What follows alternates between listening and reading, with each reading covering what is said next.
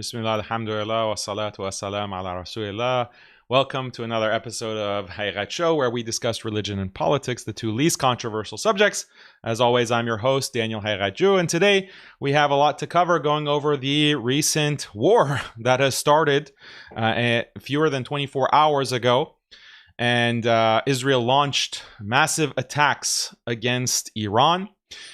This was presumably a surprise attack, even though Israel was very clear, or gave all the indications that it was imminently going to attack Iran. The U.S. was evacuating non-essential personnel from throughout the Middle East. Israel issued orders for its personnel and citizens to go to bomb shelters in anticipation of a retaliatory attack from Iran. So all of the indications were there that Israel was imminently going to strike Iran. Yet some people will still call this a surprise attack. And it's been a very tense 20 hours now since the bombing started. And because people are anticipating whether there would be a response, there would be retaliation from Iran. What would be the scale of the retaliation? What would exactly Iran target? So we're just going to go through the timeline. We're going to talk about what Israel did, what they struck, what kind of damage did they cause, who were they able to assassinate in terms of military personnel, in terms of nuclear scientists, civilian nuclear scientists, and then we're going to talk about Iran's response, because alhamdulillah, there has been a response.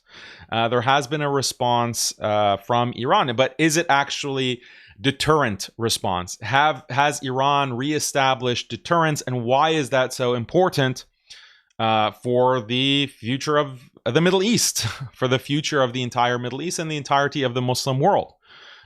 This is why it's been very tense, and a lot of people have been, contacts of mine, friends have been depressed because they were wondering, like, where's the response? Where's the retaliation?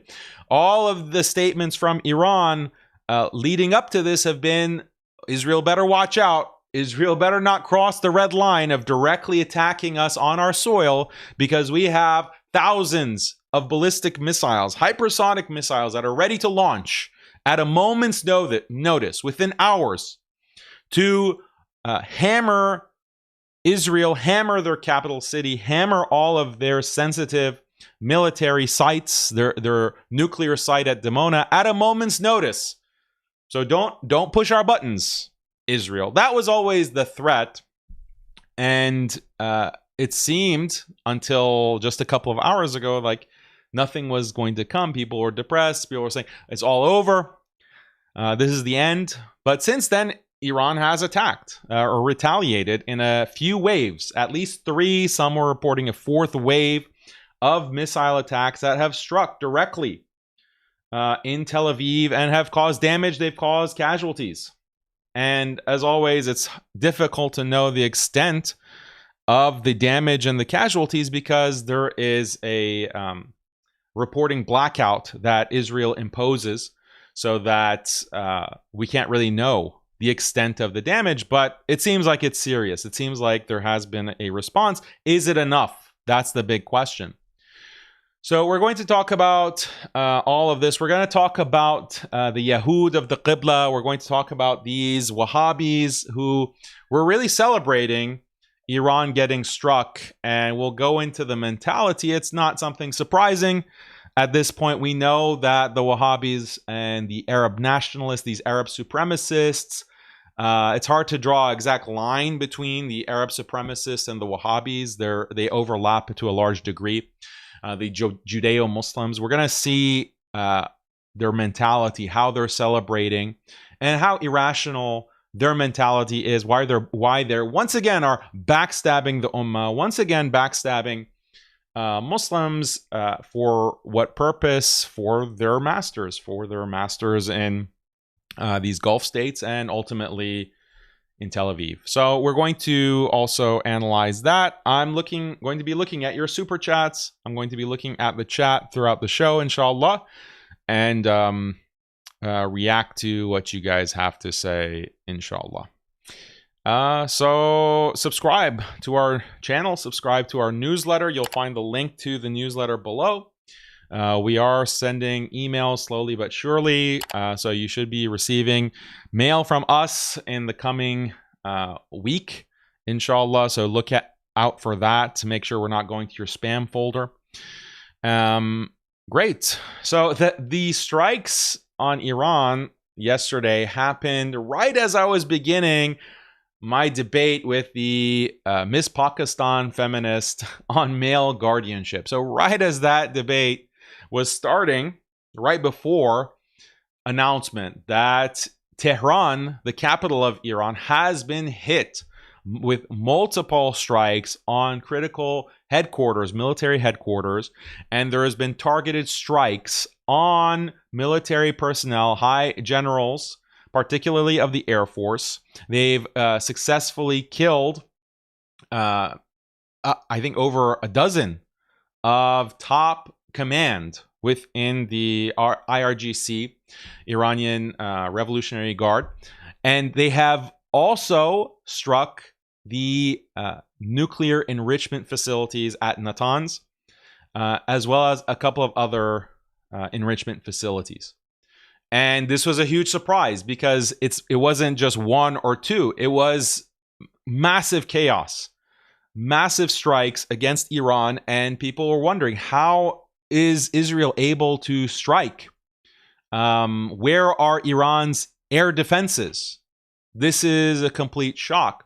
And, there's fog of war, so there hasn't been confirmation about some of the information that's out there. But Israel has reported and shared footage, alleged footage, of an internal operation within Iran's borders, or right at the border of Iraq and Iran, a drone operation to damage and cripple Iranian air defense.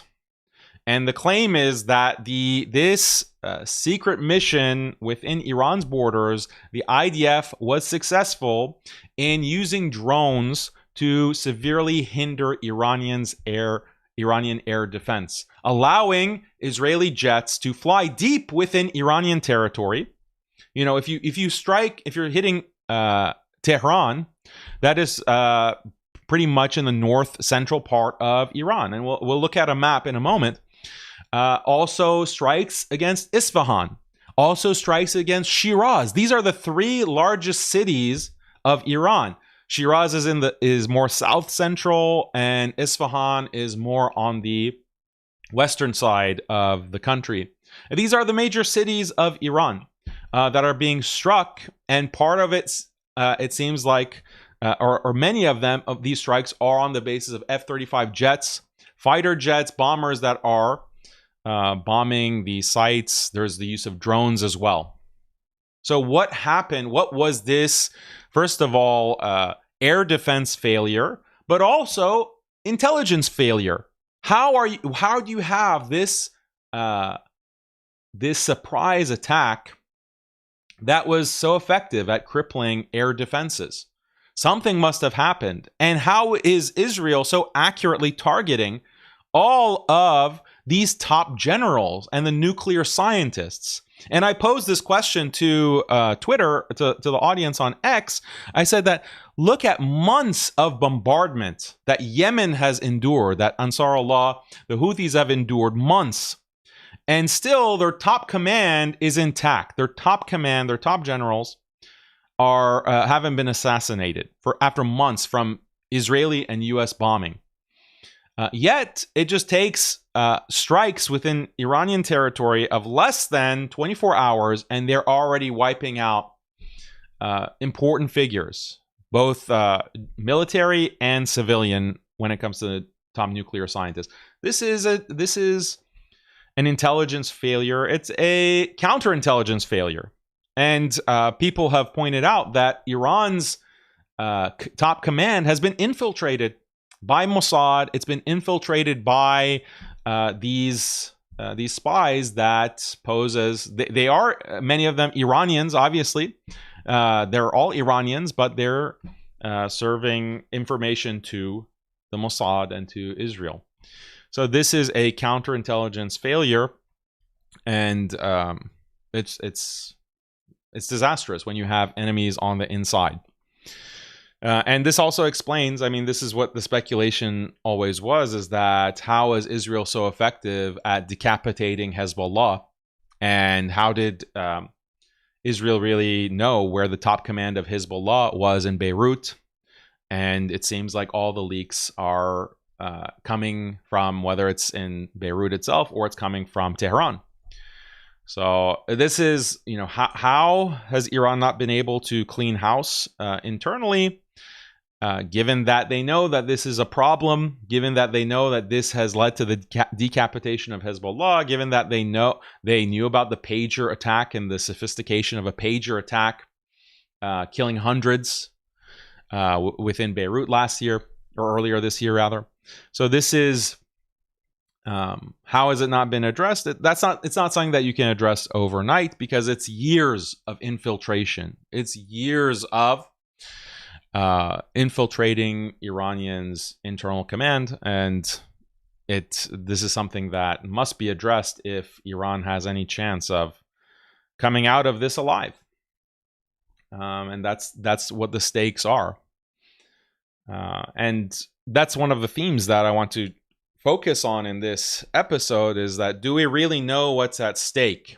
When it comes to Israel, they've always been crystal clear on the stakes. They've always been crystal clear that this is live or die. This is do or die. Our survival is at stake. We're going to be wiped out. We have to fight like we are going to be wiped off the face of the earth. That's always been Israel's perspective. That's been the Jewish perspective on the situation in the world. And that's coming from their religion, as we've discussed in debates and previous Haqiqat shows, that they have that kind of attitude that if we don't act, that it's going to be the end for us. They have that level of desperation and urgency. And some people think that, well, it's just like a show. It's just victimhood. They're just crying victim because as a way to manipulate others. Yeah, it is a way to manipulate others, but they actually believe it. They actually believe that it is an existential crisis for them in every single moment of every single day. And that is an explanation of how they behave and the kinds of actions that they take that from an outside perspective seem completely unjustifiable and seem completely immoral and beyond the bounds of any conceivable morality. But from their internal logic, it makes sense because of two factors. One, like I said, they view every single moment as an existential threat to their existence. And number two, they view their enemies as non-humans. They view their enemies as being non-human, and so they are less than animals. And whatever we do to them is justified to protect us as the chosen people. Those are the two beliefs that distinguish them. Now, as Muslims, we don't believe that non-Muslims are animals or that they can be treated through genocidal acts or mass rape or the kinds of things that the IDF does to its enemies. However, we should recognize that there is an existential threat. There is an existential threat that Muslims are facing. And it's not just Iran. It's not just Iran. It's myopia, short-sightedness to think that what Israel is doing to the Palestinians, what Israel has done to Gaza, what Israel is in the midst of doing to the West Bank. The West Bank has been locked down. Al-Aqsa has been locked down. No more going to Al-Aqsa in this moment. Who knows if that's going to be permanent? The locking down of the West Bank, who knows if that's going to be permanent? That's very likely.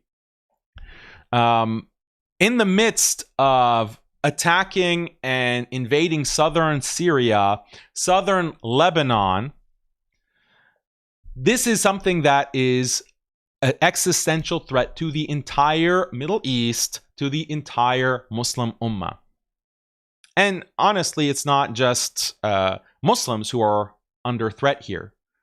Why? Because it goes back to the belief coming from, based on the Torah, based on the Talmud, that you have Jacob and Esau. Jacob and Esau, this is the biblical story. The children of Isaac, who were supposed to gain the covenant, the Abrahamic covenant, where God made a promise and a covenant to Abraham, according to the Bible, that his line of descent are the chosen people who are the chosen of God. And there's a special relationship between God and the descendants of Abraham. And that covenant went to Isaac, the Ishaq in Arabic, and then it went to Yaqub, to Jacob. Now, the biblical story is, obviously we don't accept it, because the biblical story says that Jacob actually tricked, and there was a trick played on Isaac, because in his old age, Isaac had gone blind, according to the Bible. And the way that the covenant is passed down is through touch. So Abraham touching his son Isaac in a certain special way, that, okay, the covenant has been passed to this son. And then Isaac has to do the same. And it was supposed to go to Esau. But through a trick that Jacob's mother pulled, according to the Bible, when Isaac was going to touch Esau, she put Jacob in his place so that it would go to Jacob instead of Esau. And Esau, because of this, is forever jealous of Jacob, because he was supposed to have the covenant, but instead it went to Jacob through trickery. But the way that the Jewish tradition describes this or explains this is that this is an unjustified jealousy. Like, why would Esau be angry? Why would I? Why? It's just a seething hatred that is genetic. It's biological, because all of the descendants of Esau have this hatred and jealousy of the chosen people, the chosen descendants of Jacob. And that's why they're anti-Semitic. It's a genetic thing. And this is what people like Ben Shapiro and many of these Orthodox Jews will openly say. Israelis will openly say that all non-Jews are inherently and genetically anti-Semitic. They hate us because we're the chosen people. We have higher IQ. We have higher morals. We're the most moral people in the world. And that's why they have this seething jealousy, and they hate us. And that's why they want to kill us. That's why we have to preemptively attack. We have to preemptively cripple them and wipe them out. And that's what they are doing now with Iran. And so we're going to look at more of the details and what exactly has transpired. But I want to share with you some of the images of retaliation that are coming from Tel Aviv, because it's, what do they say? Chicken soup for the soul. Soothing.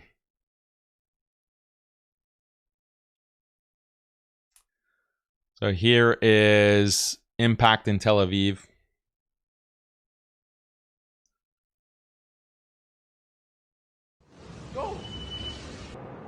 Massive impact.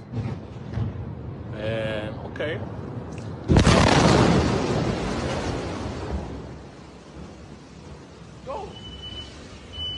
Go. This is the damage that has been caused so far. You can see these buildings are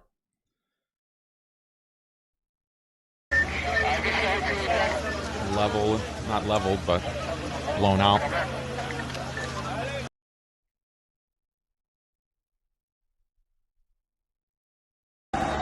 Celebrations happening.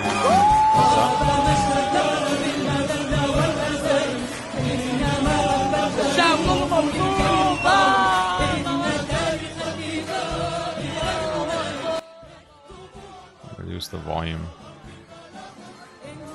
Copyright hit.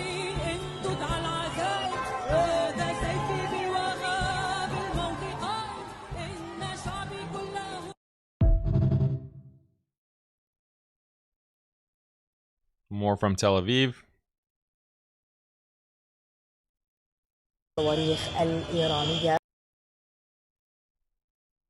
Here's a close-up of one of the impacts. So those rockets going out, those are the interceptors. This is the Iron Dome, basically. But it's more like the Iron Sieve at this point. So Israeli media is saying don't broadcast the rocket hits. Don't broadcast the impacts. So there's two factors that prevent us from really understanding the scale of the damage so far. It's because there's a blackout that's imposed by the Israeli government, number one. And number two, a lot of the Israelis are in shelters right now. So they're not out with their smartphones recording. And so that limits what we can see.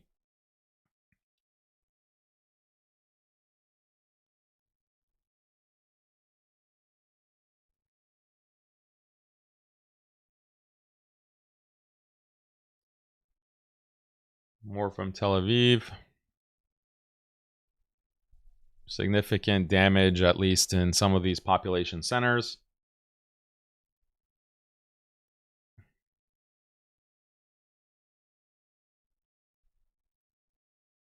This is a huge barrage. This is, I'm not sure if this is Haifa or Tel Aviv.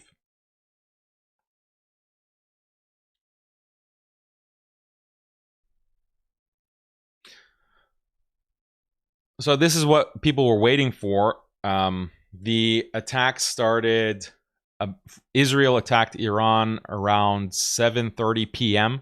America time, like Central US time.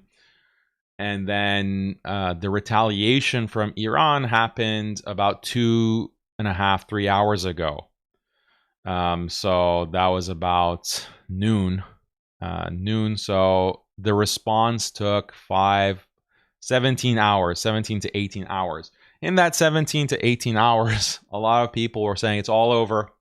Iran has won. They were cursing Yahya Sinwar. They were cursing Hamas and Operation Aqsa Flood. Though this is a failure, Israel has won. That's unfortunate that we don't have much, or we're quick to come to conclusions without much information. This is from the West Bank.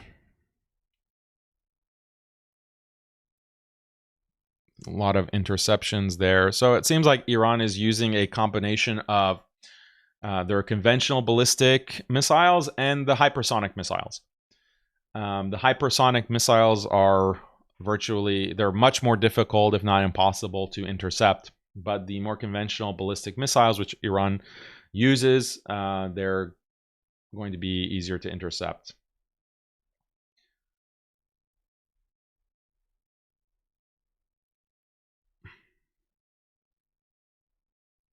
Yeah, so this is like downtown Tel Aviv. And this is like a news broadcast, maybe the Associated Press. That's their headquarters, maybe in Tel Aviv, and they're recording this footage. And probably they're going to be shut down to prevent releasing this kind of footage of downtown Tel Aviv in smoke.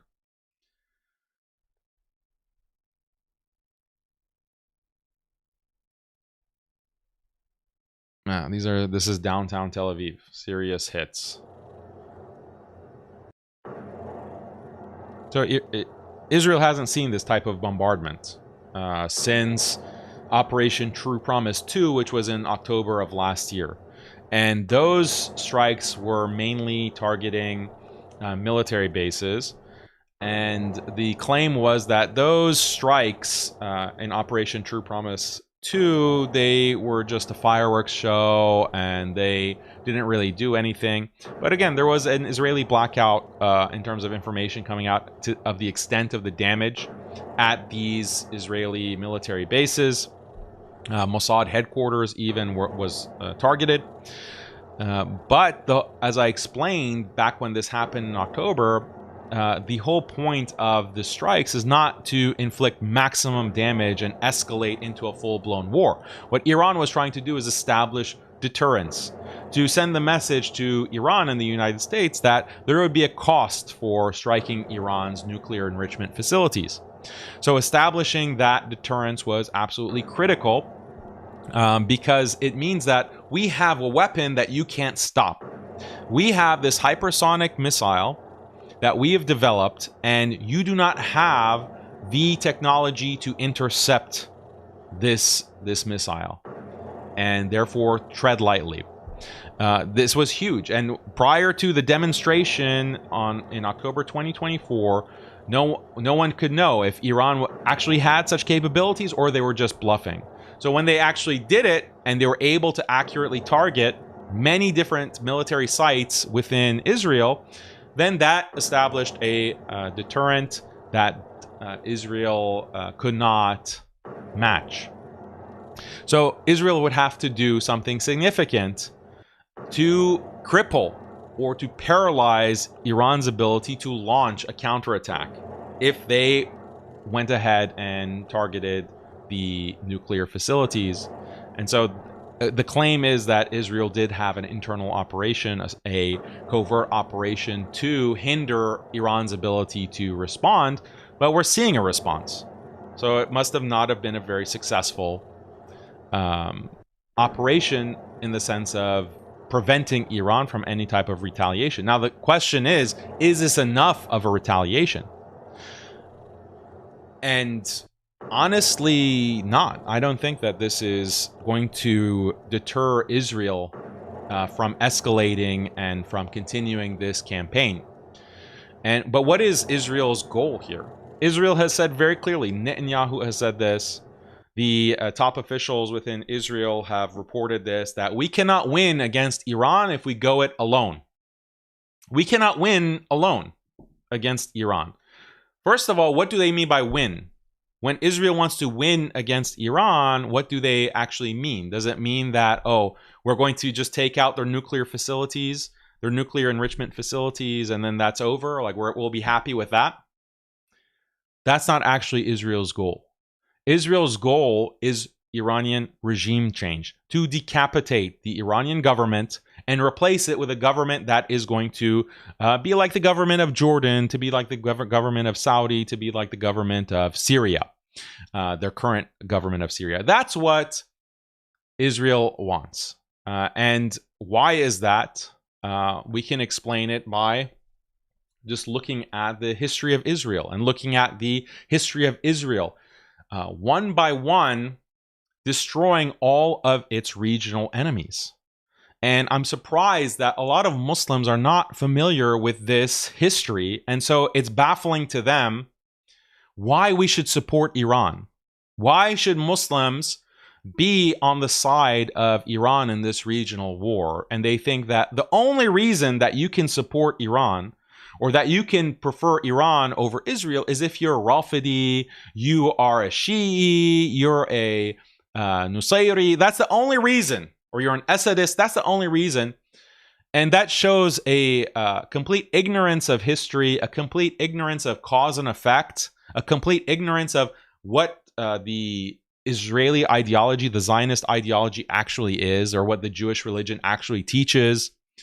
A complete ignorance of all of these things. And I've spent the past 18 months trying to educate Muslims, educate myself, and educate Muslims on what are the answers to these questions. Like, how can we understand what's happening, why it's happening? Otherwise, we can't understand where things are going to go.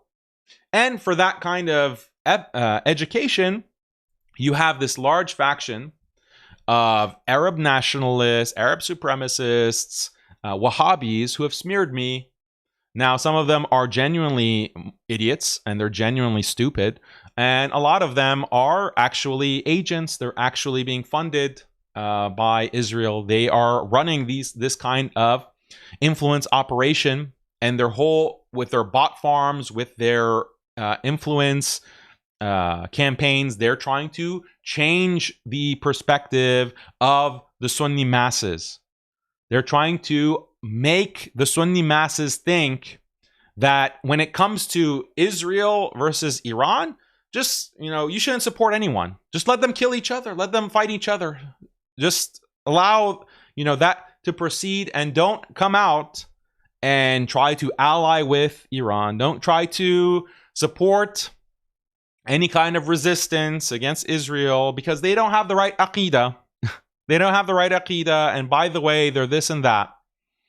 They committed these crimes, which they did. They committed crimes in Syria against Sunnis, killing thousands, hundreds of thousands. So therefore, just stay out of it. So this is a psyop against the Sunni masses for the purpose of furthering the interests of Israel.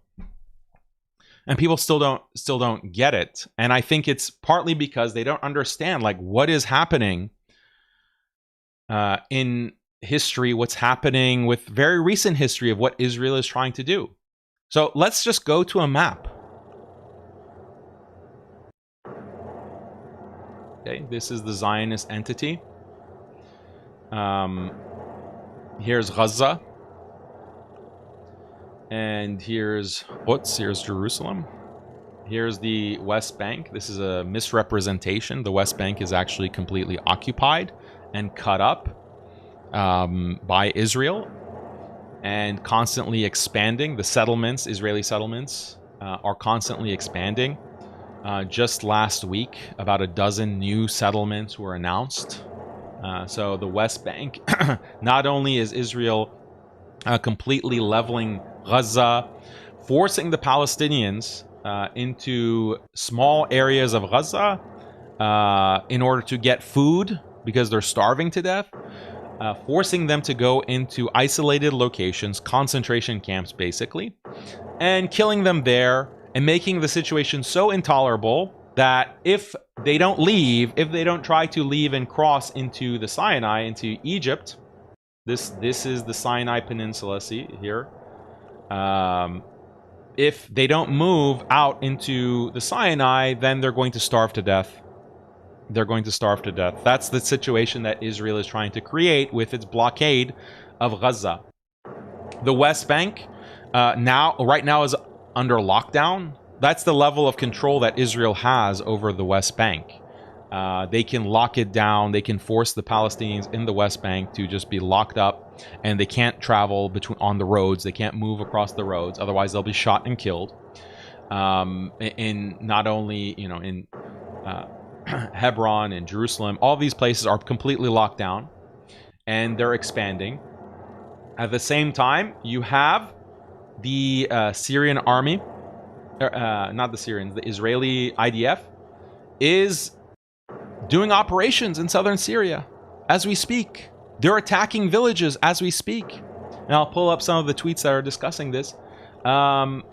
They are aggressively pushing into southern Syria, and guess what? There's no response from the Syrian government, from Ahmed Shara. And then southern Libya as well, Lebanon as well, being occupied by the IDF after they came to a ceasefire agreement with Hezbollah and with the Lebanese government. What came of that? Just a permanent occupation of southern Lebanon. So what is happening? What is happening? And then Jordan, of course, is completely a secure border on the east. Jordan is protecting Israel, the vassal of Israel. So they have neutralized all of the surrounding threats. And that's always been the overarching strategy of Zionism from the very beginning. In 1947 and 1948, what was supposed to happen was that that territory, the Palestinian territory, which was under British control, was supposed to be divided. It was supposed to be divided between the Palestinians and the Jews. And the Jewish state was going to be Israel. And what did the Jews do? They went against the British. They committed terrorist acts dressed as Arabs in order to incite war against the Palestinians, in order to grab more land for themselves. And then finally they took the matter into their own hands when Britain wouldn't agree, to terrorize the Palestinians, going into villages, massacring thousands of Palestinians so that they would flee. They fled their homes. This was the Nakba. And where did the Palestinians flee? They flee to Jordan. They fled into Egypt, Lebanon, Syria. And these were the first wave of Palestinian refugees that spread throughout the Middle East. And Israel's entire goal has been to clear out the Palestinians completely so that they take the land that they believe has been promised to them by God. And what is the territories of that land? They'll never admit this, except when they publish articles inadvertently in the Jerusalem Post. Remember, I think that was 6 months ago, they published an article about how Israel should be taking all the land that is rightfully theirs, which includes Lebanon, which includes Damascus, which includes the Sinai. But the territories are from the Nile to the Euphrates. So here's the Nile here, going down Egypt. This is the Nile, all the way to the Euphrates, which is here in Iraq. This is Greater Israel, and it also extends all the way past Syria, all of the Levant, all of Sham, basically. This is a Greater Israel. This is what they want, they believe is rightfully theirs, and it's rightfully belonging to the Jews. As promised, it's not a optional thing according to their religion, Rabbinic Judaism, to conquer this land. It's an obligation because this is what God has promised, and part of that obligation is to wipe clean, to ethnically cleanse the land so that it's only for the chosen people. And that's what they're doing. That's what they've been doing. So the first step of that plan, if that is your plan to expand and to take over and control and eventually clear out and occupy, the first thing is that you have to eliminate any aggressor. You have to eliminate any kind of threat. So after the Nakba, after the establishment of the State of Israel, immediately you had Egypt and you had Syria attack. You had Iraq attack. You had Lebanon attack Israel. And there was a kind of united Arab front against Israel. And I won't go through the history of all of the wars that preceded. But Israel determined that this cannot continue. We cannot be continuously under threat from these neighboring countries, from Syria, from Egypt, from Jordan, from Iraq, from Lebanon. We have to, one by one, neutralize these threats and bring them to their knees. And that's the only way that an Israeli state can survive. And that's what they've done. That's what they've done. So look at everything that is surrounding Israel. Each one has been co-opted, has been bought off with the help of who? With the help of the United States. There has been regime change. Look at what happened to Iraq in the first Gulf War and the second Gulf War in 2003. Look at what happened to Saddam. Look at what happened to Libya with Gaddafi. Another enemy of Israel. Gaddafi was overthrown and killed. And now what is happening to Libya? It's just a state in the throes of constant civil war. Look at what is happening in Lebanon. Civil war. Occupation, and what is essentially a destabilized country. Same with Syria. Jordan is bought off. Saudi is on the verge of normalizing. You have the Gulf states. All of them bought off. So this is Israel protecting itself from its regional neighbors, protecting itself. But the logic is that we have to preemptively go and take over all of these countries, either by making sure that they're in constant civil war, or they're bought off, they're in our pocket. And if they continue to defy us, then it's going to be regime change. It's going to be invasion, and it's going to be decapitation. And that's what's been happening. Saddam, for example, refused to bend the knee. Gaddafi refused to bend the knee in Libya. What happened to them? So this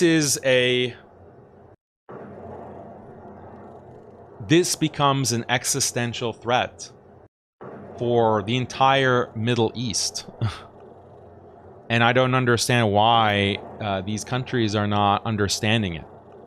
Why aren't the Muslims in these countries recognizing? Why can't they read the writing on the wall? Like, what's going to happen? Like, all of these people who are so supportive of Jolani, as his country is bombed, as Syria is being bombed, and you have expansion of the IDF into all of the southern region, and they're now going in and arresting Syrian civilians with impunity. Like, the IDF is just going and arresting Syrian civilians in the villages. Where's this? There's no sovereignty. Like, Syria has no sovereignty. Lebanon has no sovereignty. Can you hear me?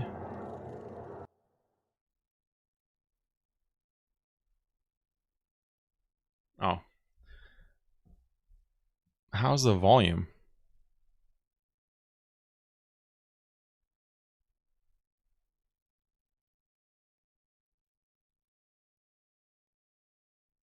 How's the volume, guys? Has there been, the whole time I've been talking, has the volume been...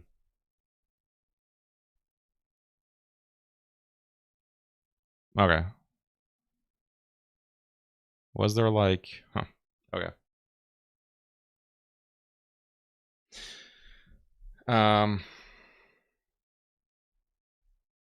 Yeah, there's been background noise. So I didn't realize there's been background noise. My bad, guys. So annoying. This background noise was playing this whole time. What was the background noise? Did it just sound like I was in a war zone?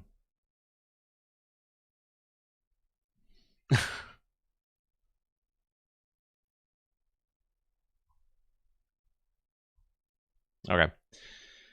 My apologies. But let's go back to the map. So what do you think is the plan? Like, do you think that, because some people, like, let's focus on the issue of Syria.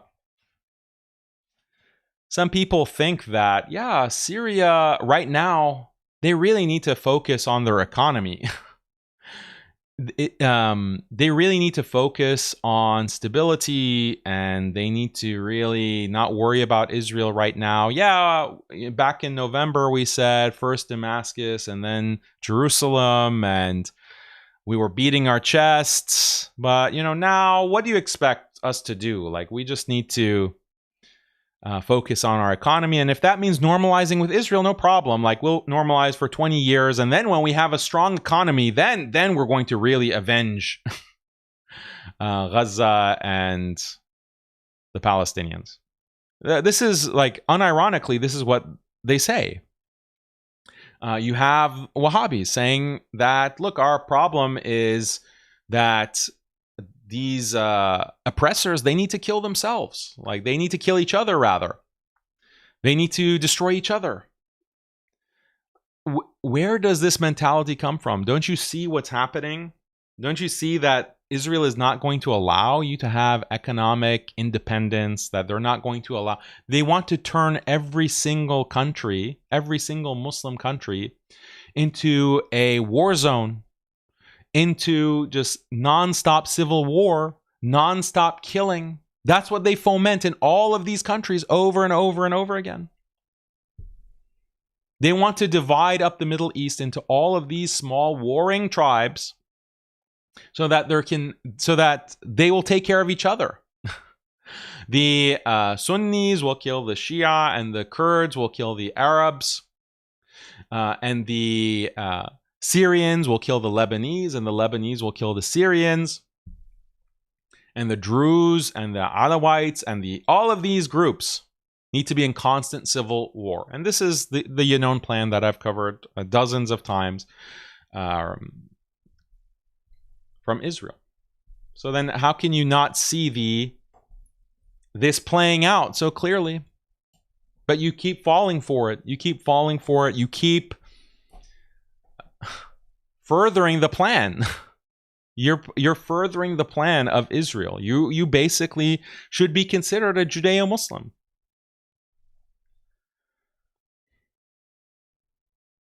So why you should be called Yahud of the Qibla.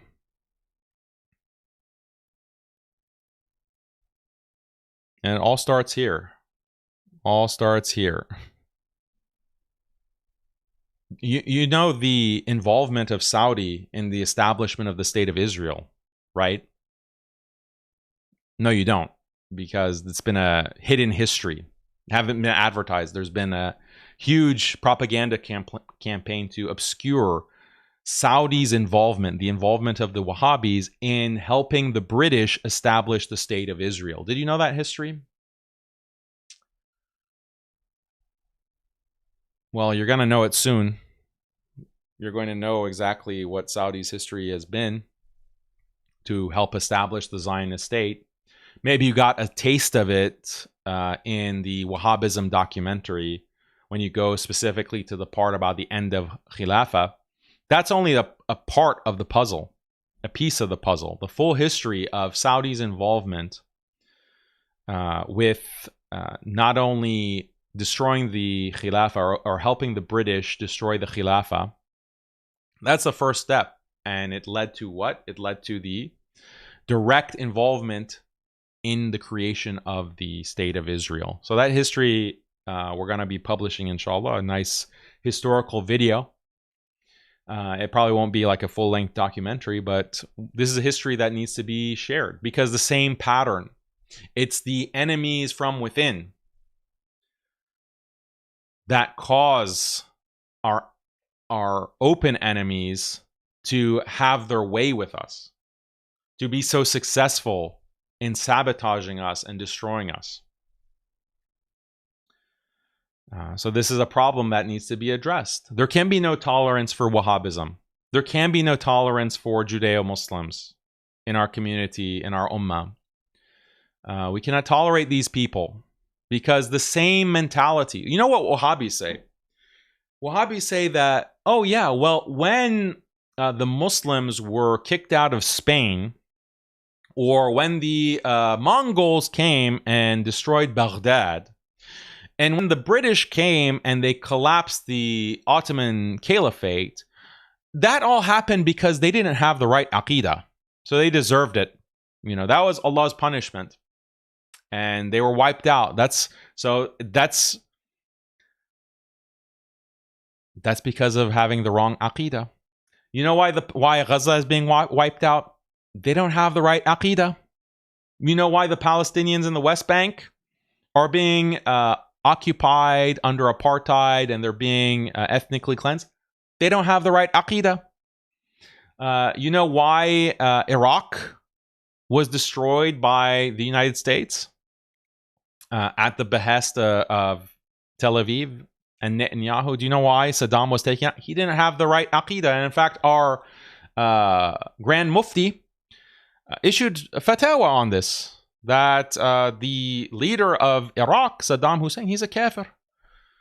He's a kafir, and therefore he should, we should side with the United States. We should side with the West in his destruction, in taking him out, because he's a kafir murtad. They don't have the right aqidah. You know what justifies us supporting the destruction of Iran? They don't have the right aqidah. They're also kafir mushriks. Do you know why Turkey? You know why we oppose Erdogan and why we oppose any kind of Sunni revival? Because it's not actually Sunni. It's actually bid'ah. They are also mushriks. They're also Sufi. They don't have the right aqidah. Every single country we can't support. Afghanistan, you know, Afghanistan. They are Sufis. They're Deobandi Sufis. They don't have the right aqidah. So when the U.S. Had occupied and was killing thousands of them, well, they just don't have the right aqidah.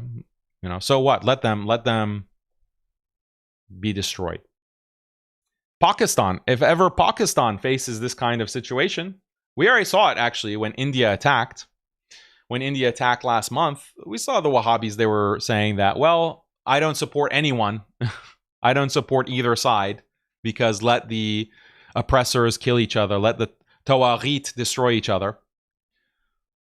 They don't have Pakistan. That's a bunch of Sufis. They're a bunch of grave worshippers. They don't have the right aqidah. This is the Wahhabi mindset. This is a cancer. This is a cancer from within. Same with Bangladesh.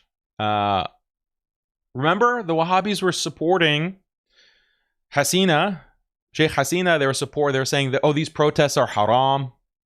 These protests are haram. It's a bunch of Sufi grave worshippers that are protesting. They need to obey the ruler.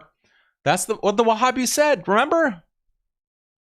They don't have the right aqidah. So wherever Muslims are being genocided, wherever they're being oppressed, wherever they're being subjugated, the Wahhabis have this ready-made explanation that they don't have the right aqidah, so it's justified.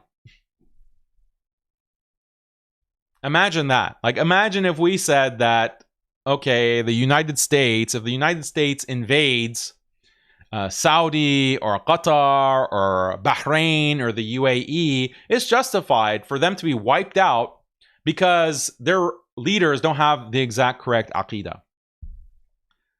Imagine if we said that. Imagine how insane of a treachery, of treason that would be against the ummah if you had that kind of mentality. Yet the Wahhabis have this mentality non-stop, pumping this poison, this toxic sectarianism into the online space and in masajid. Iran has 90 million population. 90 million approximately Muslims. According to the Wahhabis, yeah, if they get nuked, great. You know, that they don't have the right aqidah. So if Israel or the United States nukes them, that's good riddance. Same with Afghanistan. You know, all the Muslim countries don't have the right aqidah. The only right aqidah is found in Riyadh. You know, where Muhammad ibn Abdul Wahhab established the Najdi Dawah. So are you starting to see the level of treachery? Because when we say that, look, the Muslim world is under attack, those are the only 2 points that they bring up are that the Iranians, first of all, they don't have the right aqidah, and they have kufriyat, they have kufr, they have shirk. That's point number one. How do you address that point? Which of these countries do have the correct aqidah? Which of these, according to you Wahhabis, which of these countries are actually on the correct aqidah according to you? None of them. None of them. No Muslim country other than your Gulf states or states that are bowing down to you have the correct aqidah. Very conveniently. So that's point number one. Point number two, they say, well, Iran has committed crimes against Sunnis. Iran has been involved in crimes in Iraq, and they've been involved in crimes in Syria, killing hundreds of thousands of Sunnis. And the response to that is also, which of these governments, which of these countries have not engaged in crimes, in mass killing of their populations? Even the so-called Sunnis, Saudi Arabia itself, just in the past 5 years, has been complicit in a starvation campaign creating famine in Yemen that has led to the death of hundreds of thousands in Yemen. Look at what the UAE is involved with in Sudan. Look at how many thousands of Sunni Muslims, African Muslims, Sudanese Muslims are being killed in Sudan. At the hands of who? Look at the Kurds, Sunni Kurds, that have been massacred at the hands of so-called Sunni leaders. So those are the two reasons, not the correct aqidah, according to us, and Iran has crimes. Okay, well, that disqualifies all of these governments, all of these nations, all of these people in those countries. The hundreds of millions should be seen as enemies, according to the Wahhabi logic. Who do you think that serves? Whose interests does that serve? To view the entire ummah as being full of kafir, mushrik enemies who deserve to be wiped out. That is why we call them Yahud of the Qibla. There's no group has more deserved to be called Yahud of the Qibla than the Wahhabis. No, there's been no group ever in history that is more deserving of that than the Wahhabis. Their ideology perfectly aligns with the geopolitical interests of the Zionist state.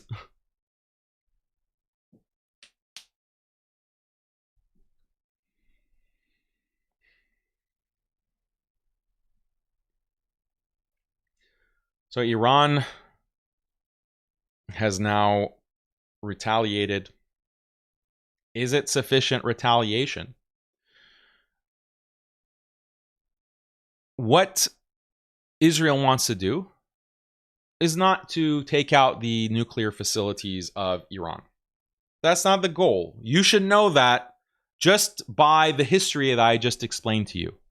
The whole reason that Israel claimed that the United States needs to go and topple Saddam Hussein in 2003 is because Saddam has weapons of mass destruction. He's trying to develop WMDs. WMD means nuclear weapon.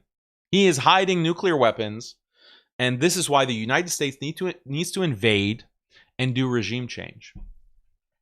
He had no WMDs. He had no nukes, no nuclear weapons. They weren't even close to developing any kind of nuclear weapon. But the result of that invasion was what? It's not like the US went in 2003. It was pretty clear by 2004 that they didn't have nuclear weapons. So then did the United States leave and say, okay, we're done here. You know, there's no WMDs. We're wrong. Our bad, our mistake. And yeah, we killed 250,000 Iraqis. So time to, or 500,000 Iraqis, time to leave. No, they stayed there. And they initiated or continued a brutal campaign to bring the Iraqis to heel, to bring the Iraqis under their brutal occupation, so that they would be so crippled that they could never pose any kind of threat again to the state of Israel. And the U.S. established their bases, their military bases, permanent installation, so that there can never be a group or a government that could rise to pose any kind of threat to Israel. And that's the model. That's the model that they have for the entire Muslim world.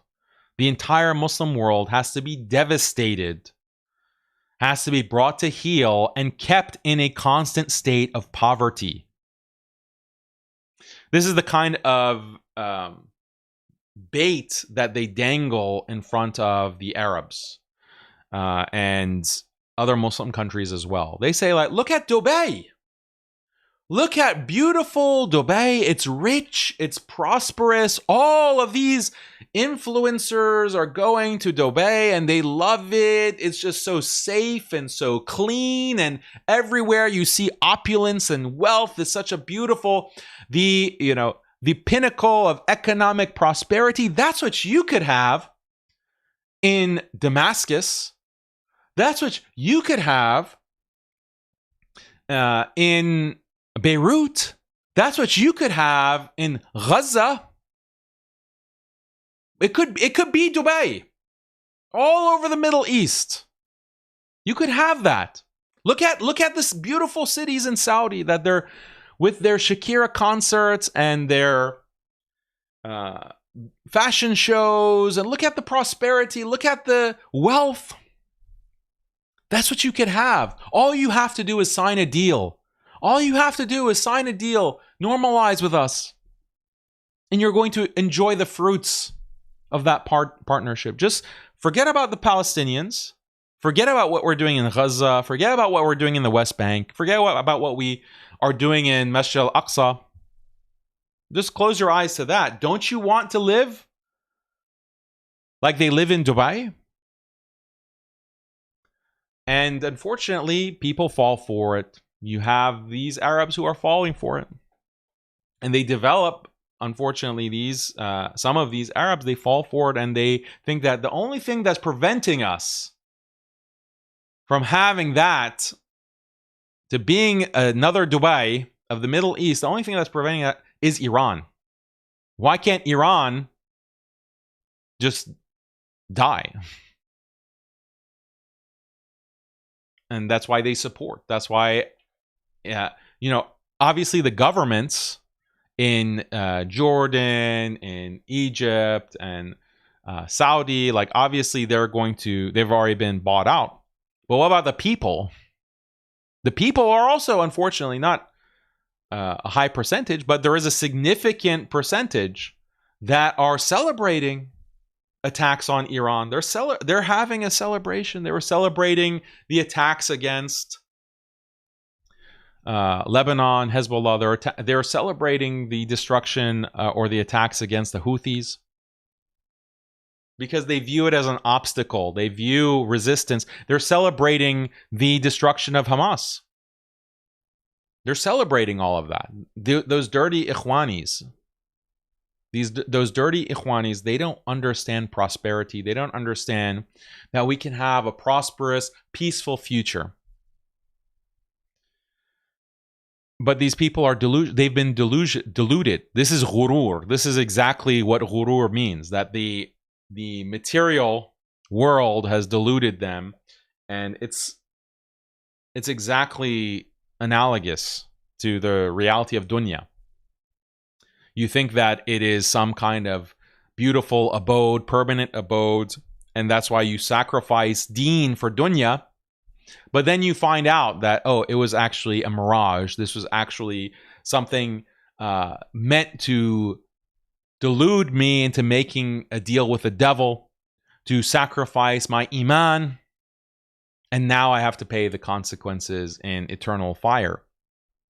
It's exactly the same kind of deal that is being offered to the Middle East by Israel. You can be like Dubai, but you're not going to be like Dubai. You're going to be like Fallujah and Mosul. That's what you're going to be like. Libya. People don't get that, I guess.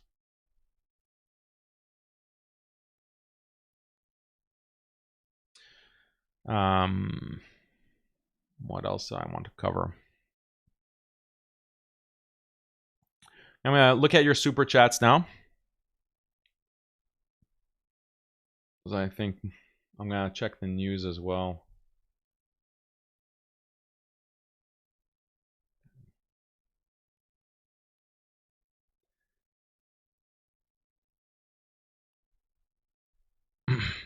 Hello, hello, hello, hello.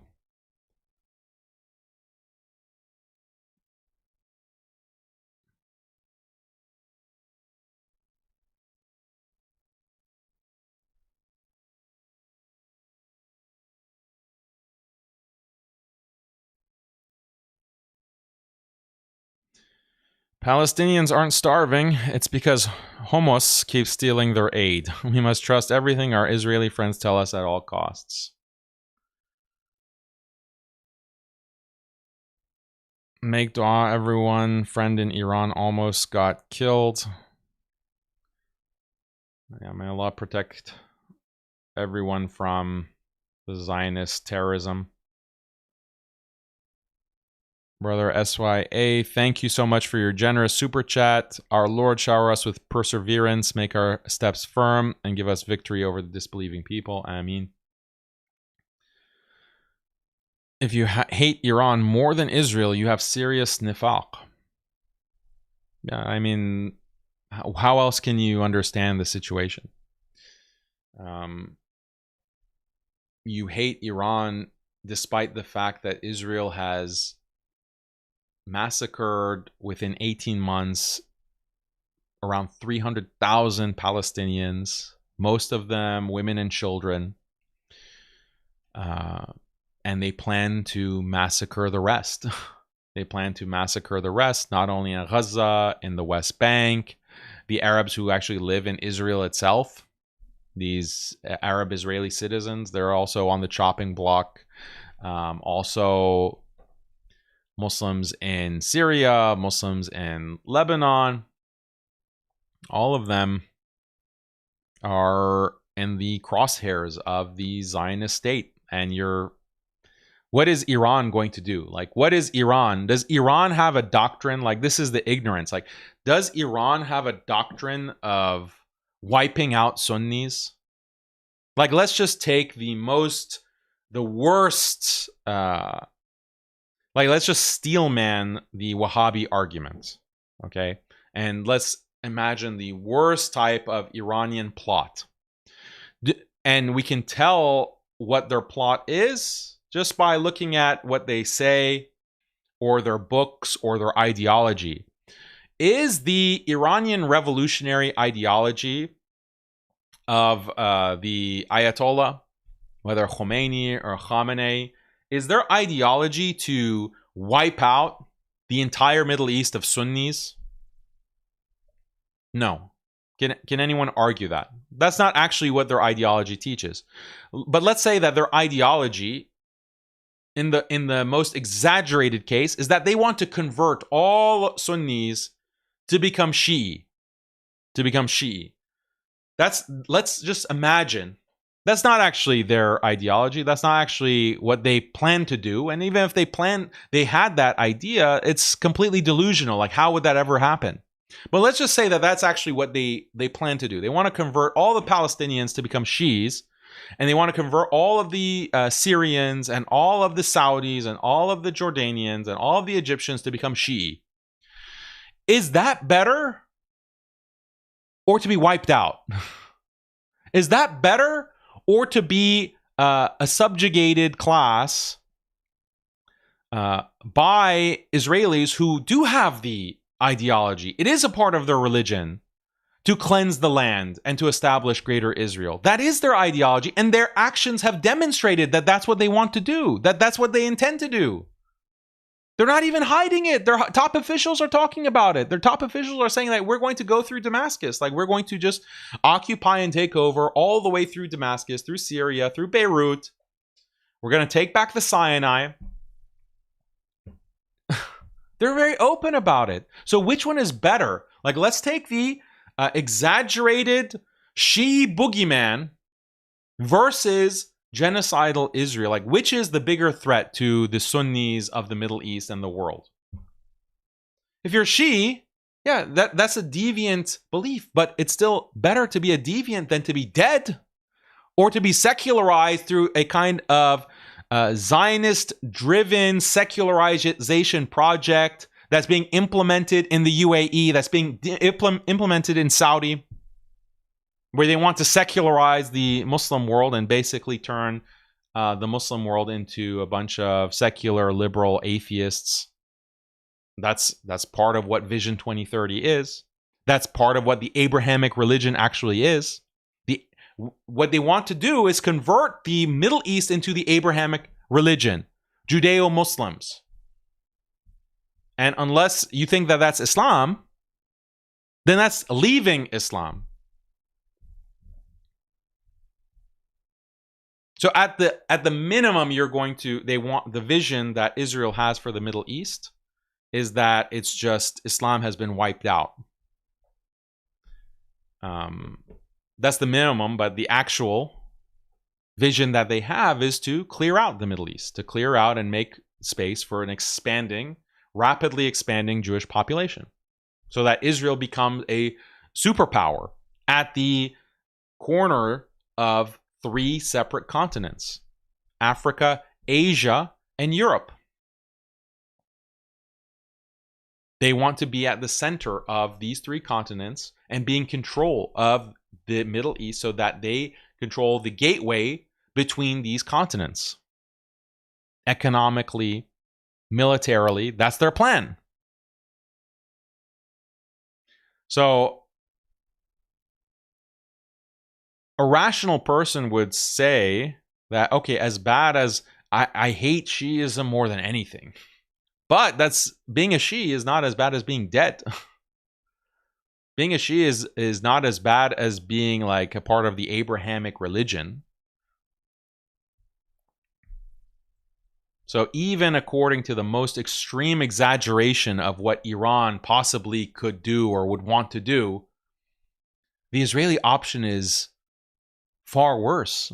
So how does that even make sense? And it's because that this kind of hatred for Shiis in particular is a psyop. It is a psyop that has been created by years of propaganda coming from Wahhabis. Propaganda from Wahhabis that goes back to the time of Ibn Abdul Wahhab himself. And you saw the documentary, you watched the documentary, and you can see exactly how they use Aqidah to drive a political program, to drive their political interests, which conveniently are exactly Israel's political interests, essentially. So there can be no more excuses for Wahhabis. There can be no more excuses. There can be no more playing nice with them. They need to be. This ideology needs to be excised.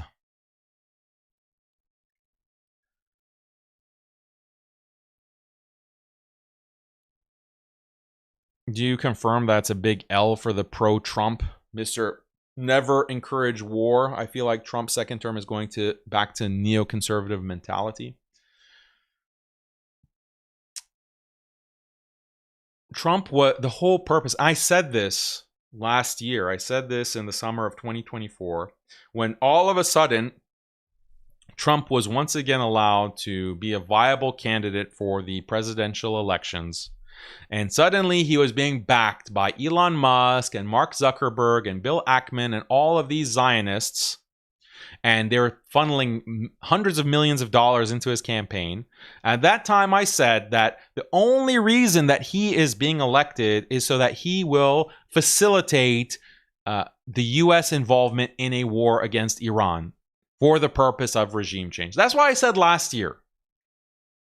And people who are saying that, no, Trump is anti-war, like that, yeah, in his first term, he had that mentality. And that's why I said that Trump is better than Hillary Clinton. Trump is going to be better for the Muslim world than Hillary Clinton, because Hillary Clinton is just going to do whatever Israel wants. Now, that said, Trump did give Israel a lot. Trump did move the embassy, American embassy, to Jerusalem. He did do a lot for Israel. However, arguably Hillary would have been worse. Allahu alam, Allah knows best. But at least he was not starting a massive war or being involved in facilitating a massive war, another war in the Middle East. But his second term, the only reason that he was allowed to run and be a viable candidate against Kamala Harris was because he was going to do whatever Israel directed him to do. And all of this smoke and mirrors that, we have a ceasefire. So January 2025, a ceasefire with Hamas. Trump got it done. Biden couldn't do it, but Trump got it done. He got us the ceasefire. What did I say at that time? I said, this is a ruse. This is a trick. This ceasefire, the only purpose of this ceasefire is for Israel to get back some of its hostages and ease the domestic pressure on Netanyahu. But as soon as many hostages are secured, Israel is going to continue its ethnic cleansing campaign. That's what I said. And lo and behold, by the end of March, Israel resumed its attack and its invasion of Gaza.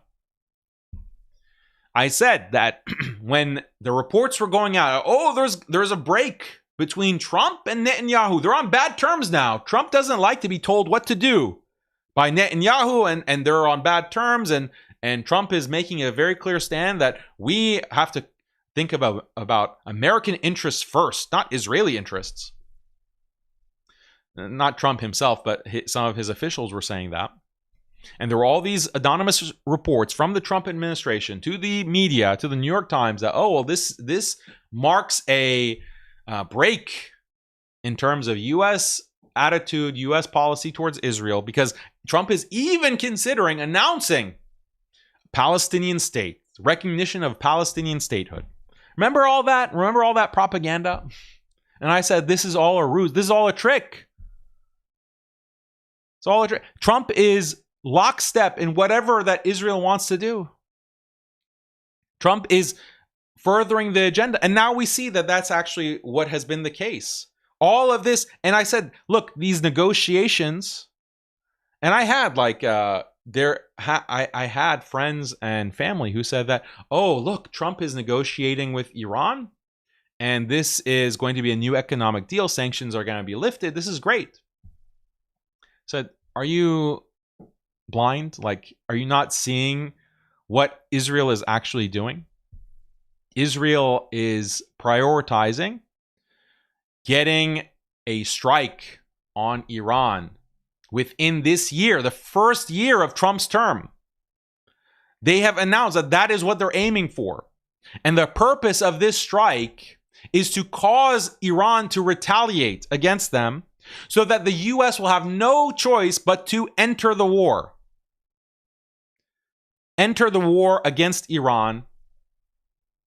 And so what Israel is going to do is it's going to launch an attack, and then there's going to be retaliation from Iran. Iran will have no choice but to retaliate, and then the U.S. has to get involved. So Israel is going to drag the United States into war with Iran. They said, no, you're just too pessimistic. Like, why would that happen when you can have a deal? They prefer a deal.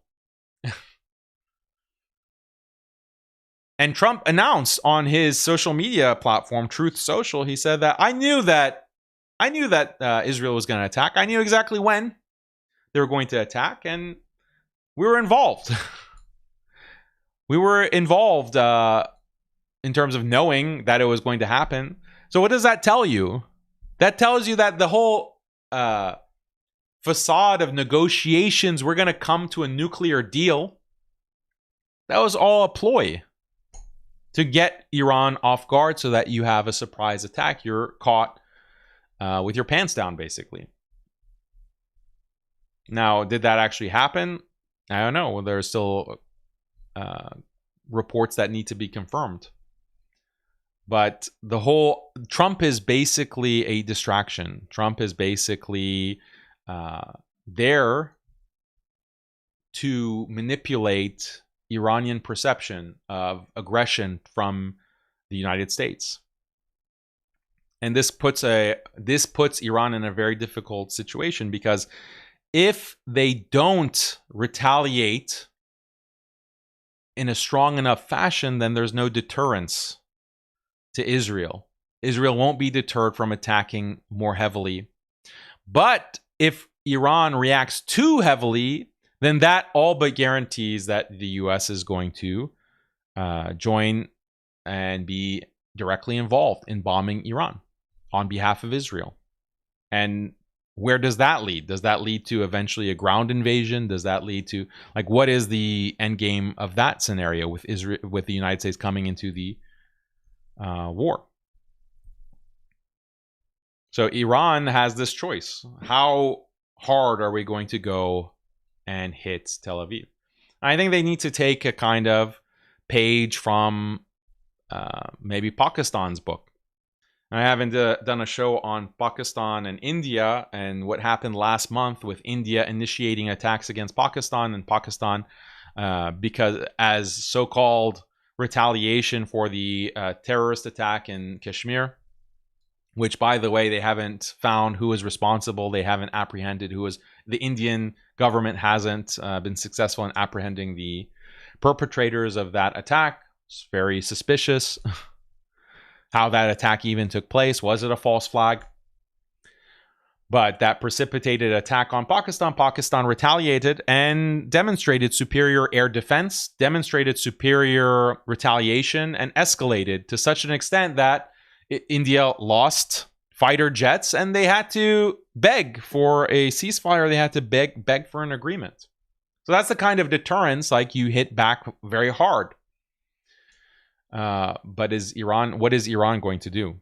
I think that, and I posted this on Twitter, it's no more half measures. Half measures are not going to protect Iran. If Iran understands what the Zionist regime wants to do, the Zionist regime wants them crippled. They want to turn Iran into a smoldering heap of rubble. That's what the plan is of the Zionist state. And they should have no doubts about that. So how are you going to respond? Are you going to just have another fireworks show?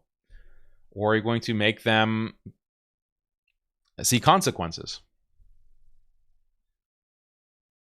So yeah, the question was, is a big L for Trump? Like, there are a large faction of these Trumpers who thought that, yeah, Trump is going to focus on illegal immigration. Trump is going to really focus on the economy. Trump is going to be rolling back DEI initiatives. And he's going to really have an American first second term. And this is his second term. He doesn't have to worry about being reelected again. So he can really drive the policies that are going to benefit America the most. Instead, what's going to happen is that Trump's second term is going to be all about war with Iran. And just like you had the Bush years, all that Bush is remembered for is going to war with Iraq since 2003. That was what dominated the legacy of Bush in the first and second term of Bush's presidency from 2000 to 2008. Well, what's going to be the legacy of Donald Trump is war with Iran on behalf of Israel. And this is why I've been saying since last year that it is so unpopular in America for the U.S. to be involved in another war in the Middle East. It is so unpopular that the only way that you can really generate popular support is through a false flag. And I've been speculating, what is this false flag going to be? Is it going to be an assassination of the president? Is it going to be an assassination attempt? Is it going to be something else on civilians? Is it going to be an airliner or something of that nature being struck by a missile? What is Israel planning to do in order to get the American public to support this kind of new massive war in the Middle East? What happened with Saddam Hussein is not going to work. Like in 2003, America was relatively prosperous. You had a strong economy. There was actually a surplus economy after Bill Clinton's second term. And so that's the kind of economic peak that George Bush inherited, George W. Bush, and the American population at post 9/11, they were very ready for war. They're very ready to go to war in the Middle East. They felt that, they were convinced that it was Saddam who was responsible for 9/11. So we need to make him pay. We need to turn Iraq into a glass crater. They were extremely in support of a war. That support quickly faded, especially by the end of George Bush's first term and throughout his second term. That's why Obama had such a massive victory, is because the American public was so tired of war. They were so tired of George Bush. They're tired of the economy was also starting to take a downturn. And Obama came in and campaigned on hope and change. I'm going to be different. I'm going to be a different president from George W. Bush. And he was able to win as the first black president. You know, that couldn't have happened if there wasn't so much dissatisfaction with George W. Bush and his war. Now in 2025, the U.S. doesn't have the same economic peak that they did back in the early 2000s. They've also, the public is very anti-war. They're very anti this kind of belligerent foreign policy. You also have a lot more social media than you did back in the year 2003. Americans are no longer being fed constant propaganda because they only have 2 or 3 news channels that they get all of their world news from. Now they can get their world news straight from the source. They can see exactly what's happening in Gaza, in Palestine. They can see what's happening throughout the world on their feeds directly, unfiltered by a news organization that can spin it for pro-war purposes. So there's there's no appetite for any type of conflict and war. It's much worse than it was in 2003. And that war, even if it was initially popular with about 50% of the population, even then 50% of the population was not really in support of American invasion of Iraq. Now, what is the percentage?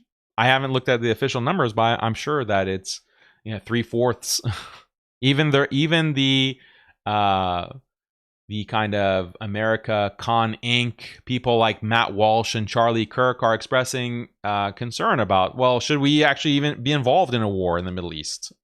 Even those people, even Matt Walsh, whose boss is Ben Shapiro, a Israeli asset, even Matt Walsh is expressing trepidation that, the U.S. should focus on domestic policy and not be involved in another Middle East war. So how can that public perception be changed? Does it need to be changed? Like, maybe we're in a situation where the control grid is just so all-encompassing and so powerful that it doesn't really matter what the public wants. Like, the public is just going to get what we give them, what we feed them. And you see these new restrictive measures that are slowly being rolled out. Look at the kind of crackdowns that they've done in the universities for university protests. Pro-Palestinian protests have been deemed anti-Semitic and have been made all but illegal. Universities are getting their federal funding cut. They're getting their foreign students deported. Remember Mahmoud Khalil? We did an episode on that. Palestinian students at Columbia University being deported. Why? Because they go to a pro-Palestine protest and they protest the genocide in Gaza. That's the level of clampdown, crackdown, and control that now domestically is taking place on behalf of Israel. How much further can it go? If it's, by the looks of it, where you have the government now, Trump's administration, saying that we're going to be working with Palantir. We are actually working with Palantir, this technology company developing AI, developing all kinds of AI software that has already been fed the information of United States citizens because they're working on government efficiency. And this was a story that we didn't really cover, but Elon Musk was brought on in this new department of governmental efficiency, and Donald Trump brought him into the his administration, to counter misspending funds. And Elon Musk was supposed to cut $2 trillion in waste in order to make the government more efficient and to bring more balance to the budget, to lower the national deficit, etc. That didn't work out, of course, and Musk has been now kicked out of the Trump administration. But what Musk did is he brought AI technology to these governmental departments under the pretext of finding waste. This software analyzes all of this governmental data, all of the data that is coming from Health and Human Services, from the IRS, all of this information about American spending and finances, their health records, tax records, all of that is being analyzed by AI already. And which company is responsible for that? Palantir. What is Palantir? Pro-Zionist tech company that isn't actively involved in the genocide in Gaza. The lavender technology that is used, the AI technology that is used to target Palestinians in Gaza, where the AI gives every Palestinian a score, and they use facial recognition, and they track the movement of all the Palestinians in Gaza, 2 million Palestinians. Each Palestinian has a score in terms of their affinity towards Hamas. And if your score is high enough, the lavender technology recommends the strike. This person needs to be striked. This person needs to be striked. This person needs to be striked. And they just go through and they bomb the apartment buildings. That's how all of Gaza has been leveled, is through Palantir's technology, their lavender technology. Now that technology is being used domestically against the American population. It will be, and you can just imagine what kind of restrictions they're going to bring against the American population. So maybe they don't even need the consent of the population of American citizens. Maybe they don't even need. They can be like the most unpopular war ever with Iran, but so what? It doesn't really matter because we have such a tight control, such an iron fist control over the American population that even if they're unhappy, even if they're dissatisfied, even if they're impoverished beyond belief, because of the economic impact of another $8 trillion, $10 trillion, $16 trillion war, it won't really matter because they're under our control grid. Yeah, that's Trump's legacy. So I would definitely say that's a L. We need Musharraf for this war, Daniel. Yeah, so that's referring to the debate that I had last night with a feminist who, it was funny because she was a former Miss Pakistan. So about 20 years ago, she was, I don't know how they have beauty contests in Pakistan, but she apparently won some beauty contest, was crowned Miss Pakistan, and then in some of the reports at that time, she said that she really has the hots for the president, Parvez Musharraf. So, and I kept bringing that up in the debate. Why? Because she started attacking Islam and saying, "Oh, Islam, you have minor marriage. You have a 50-year-old marrying a 9-year-old, so that's disgusting." Blah blah blah. I said, when you were 18 years old, you were thirsting after Musharraf, who was in his 60s. So that really triggered her. She got really angry. So check out, that was a funny debate. You can check it out.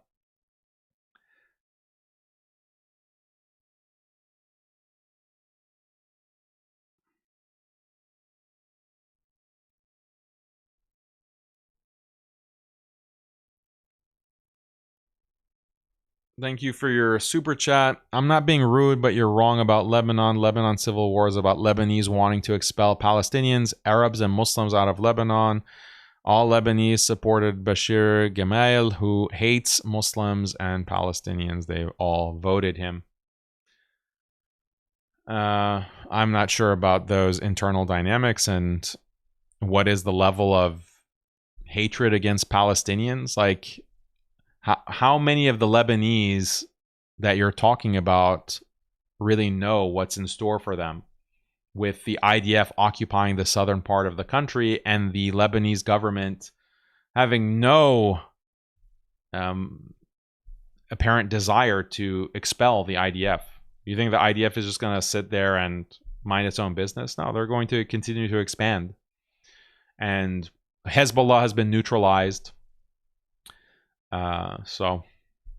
And Syria has been neutralized. So you're just sitting ducks, like Lebanon and Syria, just sitting ducks at the mercy of the IDF.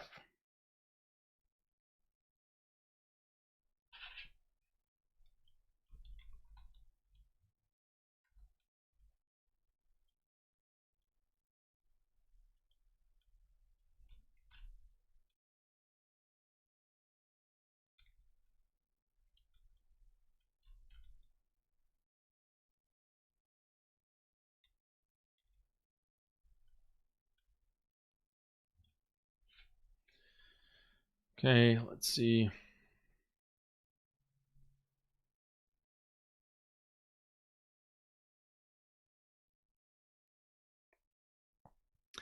Wahhabi Salafi worship Jews and Christians as they made their law above the law of Allah by appealing to the UN.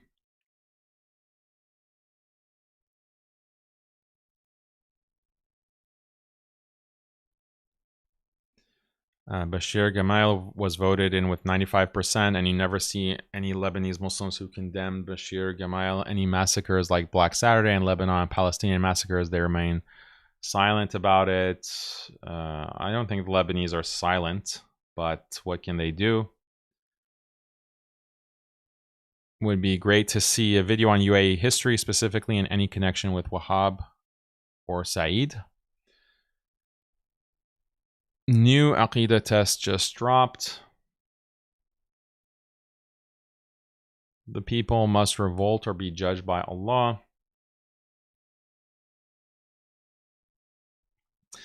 No hadith says Muslims will need to return to Tawheed to fix up, but they all say, hadith say, Muslims will give up jihad and suffer for it. The Wahhabis hide this and twist as they do not want jihad fi sabilillah.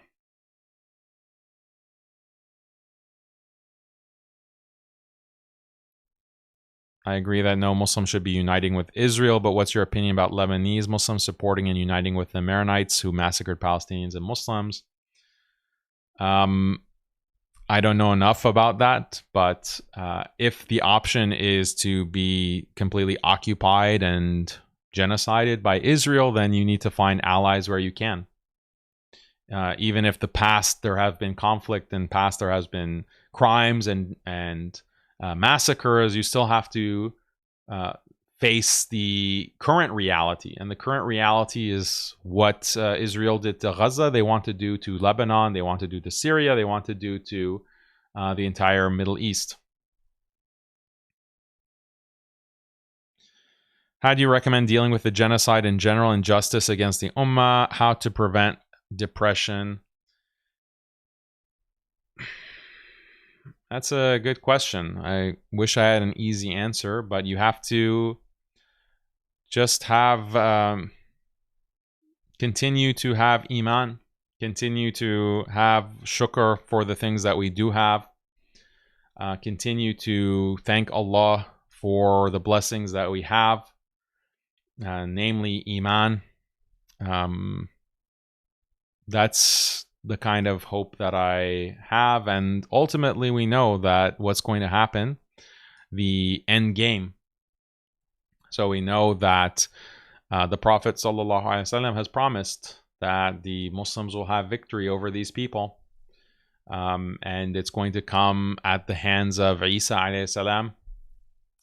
Jesus is going to return the Masih, the Messiah. And so ultimate victory is going to come. And it's not just going to be him by himself. There's also going to be Muslims who are going to fight and will have victory. So we have to always remember the end game. When the Muslims were defeated in the Battle of Uhud, sure, the spirits were very low. And after the loss, many of the great Sahaba had been killed. The Prophet ﷺ had become injured. And that's demoralizing. And you think that, well, how can we are with the Prophet ﷺ and we were defeated. We are with the Prophet ﷺ, the final prophet, the greatest prophet, and we were defeated. So that is something that will shake you. So what about, and then we see the victory of Islam. We see the victory of the Prophet ﷺ and the Sahaba, victory after victory after victory that came. But what about our state? We don't have the Prophet with us. Do we expect that we'll never lose? Do we expect that we'll never suffer defeats and we will lose battles and we will be killed, massacred? That should just be part of our understanding of the nature of the dunya. That's what the dunya is all about, is suffering these kinds of loss of life, loss of wealth. But that should not be a time for despair. That should not, and you can't help but being depressed or saddened. You know, a lot of people, we're very depressed when we hear about a Muslim country getting bombed by Israel and there's no retaliation. We get depressed, but just remember the ultimate promise of Allah.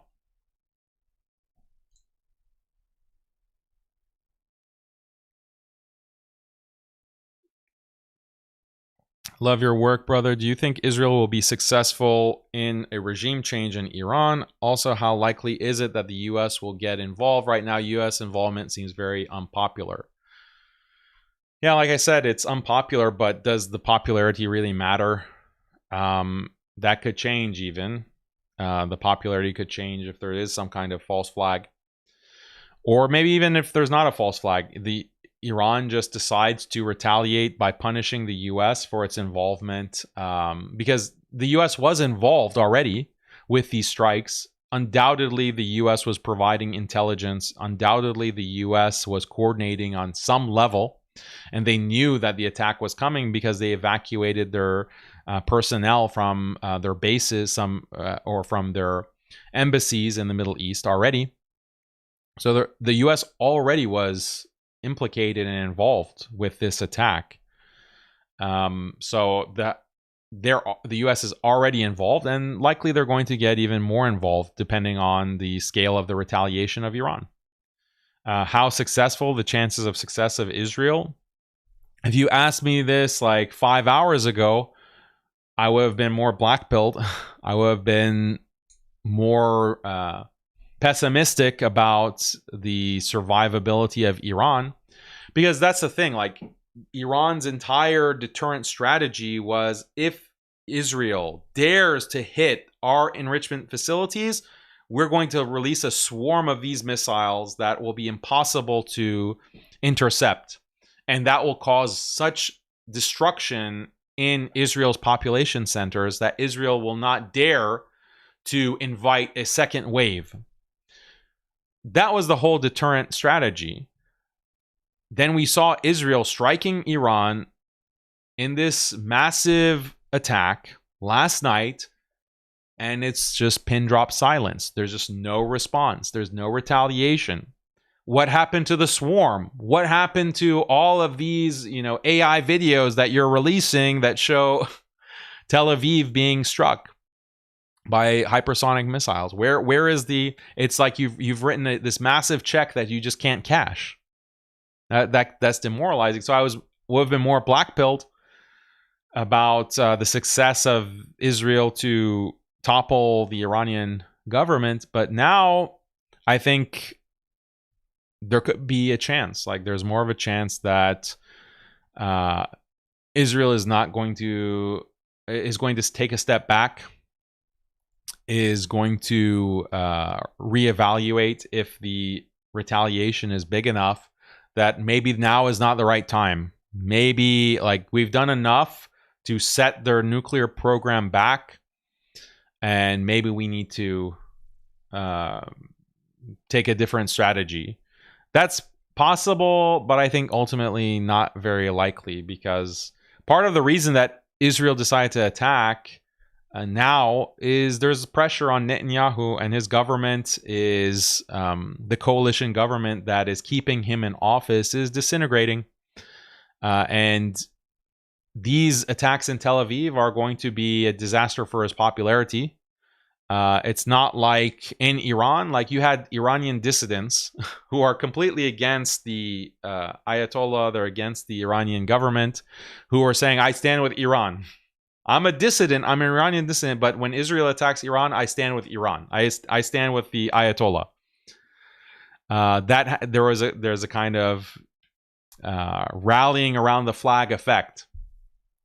When it comes to Israel, I think there's a slightly different dynamic. I think their population, they haven't really, especially this generation, they haven't faced attacks on their population centers. They haven't seen strikes. The last strike that Israel has seen, other than the True Promise 2 that happened in October, was in the 90s with Saddam Hussein striking with Scud missiles. So that's or was it the 80s? I forget the exact time frame. But Saddam was the one who sent Scud missiles to hit Tel Aviv. So this new generation hasn't seen any kind of strike like this, hitting apartment buildings, hitting high rises within Tel Aviv or Haifa.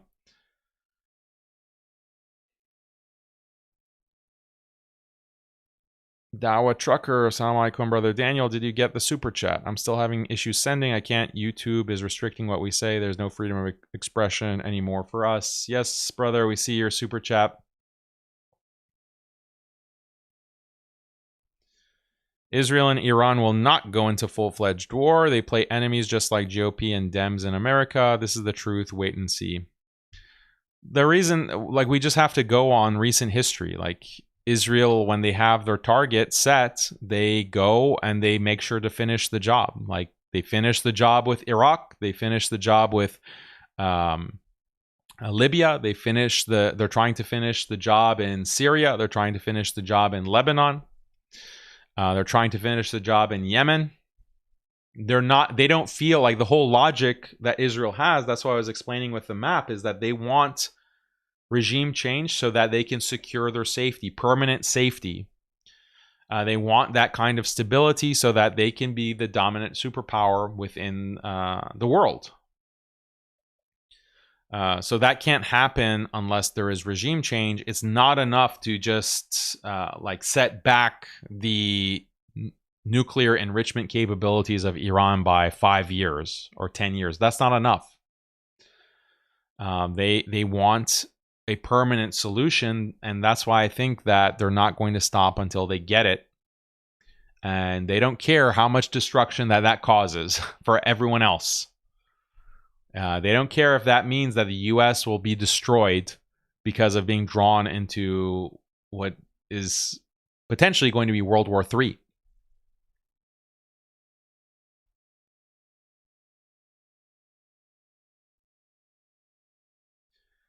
We are brothers with disagreement, but we are brothers. Let's not forget that. The problem is stop thinking only I am right. Start thinking even I am right and need to stand with my brotherhood. Yeah, that's a good message. Unfortunately, some of these people, the Wahhabis, they don't want to stand with Muslims. They want to stand with the U.S. and Israel. Thank you for your big super chat, Trader SZ. That's very generous of you, brother. Good to see you.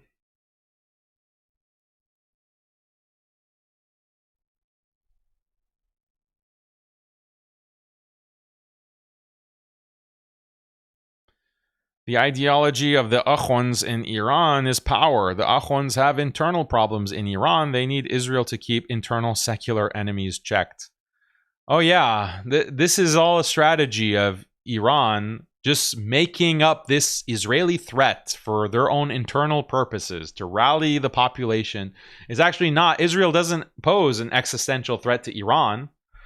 The Akhwands are just making it up for the purpose of their internal politics and stuffing their pockets with the money of Iranians. Like, oh yeah, that really makes sense. This kind of line might, like, someone with a double-digit IQ might have fallen for this prior to 24 hours ago. Like, maybe that would have flown. Now, when Tehran, Esfahan, Shiraz, Tabriz as well, is smoldering, and they've been struck, and a lot of their military commanders have been assassinated. Is that all a show too? Like, oh, the Akhwands, they masterminded this show for us, this elaborate show to delude the population into thinking, oh, we're facing an existential threat from Israel. Wink, wink.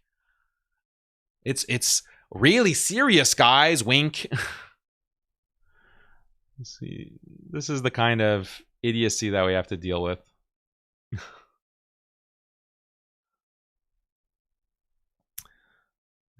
Please, Daniel, be honest. Tell the truth about Iran. People are losing the religion because of the akhons, mass secularization in cities. Yeah, Moses KZ. Okay, is this Moses? What's your last name, Moses? Is it Moses Weinberg or Moses Moskowitz? Like, what's your full name there, Moses? Like, yeah, Iran is facing secularization, just like every single Muslim country, every single Muslim population is being secularized and liberalized. Is this news to you? No, it's just Iran. The rest of the Muslim world is, sitting in the halaqah, in the masjid, studying Ihya Ulumuddin and learning about tafsir and going into the intricacies of usul hadith. The entire Muslim world, they're just students of knowledge on the correct aqidah. And Iran, these deviant Shia, they're the ones who are being secularized because of their Shiism. Because they're Shi, so they're being secularized. Yeah. Have you ever been to any part of the Muslim world? Moses, Shmuli, whatever your name is.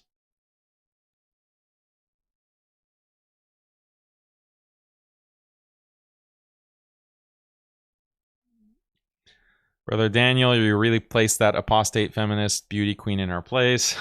Glad you enjoyed it.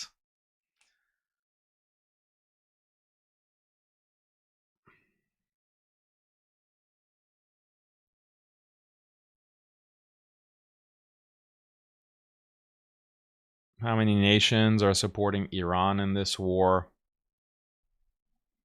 Good question. Like, where is China? Where is Russia? It seems like it's just Yemen. I thought that Russia had bolstered Iran's air defenses. I'm not sure how active there were any kind of Russian equipment. But like I said earlier, there were 3 Israeli fighter jets that were intercepted. So that's something. If Iran pulls back and doesn't go all out on Israel, I'll be very disappointed. No peace talks, and if Iran falls, so will every Muslim country. If they don't come together now, consider their time limited. Yeah. That's my assessment as well. That's why this is a dire situation. I don't know if people recognize how dire it is. Like, if you're not Iranian, it doesn't matter. Like, we're all facing this weapon that's pointed at the entire ummah. And I've already explained, like, many times, if Iran is toppled and Iran becomes like Libya and Syria, then Israel will have achieved its regional goal of becoming the uncontested power. It will achieve security stability, and that will allow it to put its agenda for the secularization of Muslims into hypergear, on steroids. All of the programs that you see happening in the Muslim world, things like Vision 2030, who do you think are primarily behind Vision 2030? Like, who's really driving that in Saudi or in the Gulf states? Like, who's really driving secularization throughout the Muslim world?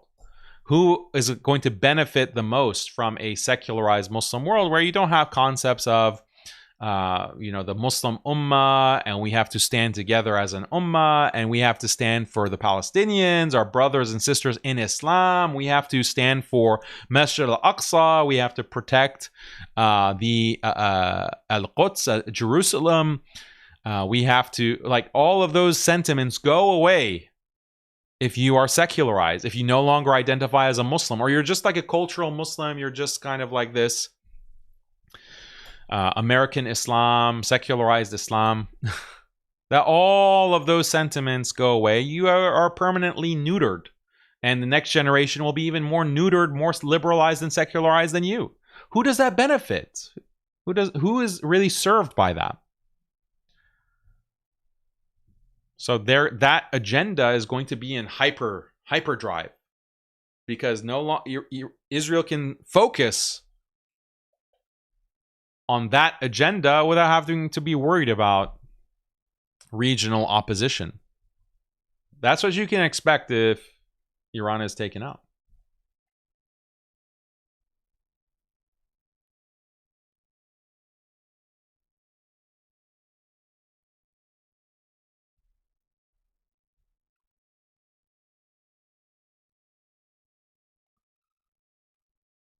Palestine has liberated the world and unmasked Salafism. It's unmasked Wahhabism for sure. Hopefully, Salafis are now, the well-intentioned Salafis are thinking more critically about, well, is this really the ideology of Muhammad ibn Abdul Wahhab? These are the fruits. It becomes undeniable.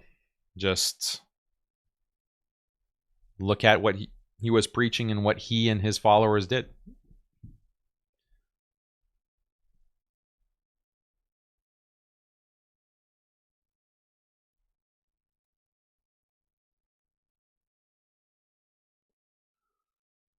Okay.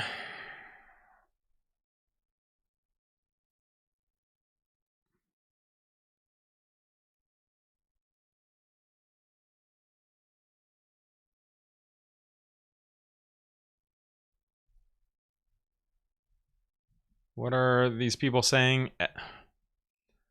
There was a video about a group of pro-Israel evangelical Christians attacking Muslims in a pro-Palestine rally in the city of Bitong, Indonesia. I'm not sure.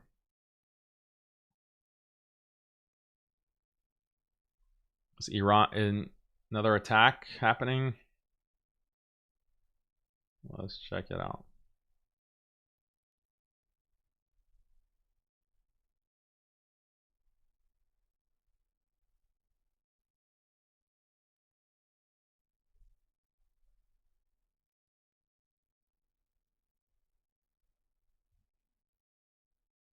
Yeah, so look at this.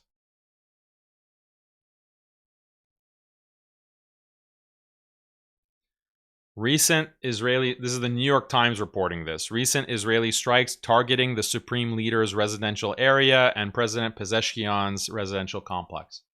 Oh yeah, the Achons, they really love Israel. They're working with Netanyahu.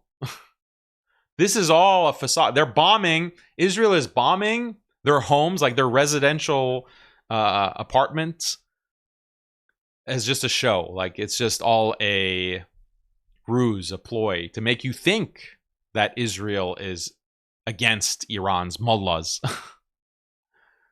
So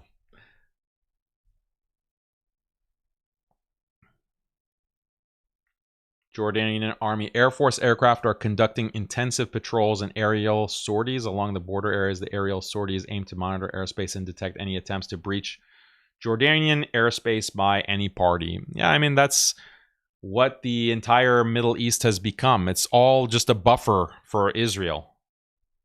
It's all just a protective shield, allowing Israel to do whatever it wants to the Muslims.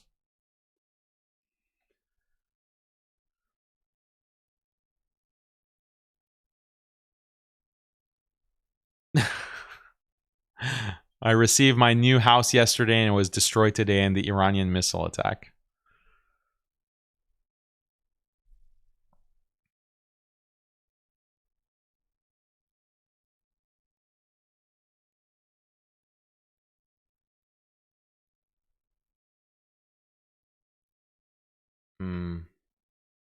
Yeah, see, I don't think this is smart to gather in Tehran. There, large crowds are gathering to support. You know, maybe you don't want to be out in the open, but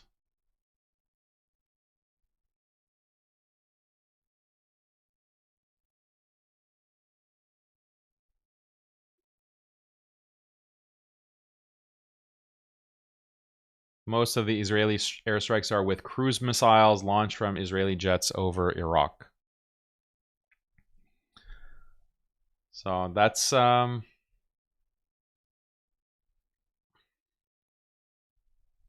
like cruise missiles. How are you not able to neutralize, intercept the cruise missiles coming from a jet? Like some of these F-35s, I don't know. So now it seems like their air defenses are back on track, responding to projectiles.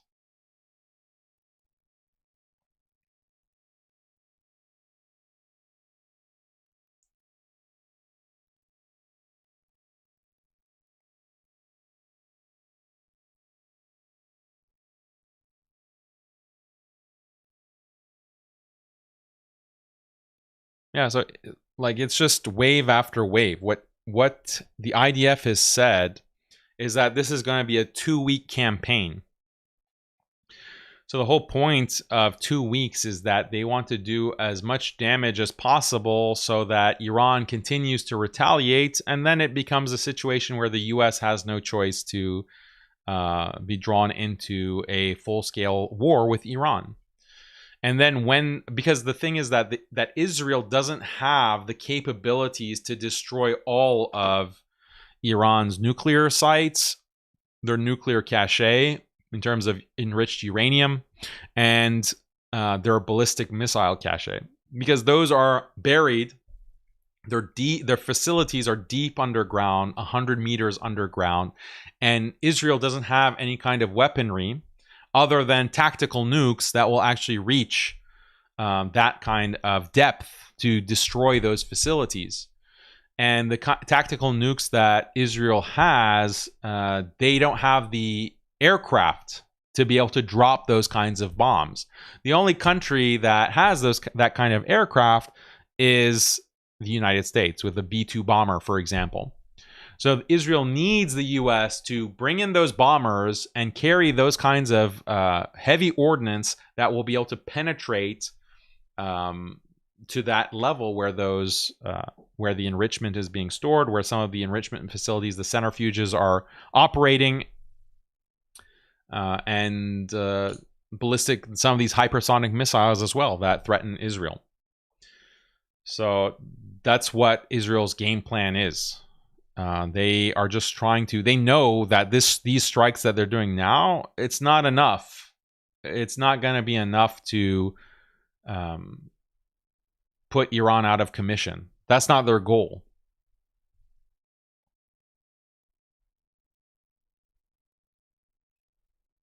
Haaretz is reporting that Iranian missiles completely destroyed 9 buildings in Ramat Gan in central Israel, and hundreds were damaged.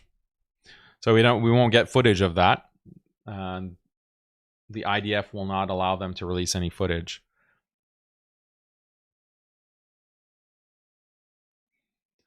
Dozens remain trapped in buildings that were targeted by Iranian attack in Tel Aviv. Sounds like a bunch of human shields. Now, why does Israel have its military facilities in such densely populated areas? Is Israel trying to use human shields?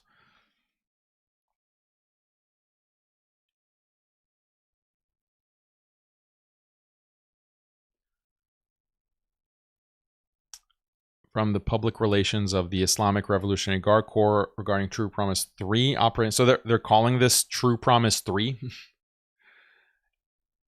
Here's a crazy thought. Why can't you have True Promise 3 prior to Israel attacking you so that you have control of the escalation ladder? But okay, better late than never. We targeted military centers and air bases from which Israeli aggression against our country was launched. The operation was carried out using missiles and drones through the use of smart and high-precision systems. We targeted the military industrial centers used by the Zionist regime's army for missile production. We saw some apartment buildings hit, so... And, we saw hypersonic missiles hitting high-rises in Tel Aviv, so... Injuries among settlers due to rocket bombardment from Iran. His nose is gone.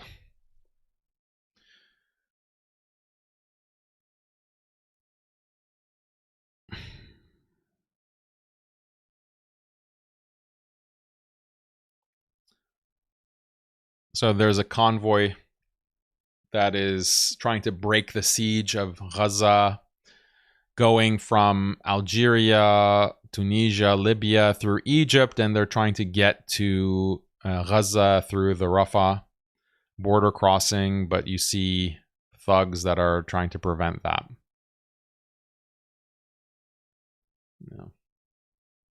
Yeah, these are the kinds of enemies within.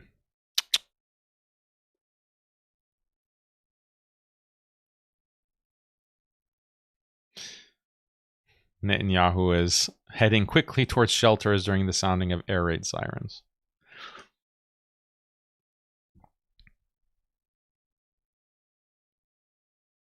Okay.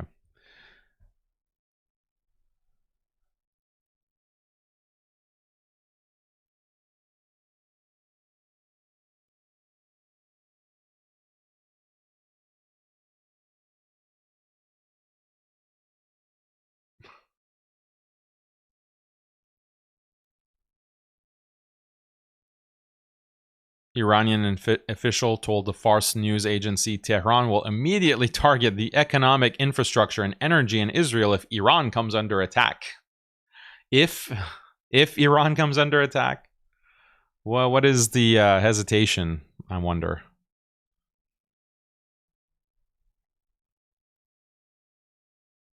Yeah, now Netanyahu is telling the Iranian people to rise up. Rise up against the regime. Come out and make your voices heard. Yeah, so it's regime change. That's the whole goal. The foreign minister, Araghchi, saying we no longer accept any calls for restraint. Okay. Might be a little bit too late.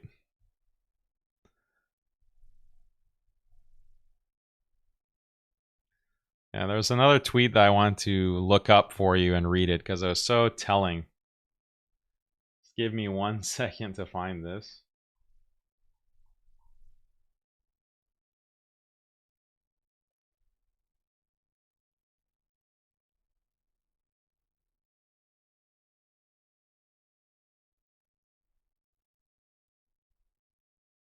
This is an interesting tweet. This is from Jewish commentator. I don't know if he has become a Muslim or what, but he's anti-Israel. I don't know why.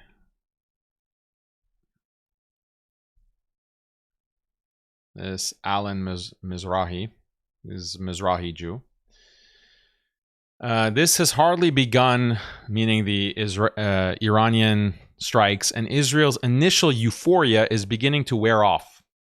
They're going to escalate now and try to attack Iranian civilian infrastructure, and Iran will retaliate in kind. In a day or two, much of Israel will probably be in the dark.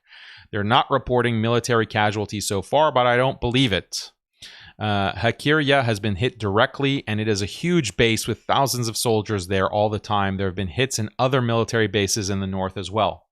Iran has shown it is in the game and can penetrate all layers of air defense. It is definitely going to use the intelligence it gathered so far to try and hit the missile defense batteries themselves, which, if they actually accomplish, will nullify all of Israel's achievements so far.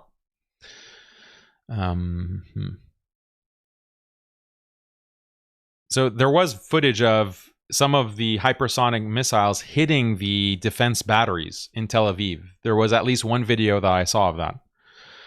So the hypersonic missiles of Iran are so precise that they can actually target the like the Iron Dome batteries where the interceptors are launched from. If those are neutralized, then you don't even have to have a hypersonic missile to be able to strike anywhere within Israel. So that will, even the Houthi missiles will have, and drones will have much easier time to hit their targets if those batteries are destroyed. So maybe that's been the strategy of Iran, is to just destroy those so that there's even the conventional ballistic missiles will be able to hit their targets. Remember that Israelis are spoiled children who have never been seriously hit, and Iran has a history and mentality of toughness, resilience, and resistance. A battle of attrition between a huge missile force and an air force can have, in all probability, one clear winner, and it's not the one relying on people flying 4 to 5 hours to drop less explosive material than one missile. How many times and how many days can they do that? Iran can fire 200 missiles a day for a year and probably thousands a day for weeks on end. So this is like a more positive assessment, but I'm just very pessimistic. You know, it's very pessimistic. I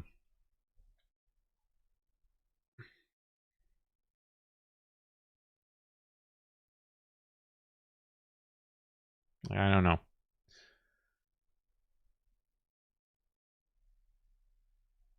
Like there's the counterintelligence problem that means that Iran has this significant weakness that Israel is going to be able to anticipate moves because of this mole, because of leaks from their highest command in Iran. But I do agree that you have a bunch of spoiled children in Tel Aviv, and that's why I said, like, in Iran, the strikes against Iran is going to create a rallying around the government there, and there's going to be a lot of support for war and retaliation. But it's not the same. Israelis are only in support of war when it's defenseless people who are being bombed, like the Palestinians. That's the only thing that's the only kind of war that they support. If they're actually in danger, then they head towards they rush towards Ben Gurion Airport to fly out, to fly back to New York, to fly back to the Bronx, to fly back to Poland. Like, that's the tolerance that the Israelis have when the rockets start flying back. So I agree with that part of the assessment.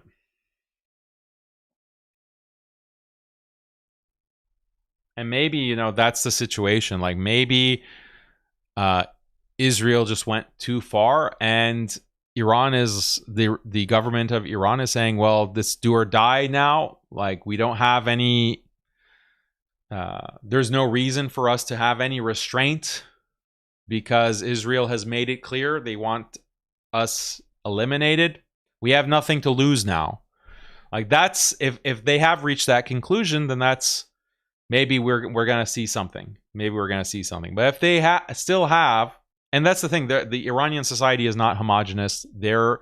Even the government is not homogenous. You have people who are still calling for diplomacy even after these strikes. And they have it in their minds that no, we can always make a deal. We can always live through diplomacy, get these sanctions lifted. Okay, if you have those kinds of delusions and that's going to cause you to show restraint, then that's what Israel wants. That's what Israel is going to take advantage of. That's exactly why they sent Trump, the deal maker, the negotiator, to give you the illusion that there was that kind of option. If you think that there is because again, there's this whole faction of Iranian government within the government who that's their belief and their foreign policy posture is, we need to make a deal with the United States. We need to make a deal with Israel. And that's how we're going to take our country to another level of prosperity. And we can be like Dubai. We can be like a prosperous Middle East nation. And the US has just fed that. Trump has just fed that delusion by saying, oh yeah, let's make a deal. Let's have negotiations about these nuclear weapons, even though from the beginning it was obvious that this is an intractable situation. Iran, what the US wanted Iran to do is to end enrichment, end the uranium enrichment. So what Iran is doing, like, maybe you don't even know this, so I'll explain it. Iran claims that it only has a civilian nuclear program, and that means enriching uranium, the uranium that can be used either for civilian purposes or military purposes.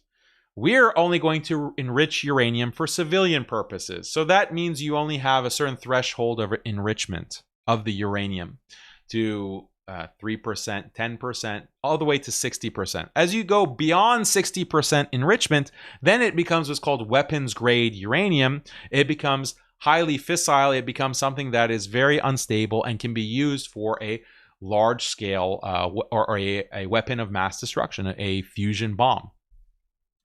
And Iran, thus far, they claim they have not been enriching uranium beyond this threshold because they only want a civilian nuclear program, not military.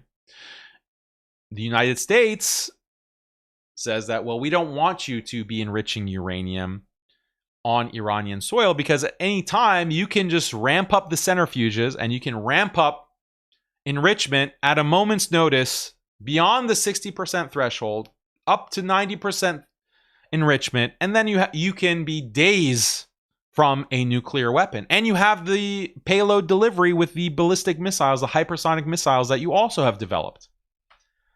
So we don't want you to be within days of a nuclear weapon. This is contrary to our interests in non-proliferation of nuclear weapons.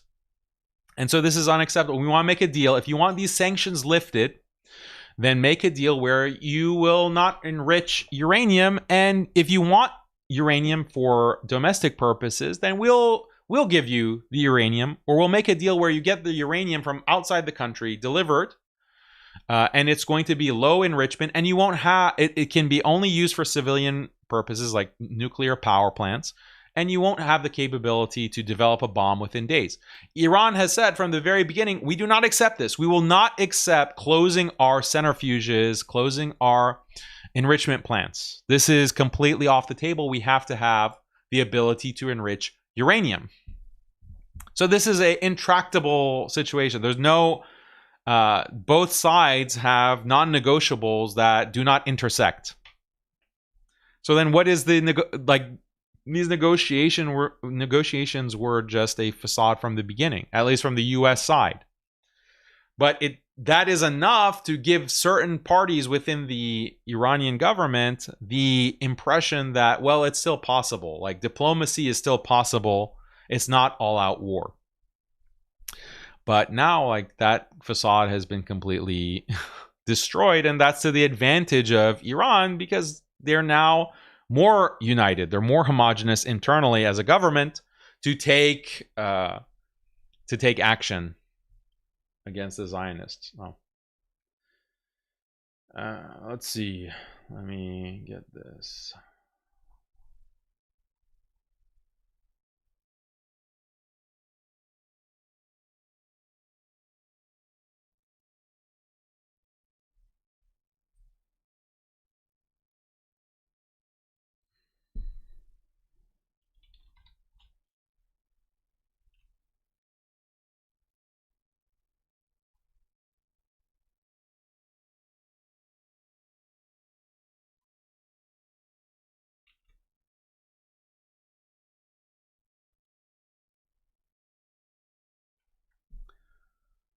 Brother Beria was recommending this book to understand the Israeli strategy.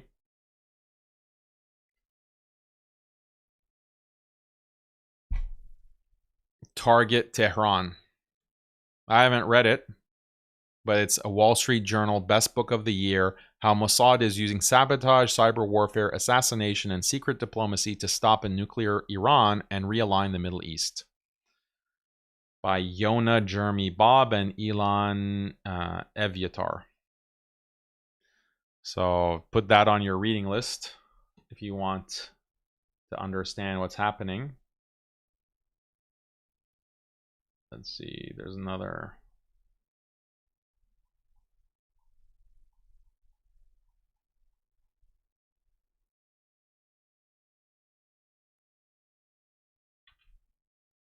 Just want to share this.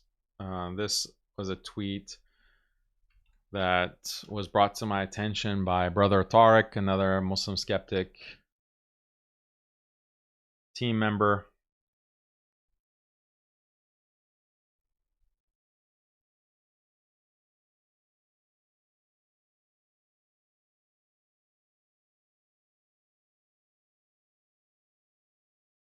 It's just hilarious, this tweet.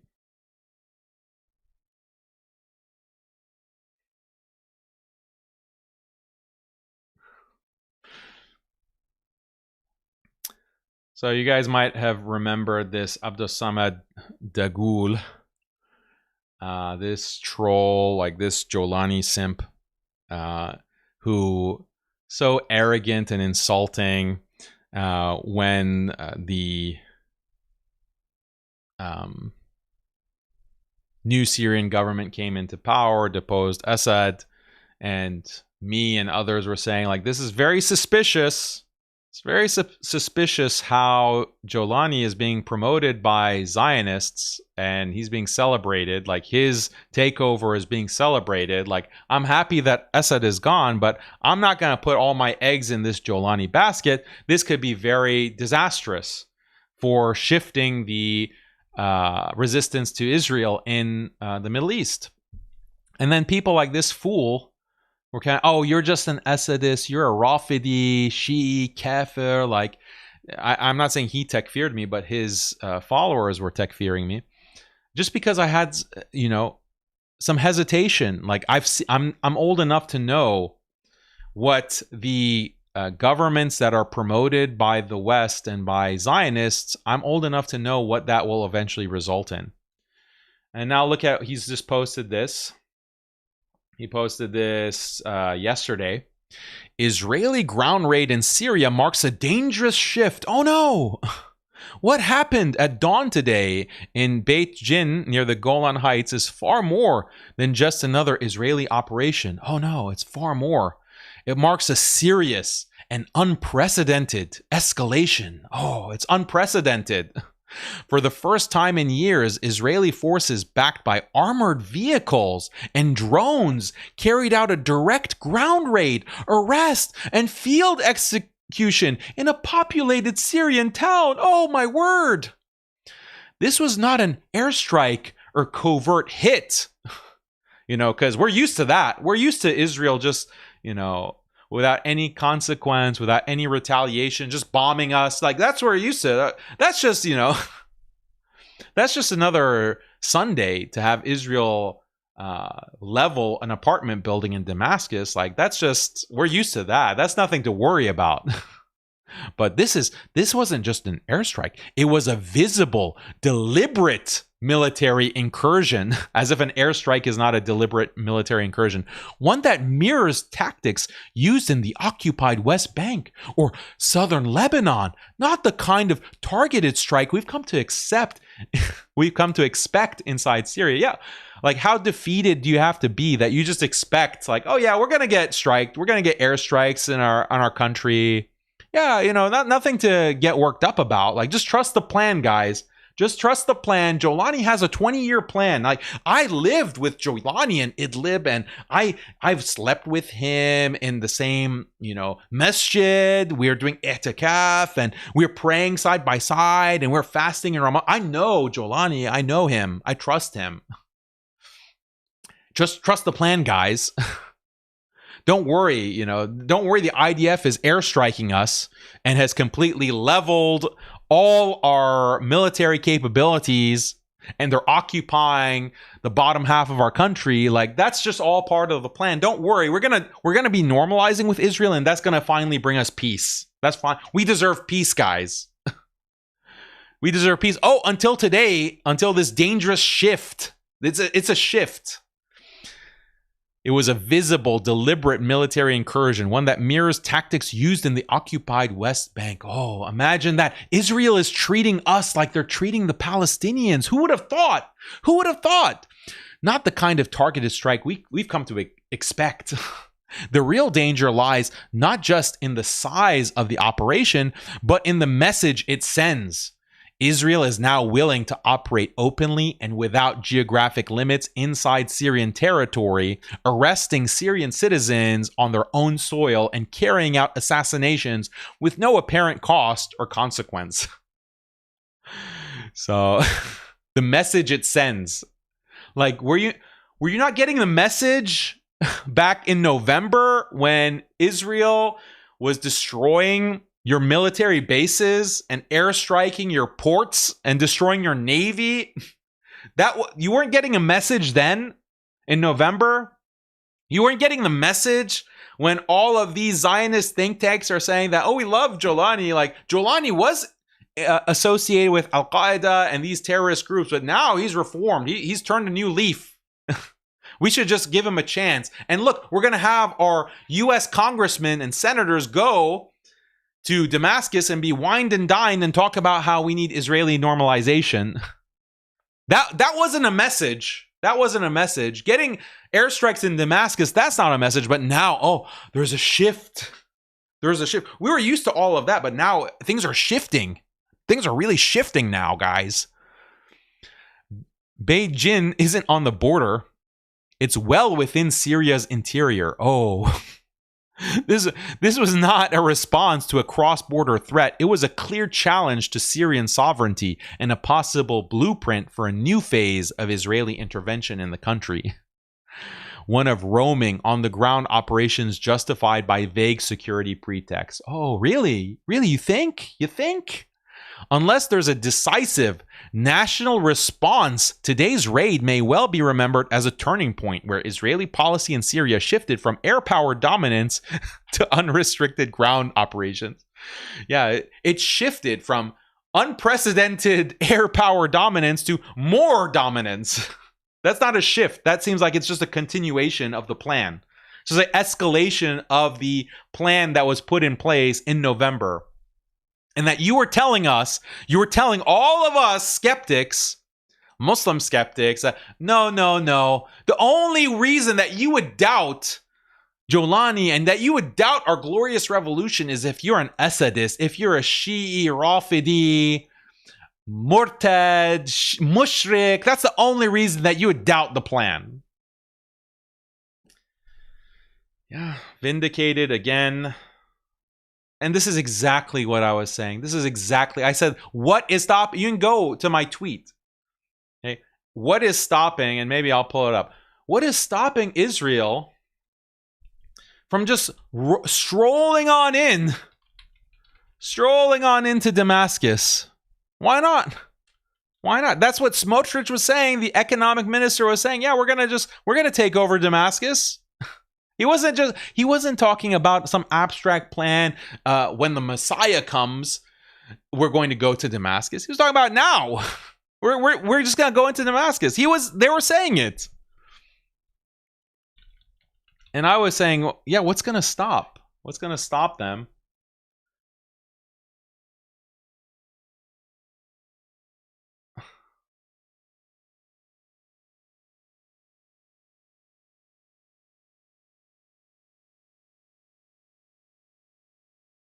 This is what I was tweeting. And when is this? This is December. Okay, this is 6 months ago. 7 months ago. I just can't answer this question, and it's disturbing me. Logically speaking, why hasn't Israel marched into Damascus yet? Why wouldn't they? Out of the kindness of their hearts, or because a deal has been made between US, Israel, Turkey, and HTS? Yeah, so guess what? That's what they're doing now. And this shill, Abdussamad, is saying, oh, this is a shift. This is a shift in their policy. They went from air dominance to now ground dominance. What a surprise. This is concerning. I'm very concerned. And was there a response from Syria? You have the IDF arresting your citizens. You have the IDS raiding your villages deep within your territory. This is an act of war. If you can't stop that, or you can't respond to that, you don't even have a country. Like, you can barely be called a vassal state. They're just doing whatever they want. They have no fear of any kind of retaliation. What does that tell you?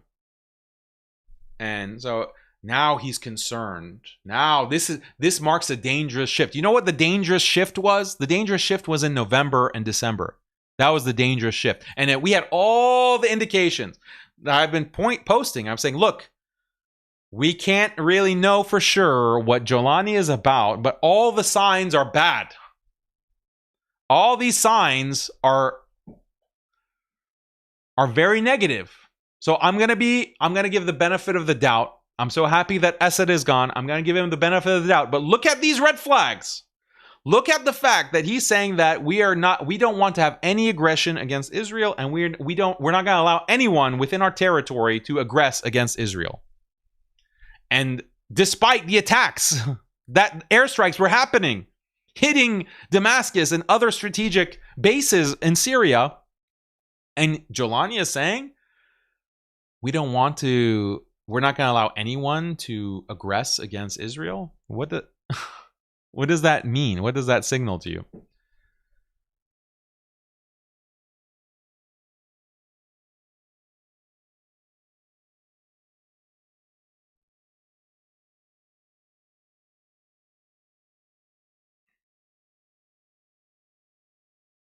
Yeah. Fell for it again.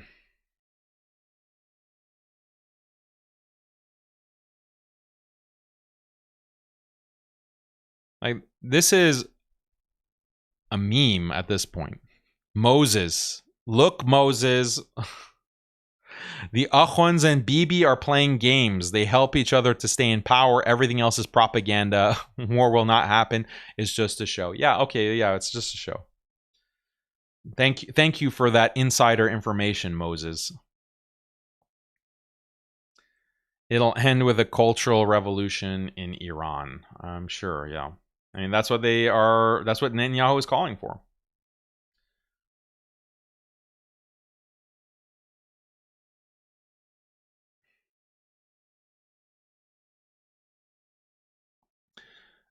Thank you, Dawa Trucker. I strongly believe now more than before since the Iraq invasion that the real reason why the U.S. took over the airbase in Iraq is to facilitate Israel to attack Iran.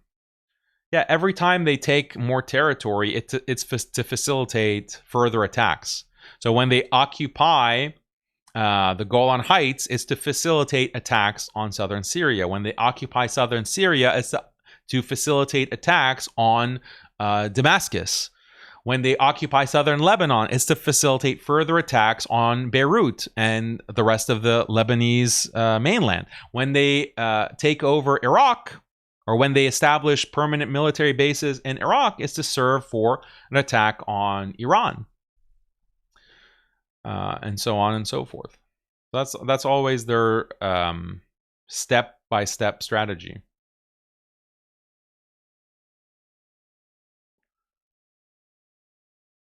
Why is it that whenever Iran allegedly attacks Israel, there never seem to be any casualties on the Israeli side? Oh yeah, there really hasn't been any casualties. Did you not see the video that we showed you? Oh, that's not real video, I guess.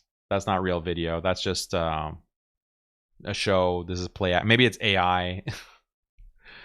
I explained that Israel doesn't want mass panic.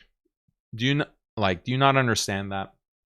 There are many reasons why Israel doesn't want to give the impression that Iran's attack has been effective. They don't, because the Israeli population, and arguably that whole race, their whole mentality is very neurotic, very paranoid. And if there's any indication that there's death or there's destruction, that can cause a mass panic. And then you have people rushing to leave, to evacuate the country. And that's not what Israel wants. Israel does not want people abandoning the country, abandoning the cities, flying back. And they want, that's one reason. They don't want mass panic, so they will suppress any news. And they suppress all of the news of the soldiers that have been, the IDF soldiers that have been killed in Gaza. They also suppress those numbers. We don't actually know the total cost in terms of IDF casualties because of Hamas. Israel doesn't publish those numbers. They give you some information every now and then because it would be too hard to believe that there's been no casualties. But they release like very limited numbers but much reduced from what the actual numbers are. Why? Because they don't want to destroy the morale of the Zionists, the fragile Zionist psyche. So that's one reason. The second reason is that they want to maintain, they want to prevent the opposition from gaining intelligence. Because if you advertise what has been struck and how much damage has been caused, that is valuable information to Iran in further refining or coordinating their strikes. No, but it's all just a show. Just believe that. Just go back to sleep. Go back to sleep and don't worry about it.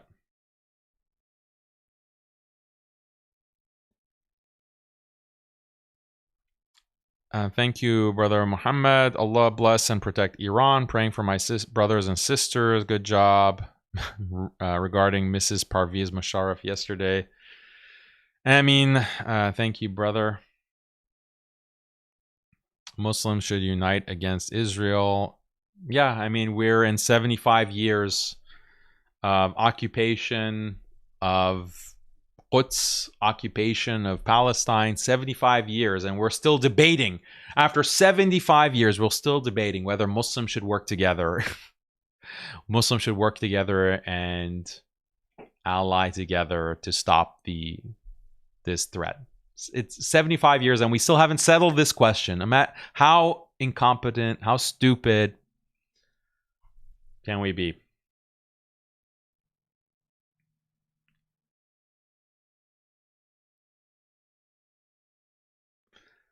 Israel announces 1 death and 44 injured as a result of the Iranian attack, with dozens of Israelis still under the rubble. Yeah, I highly doubt that that's an accurate... those are accurate figures. I believe that they are underreporting. Thanks, Halal Zoomer, for your super chat, bro. I hope you are feeling better today, or at least for the past few hours.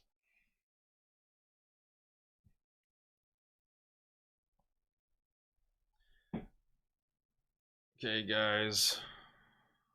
Let's check the news.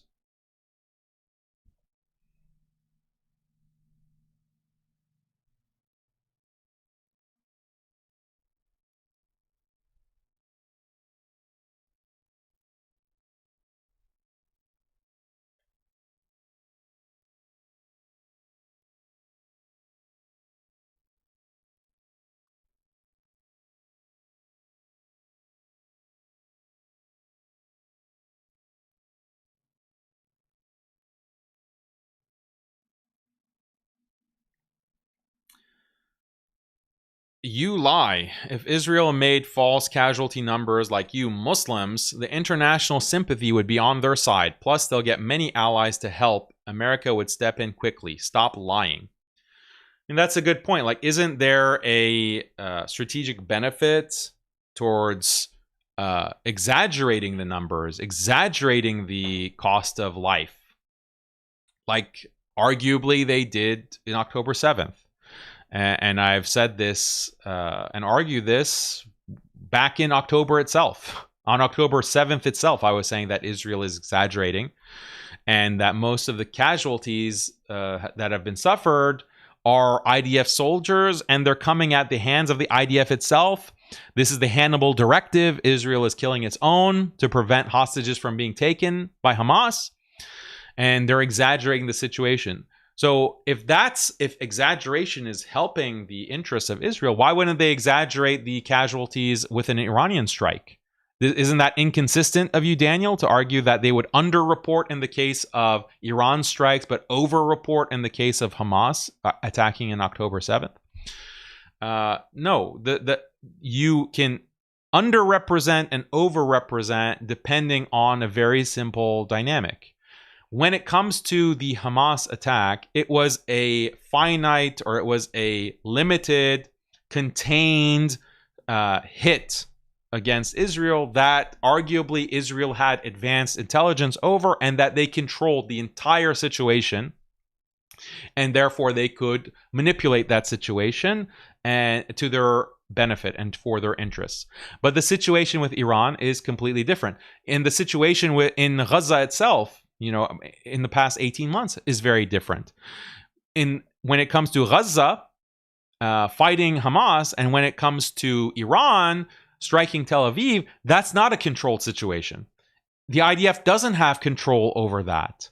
And therefore, there's unknowns that can freak out a population, that can cause paranoia, anxiety, can destroy morale, and can destroy any kind of support that Netanyahu has domestically to continue this war on all of these countries. That's what Netanyahu has to do to remain in power. He has to maintain a high level of support in the population for his wars. If that support collapses, then he will be removed from office. His coalition government will collapse, and he will be tried. He will be investigated and tried for under corruption charges. So you have to be. They will over-report and under-report casualties on the basis of how much control that they have over the situation, what they're trying to achieve. So what is ideal in terms of so how do you get international support? One way to do it is to make this claim that, so many Israelis have been killed by these terrorists, and this is, if the world doesn't act, this is going to be another, Holocaust. That is one way to do it. Another way to do it, to rally the world to support your cause, is to say that, hey, you're next. This is not just Iran versus Israel. This is Iran versus the world. This is exactly what Netanyahu said in his speech a few hours ago. He said, this is not Israel versus Iran. This is Iran versus the world. Iran is planning to take out the United States. They're planning to take out Europe and all their allies. Israel is just the first step in Iran's global domination strategy. So you need to be invested in fighting Iran. You need to come into the fight.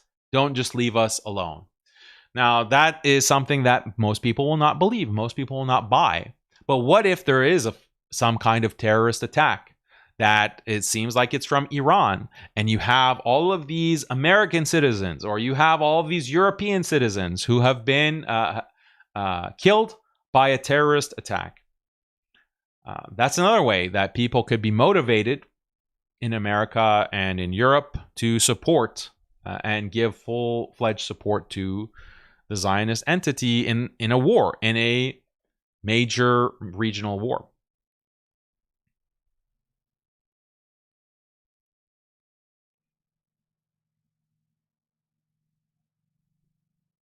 Isn't the Gaza death toll closer to 300,000? Yes. I think I said 300,000. And maybe even more, because you have to count how many people are dying from starvation.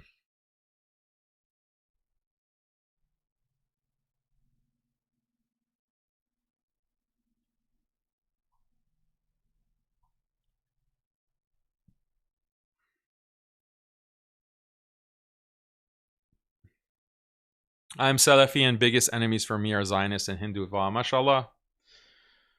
You're awake. That's good.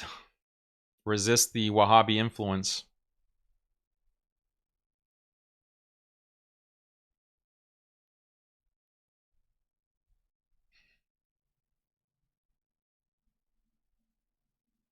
I love Muslims. Alhamdulillah.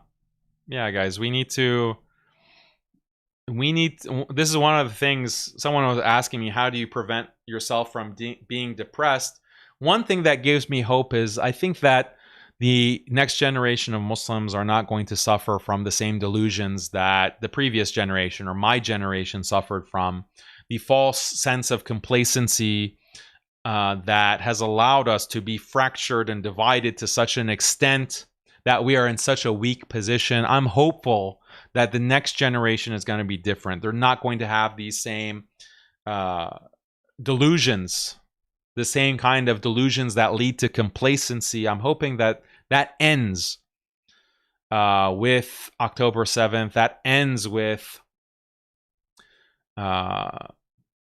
our generation. The next generation is just going to be so much better, inshallah. That's what gives me a lot of hope.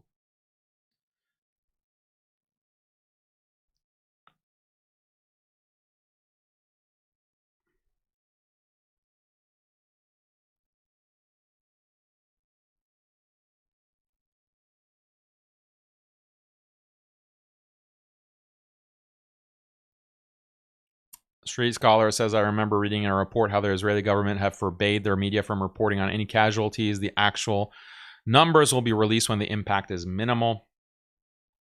That's true. Thank you, Muslim Boogeyman, our moderator, to donate on the Muslim Skeptic website. If you don't want to give a super chat, you can just go to our donation page. Really appreciate the support.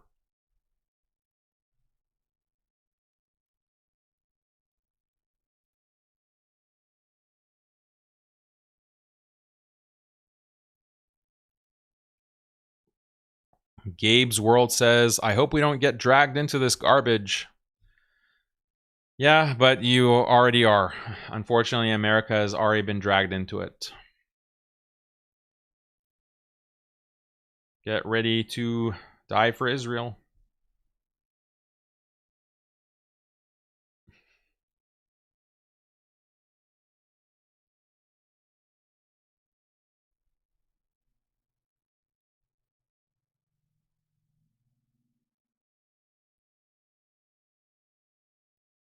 Moses says, if the war does not happen, will you apologize? The war is happening. They've declared war. Even if Iran is a crater, like a smoldering crater, you'll say, oh, it's all just for show.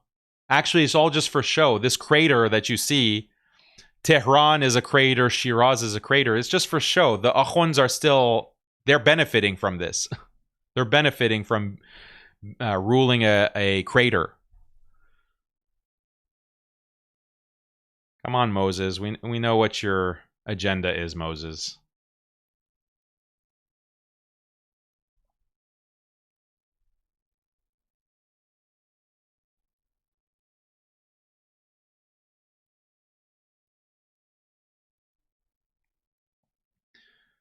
Brother Daniel, how would you advise regarding the labeling ideology in the Muslim world? Like this is Sunni, Shia, Salafi, Sufi, etc.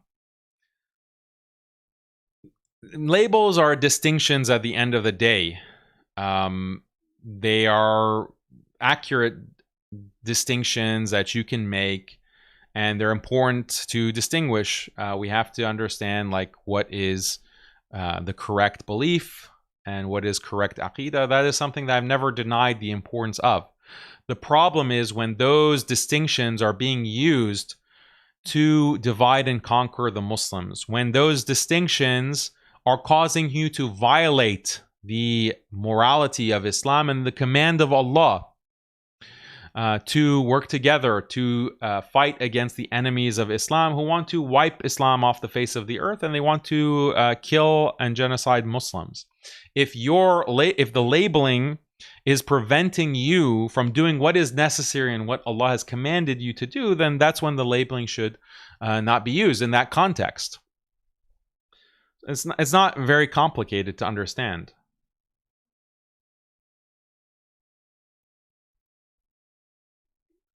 Babakar, thank you for your super chat.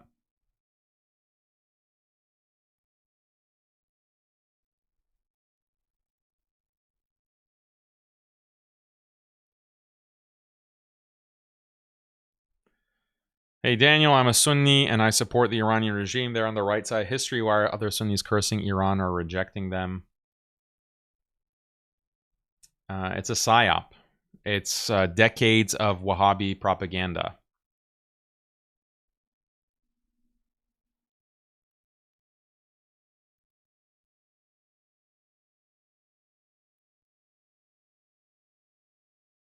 You know, one of the biggest supporters of Iran, actually, and I think he even went too far historically, is Ahmed Deedat. Did you know that? The famous Muslim debater Ahmed Deedat from South Africa. He was one of the biggest supporters of Iran. He went to Iran. And I think maybe even went a little too far in how much he praised Iran, but he said that this is the kind of Islamic government that we need in the Muslim world. And the main thing that he really supported Iran in was Iran's resistance to Israel. So I think he went too far, but it's interesting that the Wahhabis don't call Ahmad Deedat a Rafidi. They don't call Ahmad Deedat a secret crypto Shia, mushrik. They don't say that about Ahmad Deedat. And it's funny because these are debaters that supposedly you would think actually appreciate Ahmad Deedat, or they would be aware of Ahmad Deedat, and they don't comment. They don't say anything about that. Okay. Our dear moderator Hassan is saying there's a big hit in Tel Aviv right now, Akhi. So let me go check it out. Muslim Boogeyman is saying, may Allah have mercy on Sheikh Deedat. Ameen. Yeah, go. He had a whole speech. Ahmad Deedat is in English, a speech on that he gave when he was visiting Iran. He's praising Iran a lot.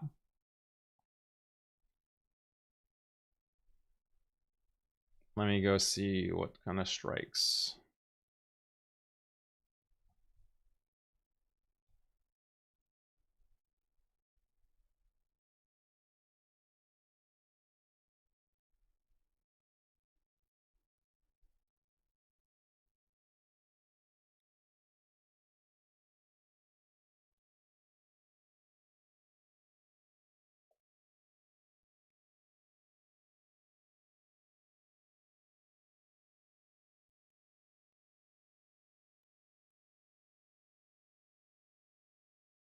Look at this tweet from Tucker Carlson. The real divide isn't between people who support Israel and the people who support Iran or the Palestinians. The real divide is between those who casually encourage violence and those who seek to prevent it, between warmongers and peacemakers. Who are the warmongers? They would include anyone who's calling Donald Trump today to demand airstrikes and other direct U.S. military involvement in a war with Iran. On that list is Sean Hannity, Mark Levin, Rupert Murdoch, Ike Perlmutter, and Miriam Adelson. At some point, they will all have to answer for this, but you should know their names now. So what does he mean, direct U.S. military involvement?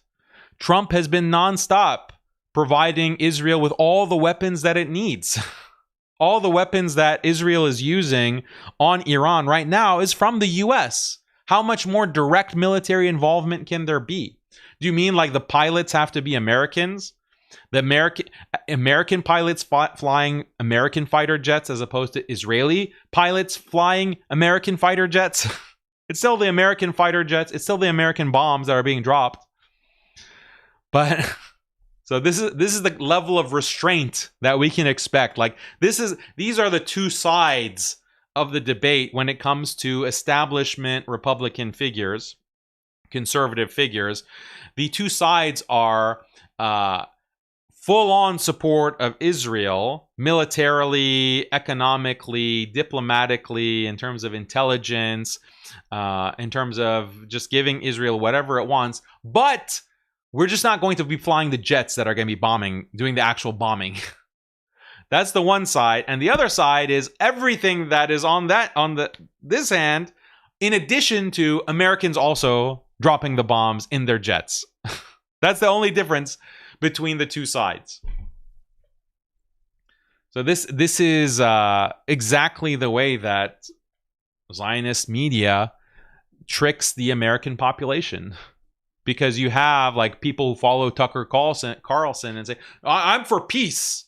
I'm for peace. I just believe in arming Israel with everything that it wants, all the bombs that it wants. That's why when Trump came into office, he struck down the limitation that Biden had placed on 2,000-pound bombs.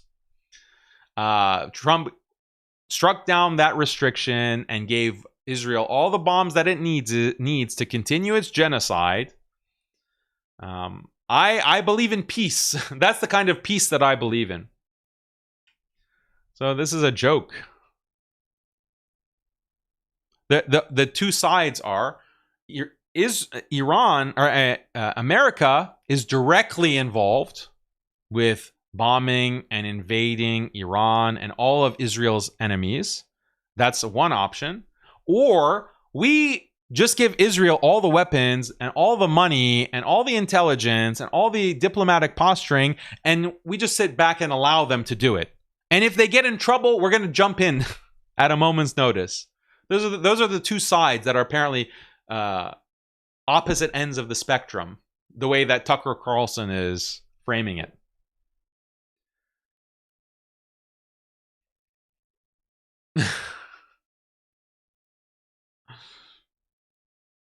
This guy. I see dozens of missiles above me. Going into the bomb shelter now. The full-blown war has officially begun. They're like, there are no missiles over India. I just checked the news. So Vivid Prowess, famous Indian Hindu tweeting from Delhi, pretending like he's in Israel.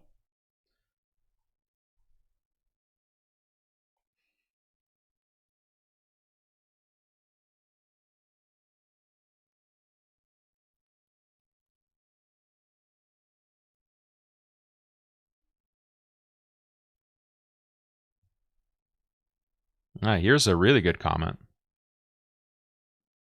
For 25 years, Israel has used its control over America to systematically destroy all its enemies.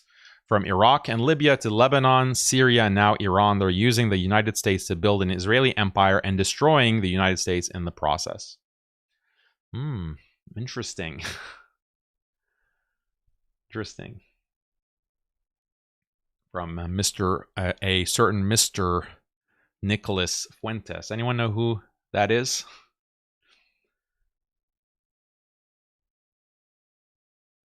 Yeah, so some people are being skeptical. If that's all Iran has to offer, then its retaliation so far is weak, to say the least. So they're just right. They're trying to play that balance. How much of a retaliation is going to be enough, but not too much? We are the victim. Always remember that. Yeah, we know. We know. You're always the victim.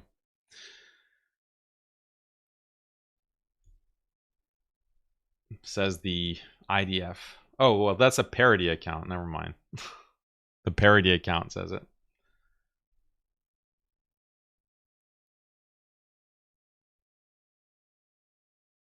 Oh, this is crazy footage.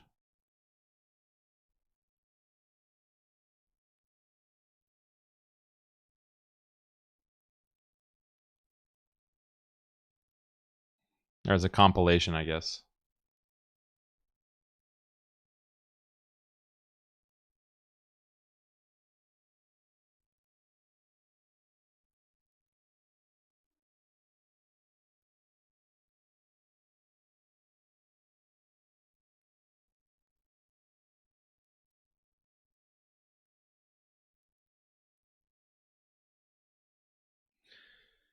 Okay. Where's the new strike?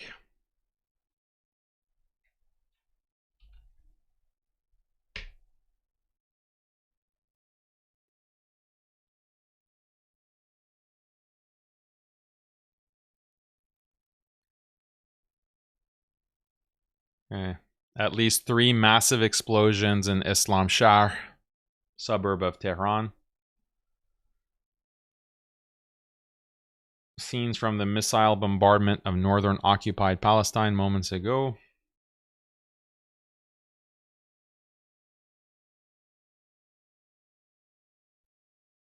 More footage from Tel Aviv.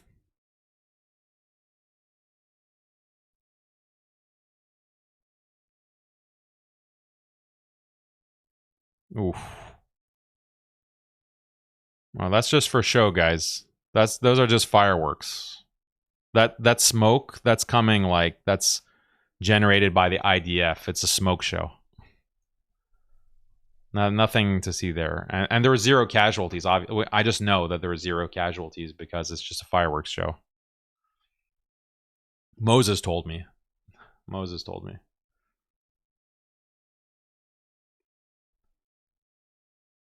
Yeah, Nevatim air base is being attacked.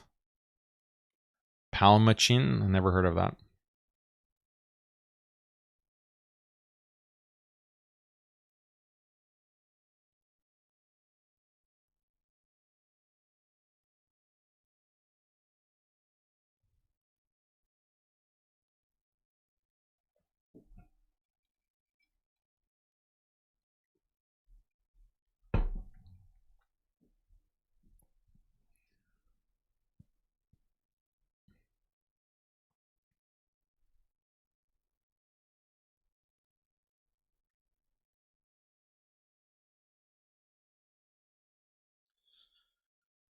Not enough. Because Israel knew that there was going to be such a response. Netanyahu said it himself. He's like, we're not out of the woods. We're going to get hit. So prepare yourself. Steel yourself. That's the message that he gave to his own people. So they were expecting this kind of attack. This kind of response from Iran. And clearly they calculated that into their calculation of how to proceed. So they knew that this is a cost that they would have to pay. The point of having a more severe retaliation is that it will destroy their expectation and completely invalidate their initial calculus, the Israeli initial calculus, that, okay, we underestimated Iran. They're going to hit us in a far worse way than we anticipated. We can't sustain this. We can't have 2 weeks of this. But has that message been delivered? I don't know.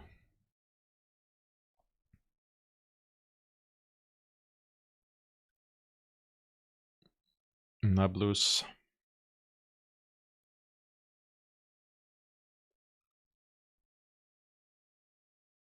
Okay, so I don't see any new attacks. Maybe I'm just not seeing them on my feed.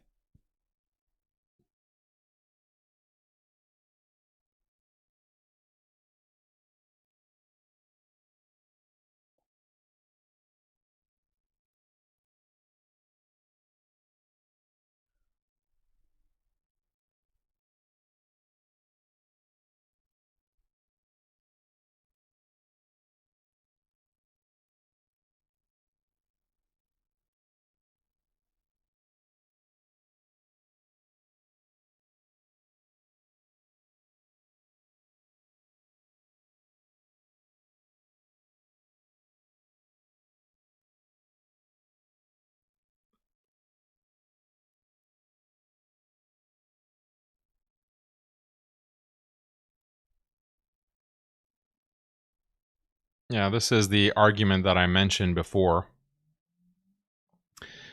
This seems like this is coming straight from Tel Aviv. This Israeli is giving us super chats. Iran has killed more Muslims via the Shia militias and their proxies in Iraq, Syria, and Yemen than Israel has. Let that sink in. Bye. This is all that they can do, is make this claim that is absolutely refuted by all the evidence, by all the numbers. Give me that. Tell me. And this is why none of them will debate me. I've challenged these Judeo-Muslims to debate me. Who has really killed more, Iran or Israel? Who poses the bigger threat, Iran or Israel? In their entire history, who has been a bigger threat? Who has killed more? Who has caused more damage to Sunnis, Iran or Israel? None of them will debate me on this. None of them will debate me because it's unfactual. It's just a propaganda claim, Hasbara claim, coming straight from Unit 8200, spread by people pretending to be Muslims online, pretending to be Sunni Muslims online. They're not actually Sunni Muslims. They couldn't even care about what Sunni Islam is. Prove what are the numbers? Okay, let's say that Iran has killed in Syria.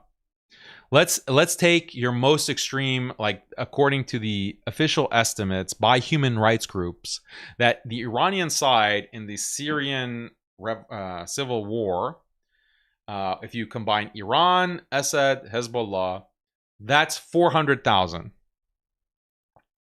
400,000. Iraq, okay, in Iraq, if you're just counting militias, after Saddam was toppled, does that even reach 10,000 in Iraq in terms of a death toll? And then Yemen, how many people has Yemen killed? Like you're going to consider that to be a significant number? Who has Yemen killed? Do you mean like the civil war in Yemen? That resulted in more Yemenis being killed because of the Saudi blockade. So how are you putting that on Iran? And even if we do put it in Iran, we're talking about how many deaths? Another 25,000, maybe 50,000. So total all of that up, and you won't even get to 600,000. Let's say that's a very generous estimate, 600,000 in the history of Iran. And obviously, we're not counting mutual conflicts when Iraq invaded or attempted to invade Iran, and the Iran-Iraq war, where 1 million people were killed. Both sides had major casualties over a decade, almost a decade. So not counting that, let's put the number at 600,000. How many has Israel killed? Let's just go by the Iraq war. And that's the thing about the Wahhabis. They won't count Iraq.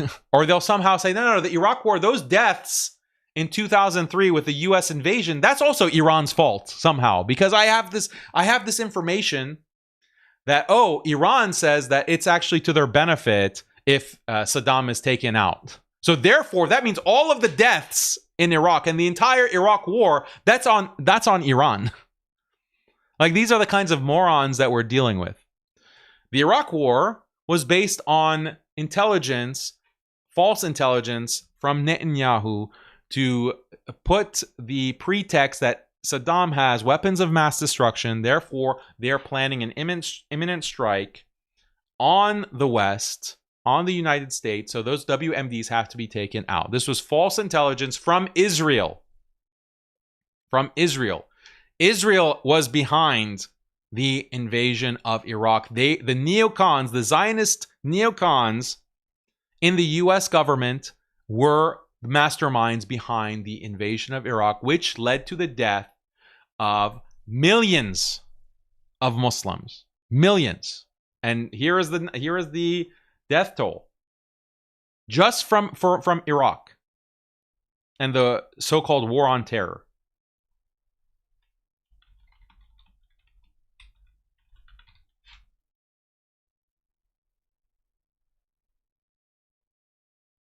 And I've shared these numbers many, many times.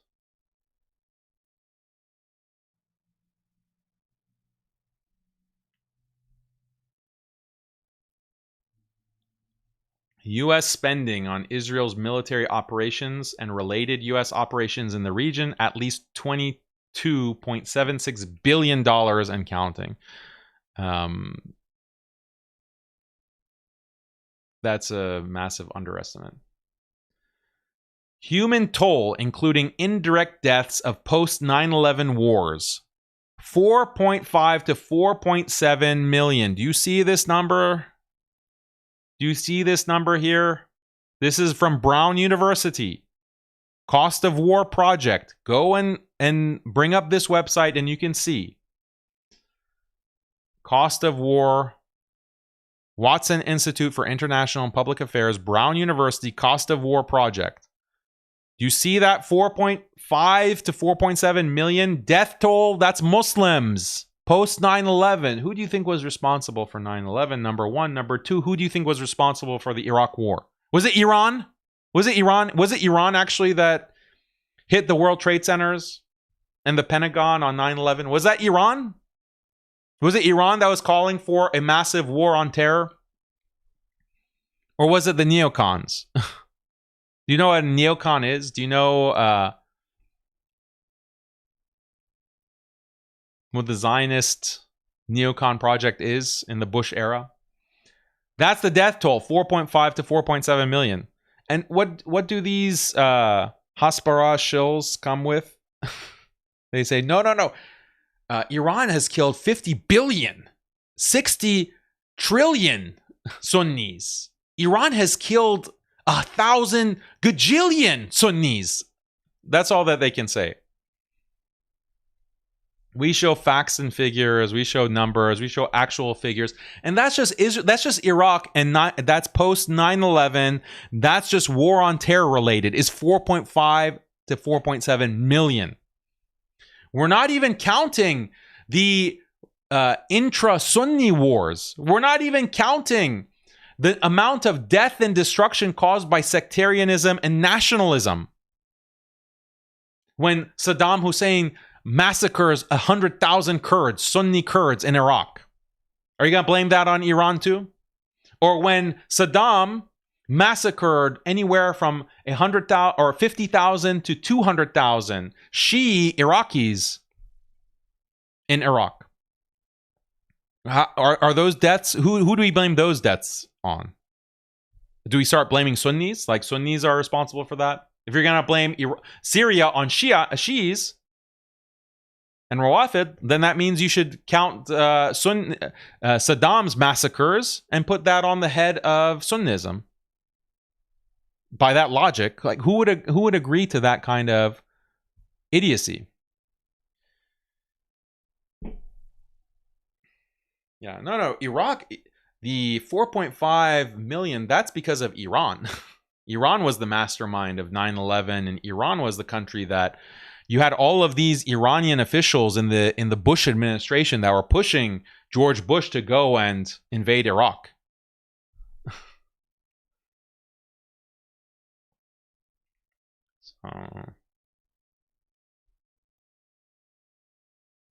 Yeah, this was another number in terms of cost of war. The U.S. budgetary cost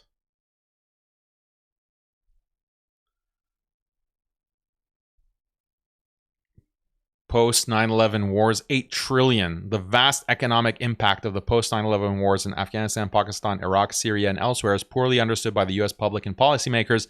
This paper estimates the budgetary cost of war, including past expenditures and future obligations to care for veterans of these wars.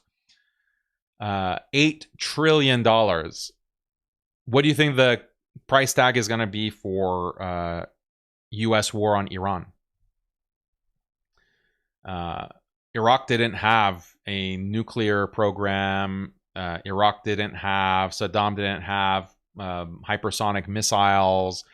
Iraq didn't have a fully fledged navy with submarines. Iran has all of that. Iraq didn't have a 90 million population.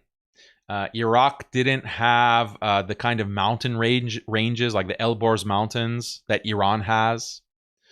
That heavily fortify their bases and their cities. It's not easy to strike Iran like it is. Iraq is much easier to strike because of the geography.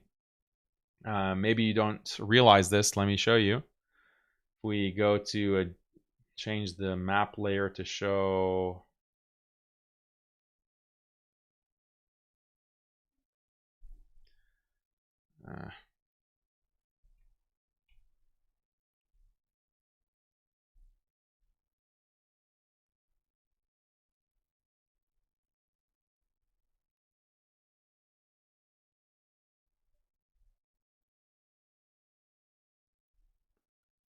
that's slightly better.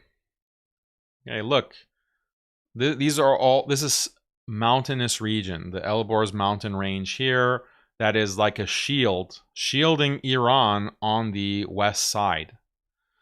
So maybe people don't realize the geographic difference. If you go to Iraq, it's they don't have that same kind of geography. They're very exposed on the west side, and that's why the U.S. in their invasion, they were staging their invasion in Saudi. They were staging their tanks. They were staging their ground invasion on the border in Saudi. And that's where the fatwa came from the Wahhabis, that this is Saddam is a kafir, so it's justified to support the first Gulf War in 1991. So this is, and then in 2003 as well with Bush. Saudi played a very significant part in those invasions because they were staging and Iraq is exposed. Iraq is also exposed to strikes from Israel as well through Jordan.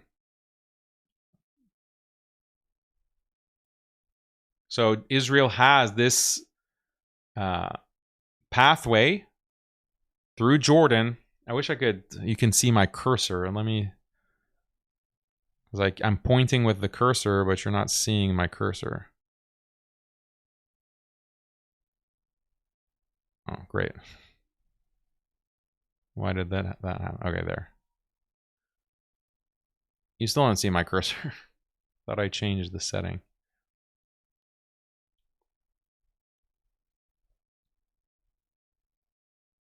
Okay, I don't know why it's not showing the cursor. But you have this path directly into Iraq. So Iraq was very exposed because its entire western side has these allies of the U.S. and Israel. But with Iran, they're a little bit more shielded, and part of it is geographic.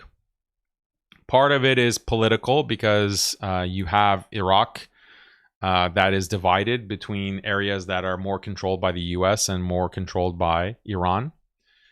But then this is why Syria was so significant, because now Israel, and this is what Israel is doing, it's flying the fighter jets through Syria, through southern Syria. Now do you understand why they were so keen to occupy southern Syria? Fly through southern Syria, fly through these northern regions of Iraq, which are also Kurdish dominated and allied with Israel, and then launching the strikes, launching the cruise missiles from the northwestern side of Iran. That's how you can hit Tehran. Whereas it's not showing Shiraz, but Shiraz is here more in the... You can't see my... Oh, wait, you can see my cursor now. Great. This is around where Shiraz is. This is Esfahan is right here on more of the western side. So that's how they are using Syria. Syria is now a gas station for Israel. They can just fly through, refuel their planes, go through Iraq. But this is also why a ground invasion is more of a difficult process. Like, how is Israel going to create regime change in Iran without a ground invasion? Can they just do it through airstrikes? Even if the US is just involved with airstrikes, they couldn't do regime change in Iraq with only airstrikes, with only like a shock and awe campaign. They had to have a ground invasion in order to topple Saddam Hussein. So how are they going to topple the Iranian government without a ground invasion? But then how are you going to stage a ground invasion? So I don't know what is the game plan that Israel has here. There's not really any option.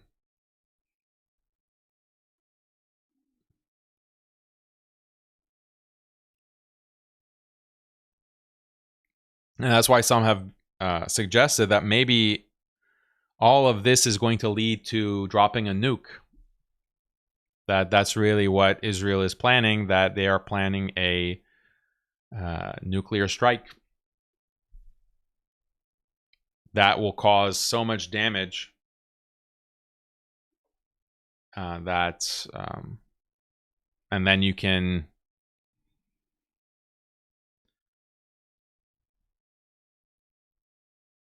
I don't know, even then, what's going to happen? Like, it's not like a nuclear strike can take out the entire country. A nuclear strike, even the most powerful nuclear weapons, unless you just strike every single city. If you take out Tehran with a nuclear strike, okay, you have Shiraz and Esfahan.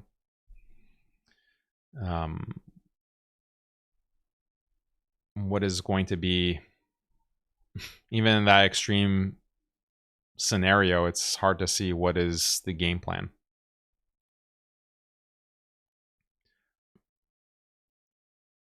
Yeah, so it's not going to be, the US involved is not going to be a walk in the park. So when you ask me, like, what are the chances of regime change in Iran, clearly there's going to be economic crisis. There's going to be collapse of the infrastructure because Israel and the US most likely are going to be involved in they've already hit a lot of the airports. They've hit the main airport in Tehran. They've hit the main airport in Isfahan. So they're already going after infrastructure.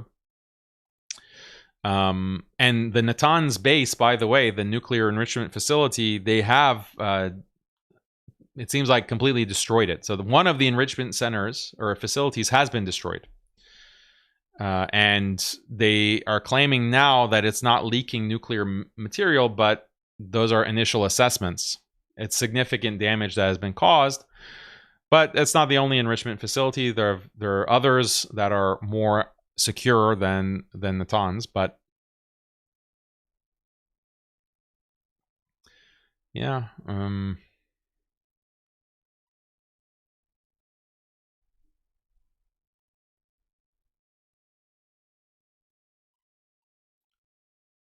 So Iran has initially, and Iran was saying that they were going to strike all of the US bases in the region. So the bases in Iraq, the bases in Saudi, the bases in Qatar, the bases in UAE were all going to be targeted. The oil refineries were going to be targeted. They're going to bring the Strait of Hormuz, which is right here. They're going to shut it down so no oil can be transported. All shipping is going to be cut off from the Strait of Hormuz here. This is what they were threatening. So they haven't taken those escalatory steps yet. And that indicates that they are trying to keep their retaliation limited as far as we can tell right now. They're only striking Israel, and they're claiming that they're only striking the military bases or the military targets. But as I said, is restraint really what's needed here? Like, you know that the US is going to be involved. The US is going to be in this war. So is it better to just wait? Strategically? Like, if you're taking the Iranian perspective, does that make more sense?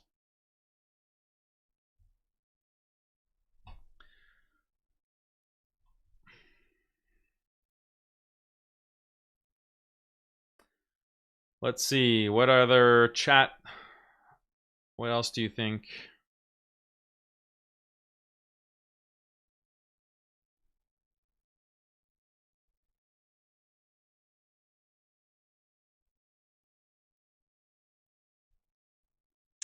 Thank you for your super chat. They, meaning the Wahhabis, are a mix of what Rabbi Ferris accused you of. They're Morjia with the rulers and Takfiri with the Muslims. Interesting perspective.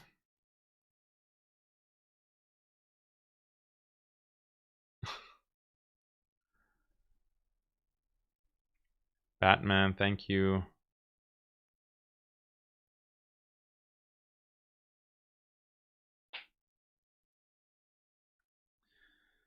By the way, tell these Wahhabis that MBS and Saudi came out and said they are against Israel attacks and Iran are Muslim brothers. Tell the Wahhabis to condemn their rulers.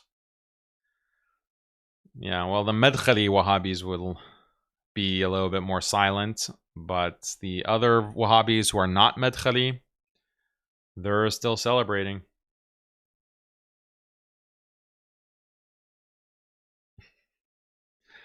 Bethlehem says, I wonder who Bethlehem is. Where is Bethlehem tweeting from?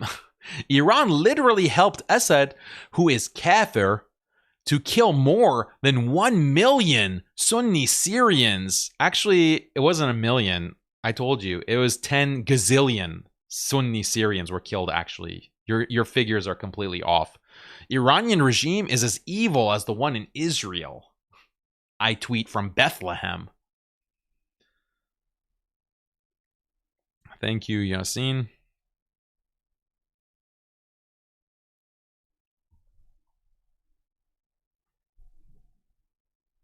Here's a tip. Like, if you're going to puts Hasbara in the chat, like, do it from a burner account, like not your main Bethlehem account or your main Moses account. Like, use a burner account, like, put Abdullah or Muhammad as your account and then tweet this stuff. It'll make it more plausible.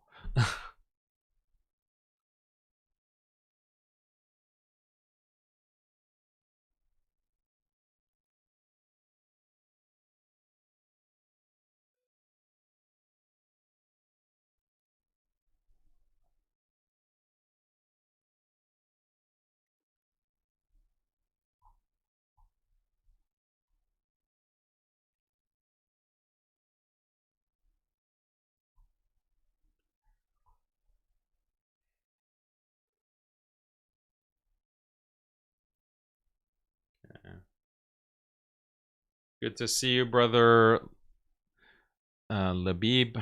See a lot of good moderators. Yesterday for the debate with the feminists, we saw brother Juxtaposition, who was also moderating. So doing a great job, moderators. Thank you for taking the time. Let's see.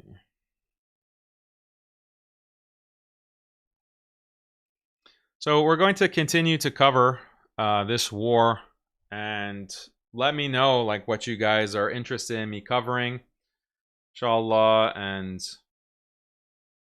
as we go through this coming week. Obviously, I expected there to be an attack on Iran. I just didn't know exactly when, but all the indications were there. My prediction a month ago was that it was going to happen by midsummer, by July, but especially as the talks were being derailed. So these negotiations that were happening between Iran and the US were being sabotaged by Israel. Israel is trying to sabotage those talks or the negotiations. And Netanyahu said explicitly, we don't care. Any deal that the US makes with Iran, we don't care about what you agree to. We're still going to attack. We're still going to attack Iran. I made it clear, like, this is the United States' greatest ally. So they just boss the US around. The US is giving all these billions of dollars, all of these weapons, all of this advanced technology that for the past 75 years, and that gets them no leverage over Israel. That gives them no say-so with Israel. Israel still calls the shots. We don't care what you're gonna do. Like, do you think that you own me? Like, just because you're giving me billions in weapons and our whole nation would be wiped off the map if you didn't constantly support us, you think that gives you leverage over us? That's like their attitude.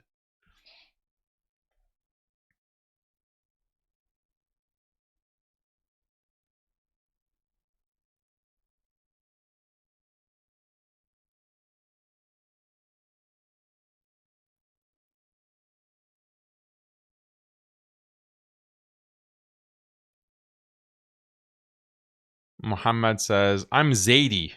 So both Sunni and Shia, I have no enemies. Actually, you do have enemies. You're Zaidi, you don't have the right Aqidah. So you are an enemy. I hope that Israel wipes out Yemen. I hope Israel wipes out Yemen because you guys don't have the right Aqidah. Zaidi. I'm just joking. Thank you, Yusuf, for your super chat.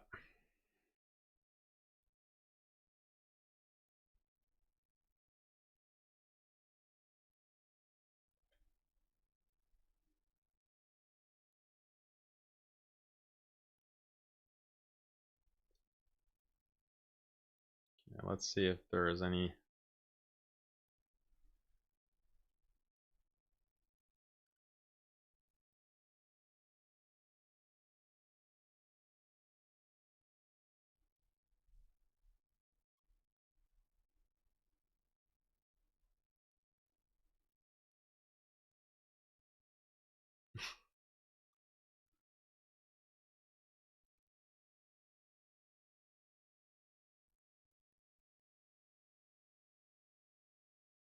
Muhammad Hijab says,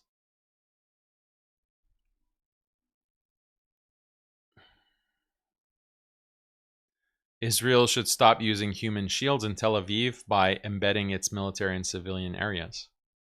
That's good advice for the IDF. Why are you in civilian areas?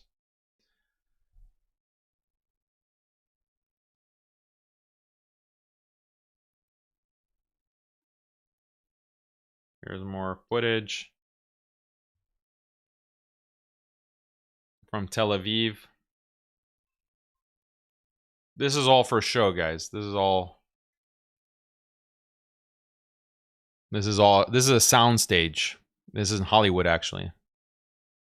It's all just to deceive you Sunni Arabs that Iran and Israel are enemies. They're actually friends. They're actually allies.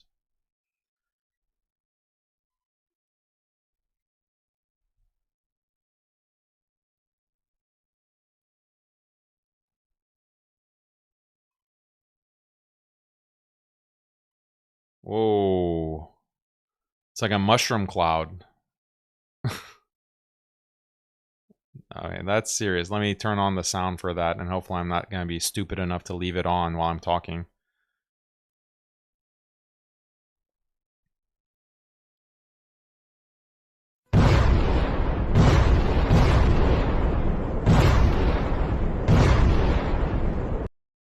Oh, that's just fireworks, guys.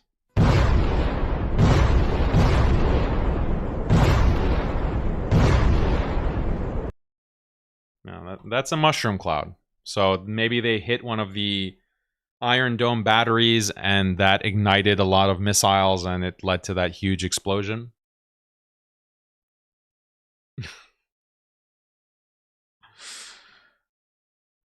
This is funny.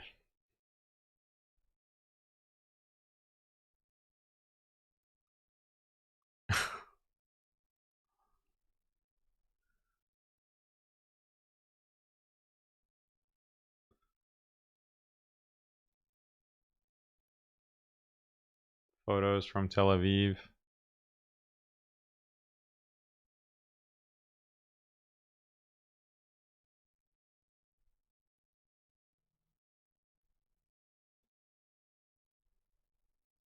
And maybe Israel is letting some of this footage get out because exactly for the reason that was mentioned, they want to get sympathy from the US. Maybe that's part of their plan, but so it's like they're releasing some footage or some images coming from the destruction, but it's still underreporting it. Allahu A'lam.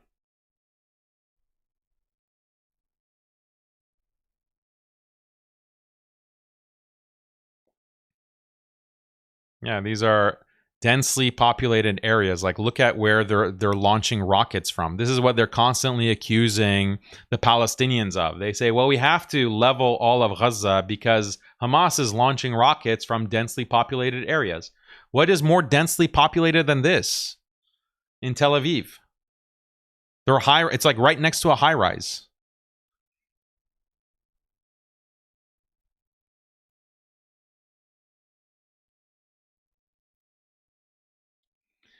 Anyway.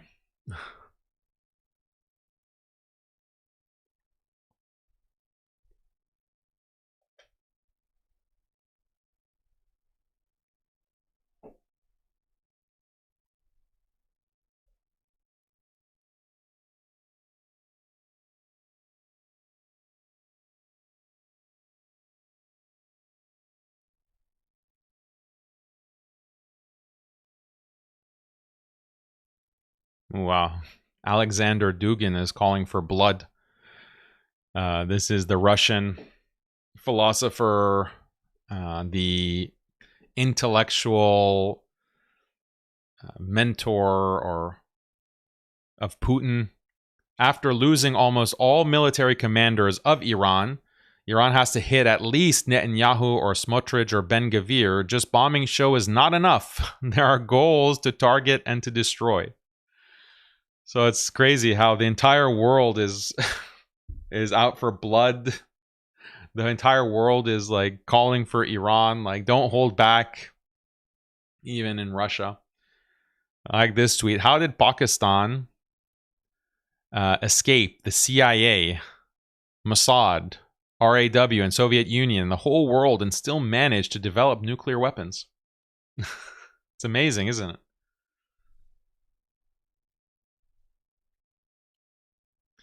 Fox News correspondent confirms Iran has struck the Syria, which is the Israeli equivalent of the Pentagon and the headquarters of the IDF. This must be the most significant Iranian strike yet.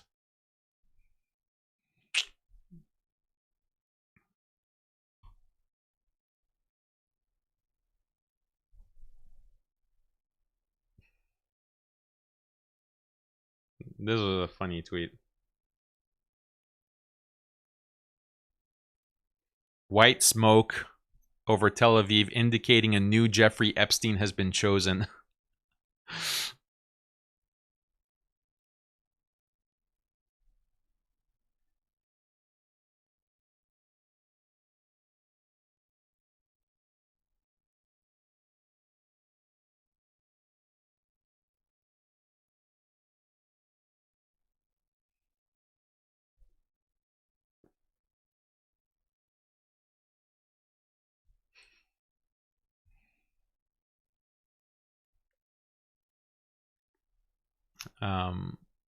Our brother, Palestinian brother Abu Bakr Abid says, there is your home in Europe that you originally came from.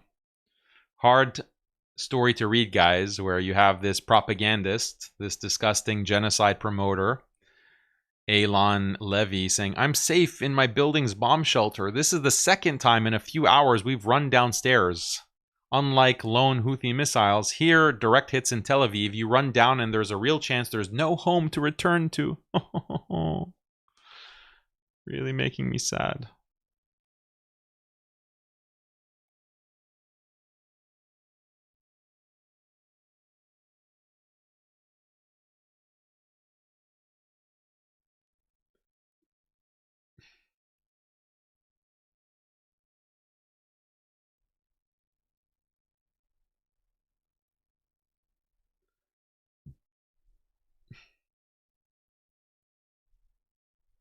Tel Aviv skyline. Fires have broken out. Remember there was like a massive fire last month throughout Israel, like burning Israel to the ground. Remember that?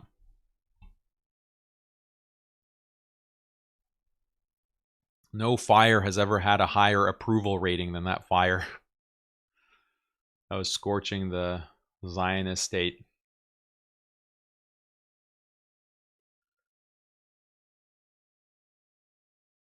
Yeah, so one of the the initial reports were that Israel intercepted 3 F-35 jets. F-35 jets, obviously given to Israel by the U.S. And one of the pilots ejected and parachuted out. And Iran was able to capture this pilot. It's a female pilot. Female IDF pilot. And these are the F-35s. You know what an F-35 was. This is what it looks like. It's an advanced fighter, 5th generation fighter jet. Yeah, the U.S. is giving the best, the best technology it has for Israel to kill and genocide, but Iran is apparently able to take these out. So that's a significant deterrent.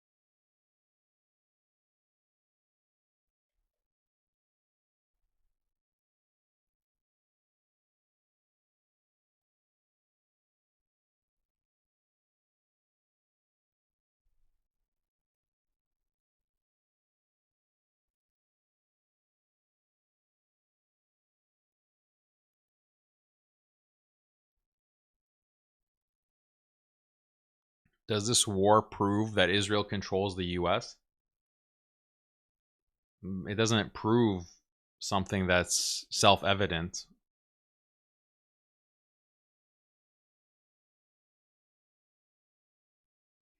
Wow, brother, I've never seen people who love to sell the pity of the world and who love to play the victim card worse than the Zionist entity.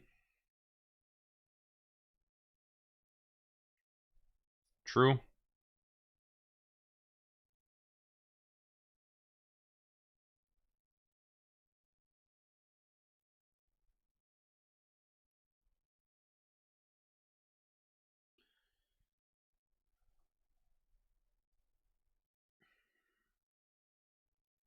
Yeah, again, the best case scenario is that Iran really has feels and acknowledges the reality.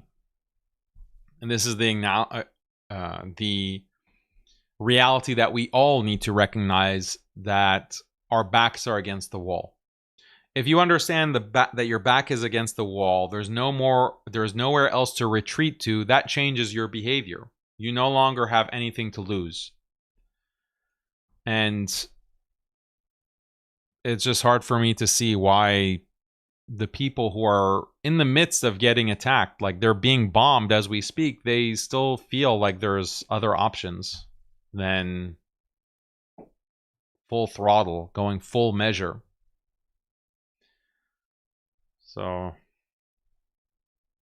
again, I'm hoping that they won't fall for the promise of negotiations, because the US is still like dangling that. The US, even after these strikes, the Trump administration said, like, we're not involved with Israel strike. We still want to pursue negotiation. Like, that's actually what the Trump administration has said in the past 12 hours. So I really hope no one in Iran in the government is buying that.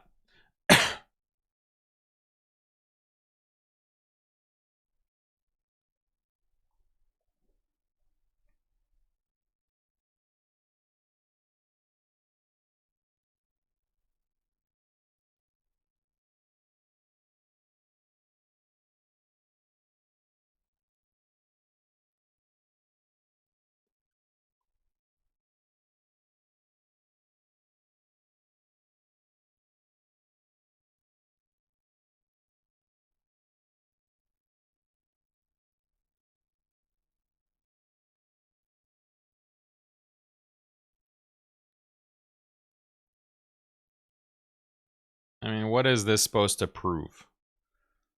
Notice how Iran only attacks Israel when Iran gets attacked, not when Palestinians get attacked. But you talk about how Wahhabism is so evil. Yeah, you can criticize Iran. I've criticized Iran for not standing or not striking. In this stream, I've been criticizing them for why has it taken so long? Like, why haven't they controlled the escalation ladder? Like, where was True Promise 3? I'm the one who's criticized Iran.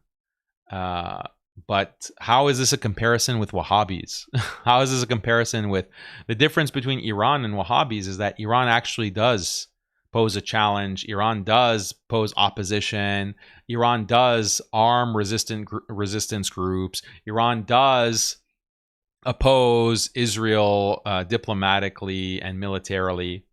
What do the Wahhabi countries do? Like, what are the Wahhabis calling for? The Wahhabis are, even when the countries aligned with Wahhabism, like the new Syria, even when they're getting attacked and constantly bombed and people are getting killed in Damascus, the people who are Wahhabis or aligned with Wahhabis say, this is a shift. Oh, we're experiencing a shift. What does this mean? Gee, guys, what does this mean? Well, good thing that our beloved President Ahmed Shara is going to normalize with Israel. And this, I'm sure, is just going to be a temporary setback, guys. So we're comparing Iran with who exactly? So there's plenty to criticize with Iran. There's plenty to criticize with Iran and their strategy. But...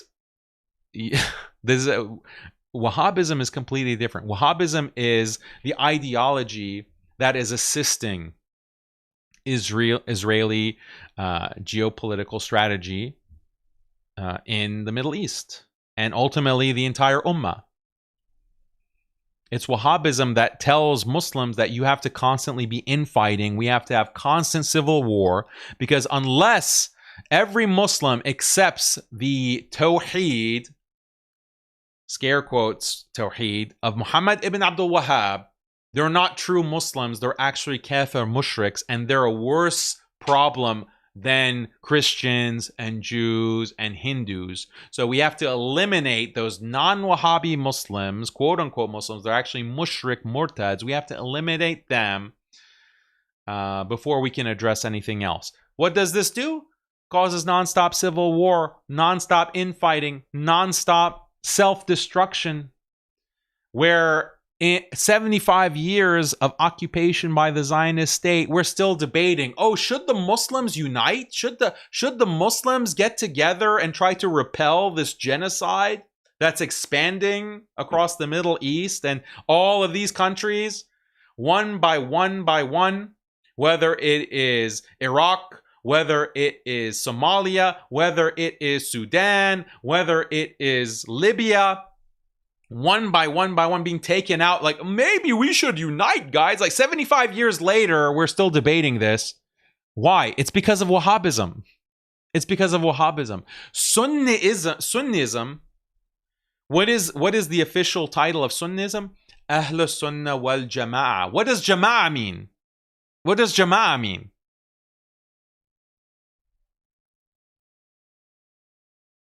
Means you're a group, like you're a group, and the scholars of Ahl Sunnah wal Jama'ah have determined that we are not like the Khawarij.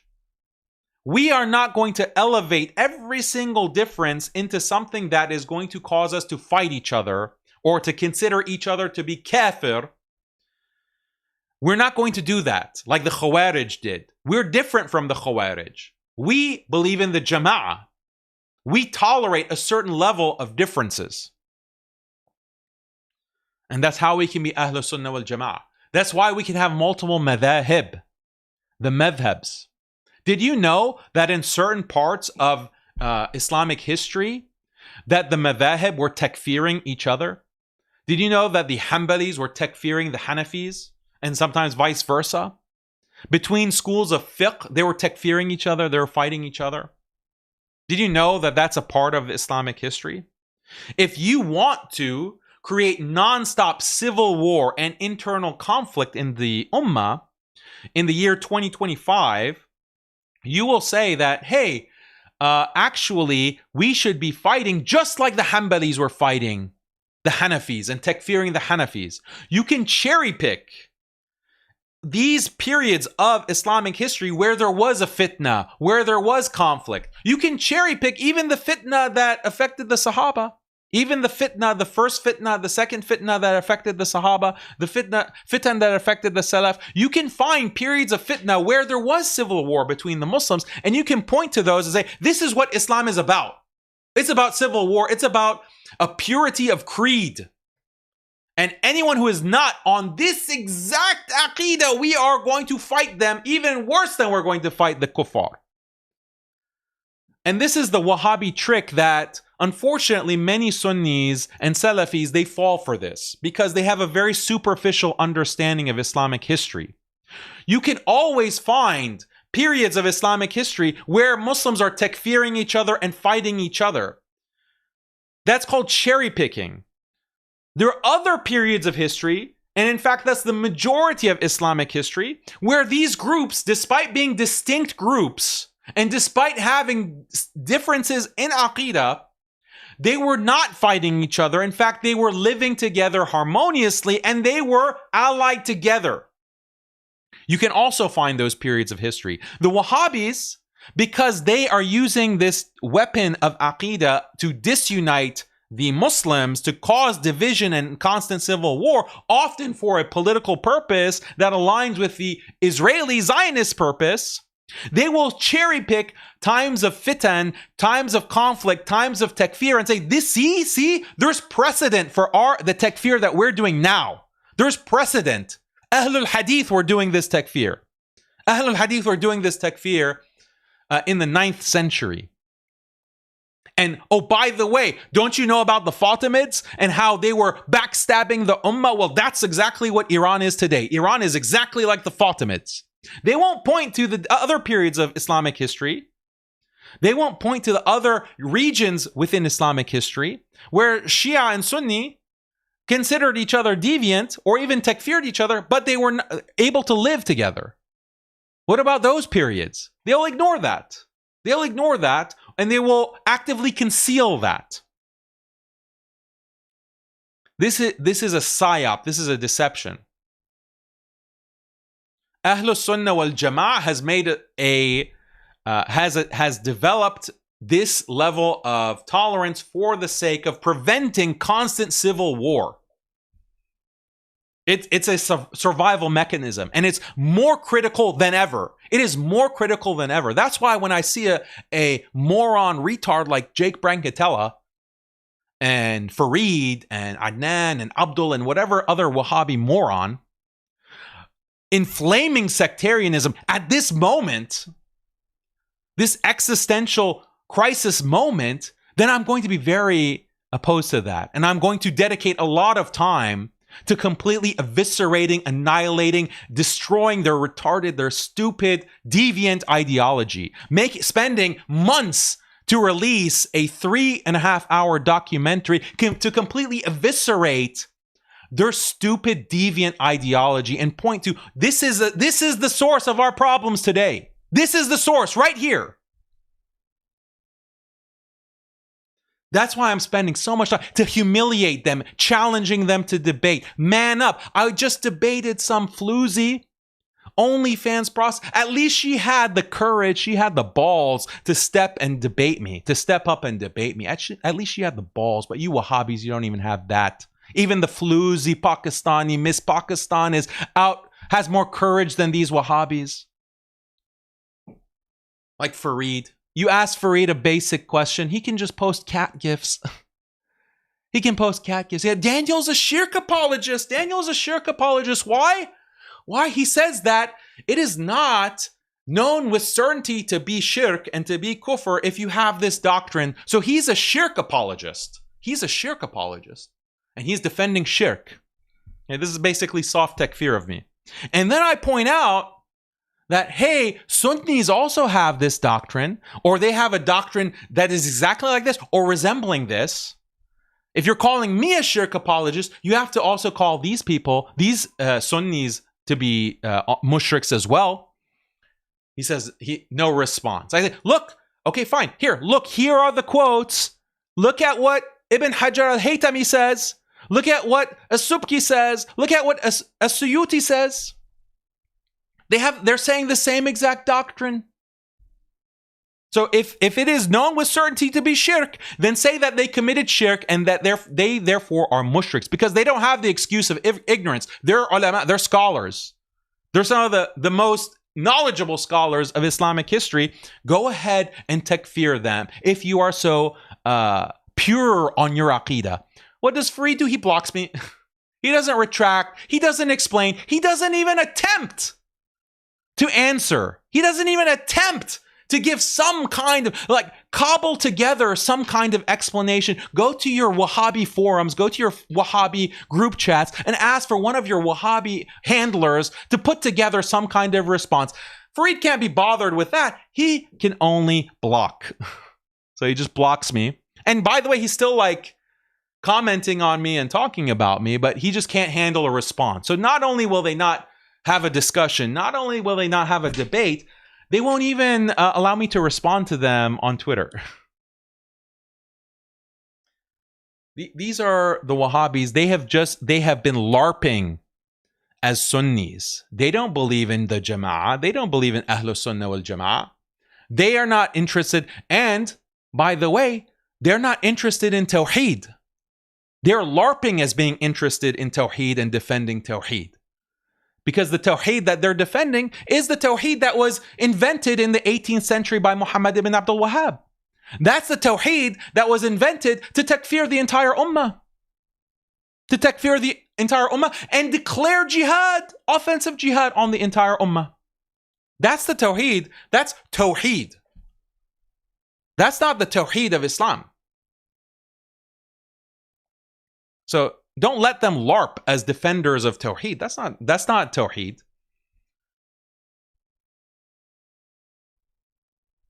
The tawheed of Islam that's defended is defended by Ahlus Sunnah wal Jama'ah. And it's Ahlus Sunnah wal Jama'ah, which you do not accept. You do not accept. You don't have a concept of the tolerance of the Jama'ah.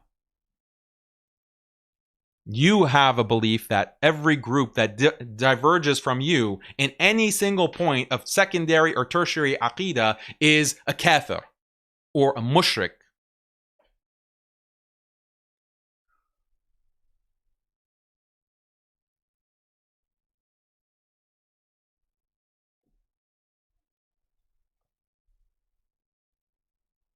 Shouldn't Adnan Rashid apologize for calling Palestinians fools and insulting the Iranian people? Yeah, I mean, should, ought to, but Wahhabis, they don't have any shame. They have no shame in saying the most outrageous things, backstabbing the ummah, and then pretending like, oh, we're the warriors for Tawheed. I'm the warrior for Tawheed, and I'm policing the entire dawah, the entire English-speaking dawah of the world.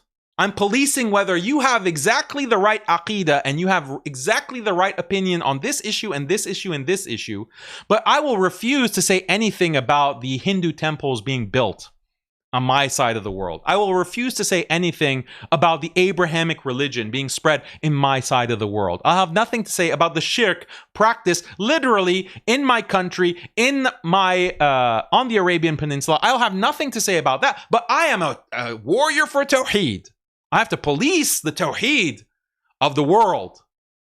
And in the midst of a genocide, in the midst of a mass killing campaign that threatens to spiral into a crisis for the entire ummah because of this Zionist beast that's been unleashed, in the midst of that, that's where I've determined it is my priority to criticize the Muslims on these secondary and tertiary issues. And by the way, I'm not just criticizing anyone.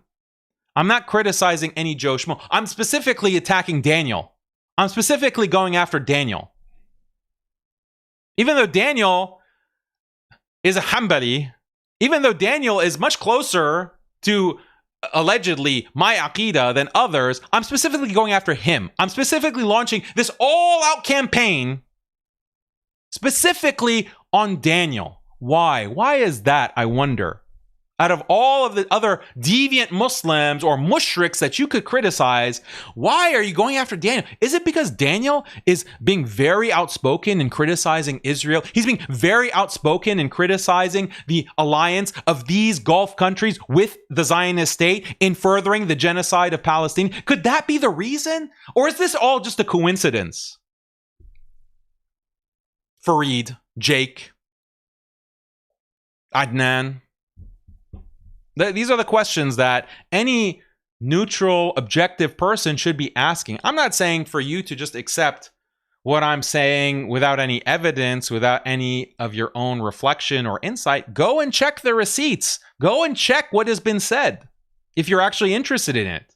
It's outrageous.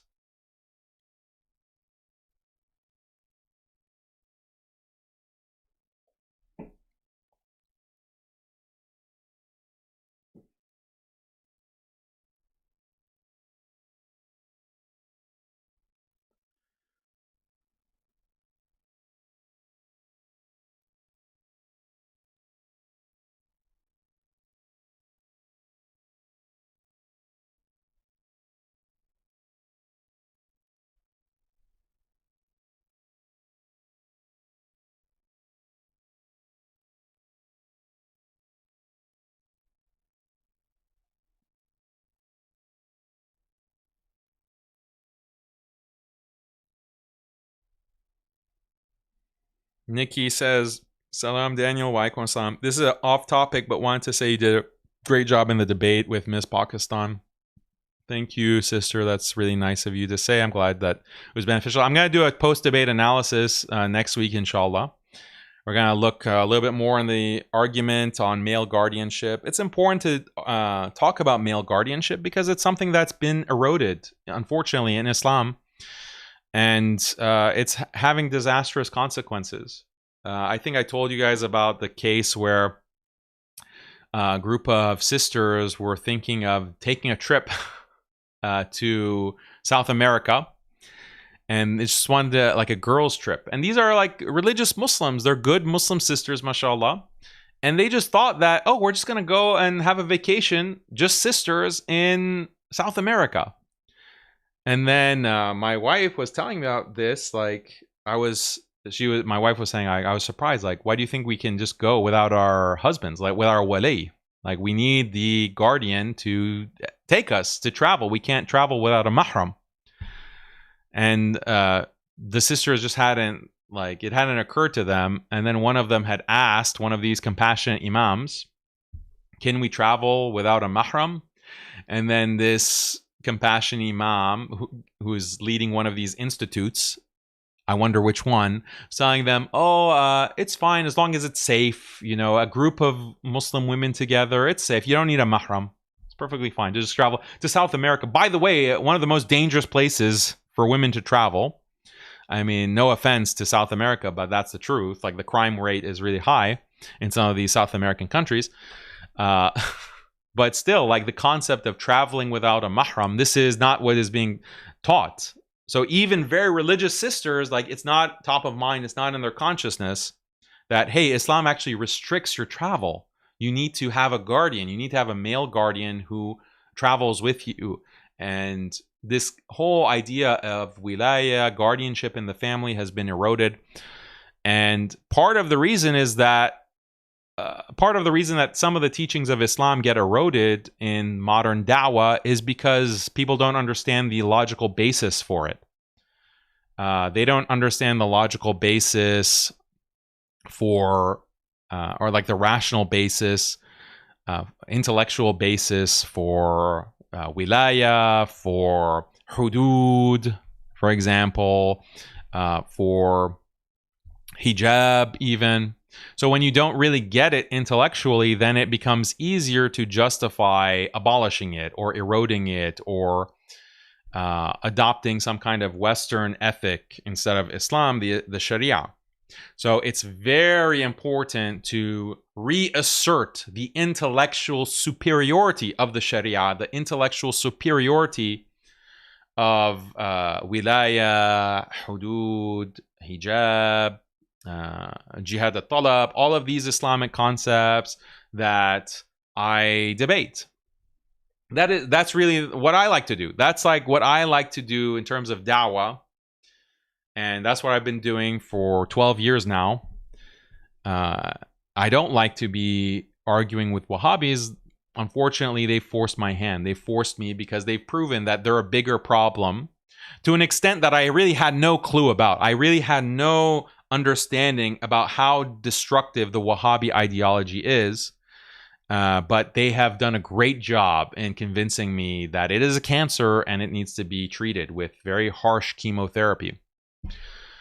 So, but if it were up to me, we wouldn't have to deal with this cancer. I could just focus on the intellectual defense of Islamic norms and beliefs. That's what my debates have always been about. And I've only challenged these Wahhabis to debate me because, you know, they're asking for it, but all they can do is run away.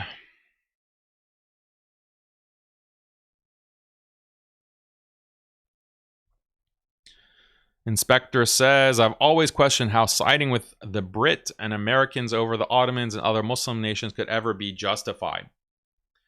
Yeah, how could it be justified? The Wahhabis tried to justify it.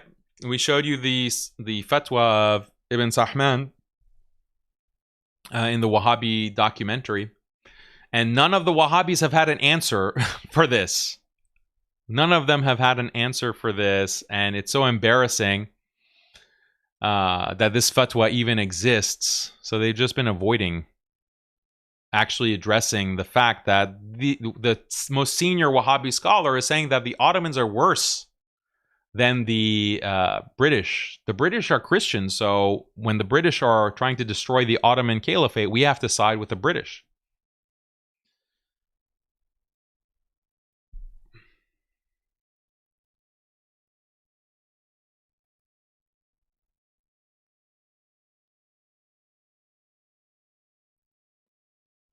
Saying that the Nevatim air base has been destroyed.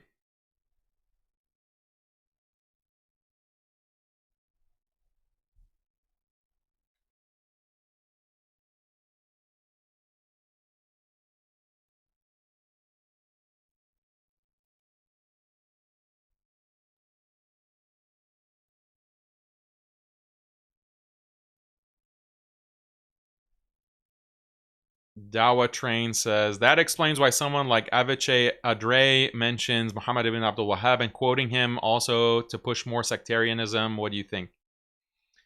Yeah, Israel, their favorite group of Muslims are the Wahhabis.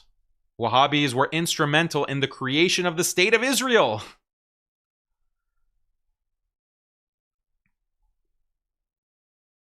And they publish articles on this. Like, don't you remember the Times of Israel published an article saying that we love the Madkhalis, and they had a picture of Shamsi, or as we call him at my home, Shalomsi, a picture of Shalomsi on the article. These are our greatest allies, the Madkhalis, the Madkhali Wahhabis. Daniel, can I get your thoughts on the march to Gaza? It's good. They will try to break the siege, but Egypt is not going to let them.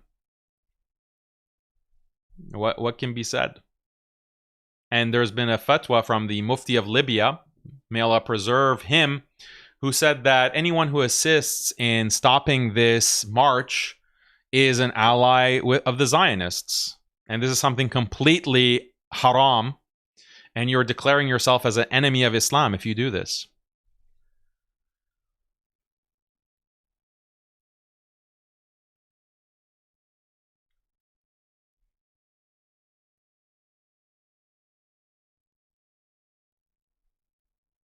People want to see more fireworks. Are there any more strikes? I don't know.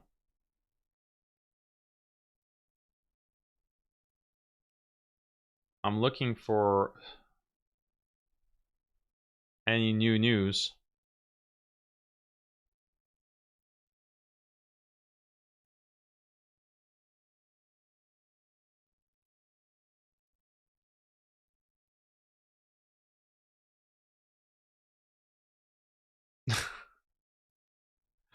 This is a good one. Today, Iran bombed terrorist infrastructure in Tel Aviv. Yeah, Israel is hiding some of these fighter jets in their high rises, apparently, in Tel Aviv.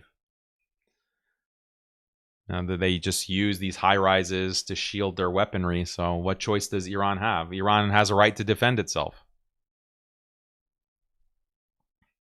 This is a good time to remind you to subscribe to our newsletter. YouTube decides that this stream is too hot and this channel is too hot to continue to exist. We need a way to contact you. So go to MuslimSkeptic.com and sign up for the newsletter. The link is in the description below. Because I don't know how long the United States is going to tolerate anti-Israel sentiment on its major social media platforms.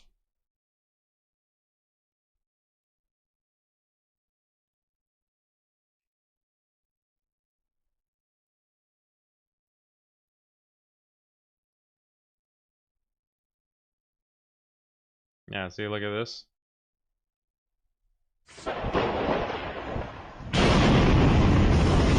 So why I don't believe when they're saying there's no casualties. Like, did you see that strike? So I'm supposed to believe that no one was hurt in that?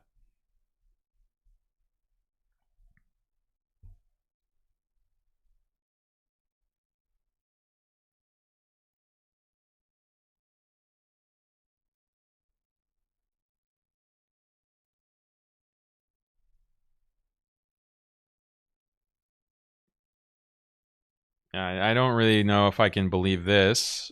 I would love to believe it.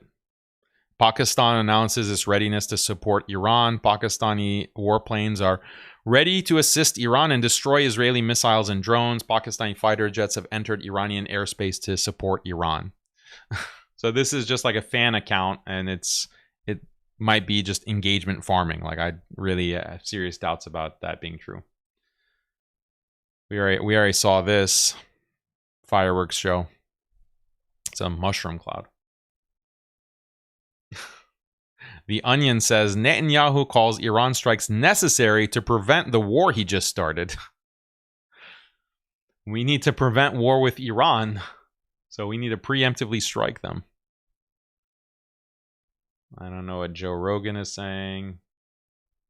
Okay, well, it's risky to just scroll on Twitter because we might inadvertently violate community guidelines.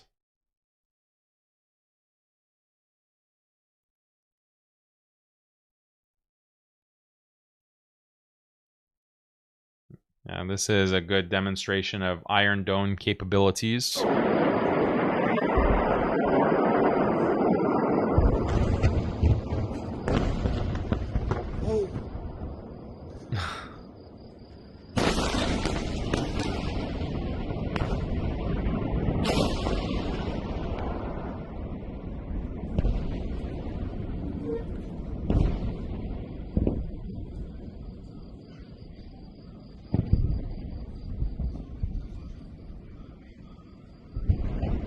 Yeah, so it's going to be very hard for Netanyahu to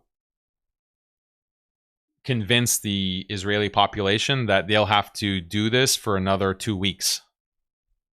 Like, they'll have to sustain this kind of bombardment for another 2 weeks.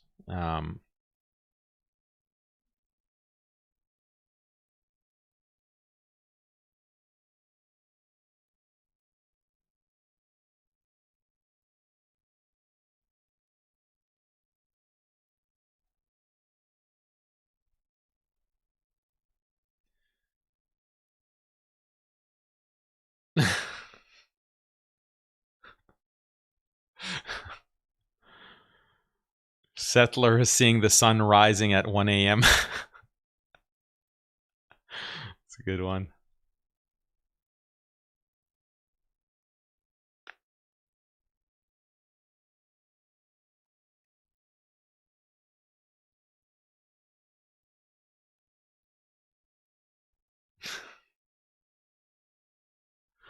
Sorry, guys. Some of these I can't share on the stream. I just have to enjoy them myself, but they're fire, so...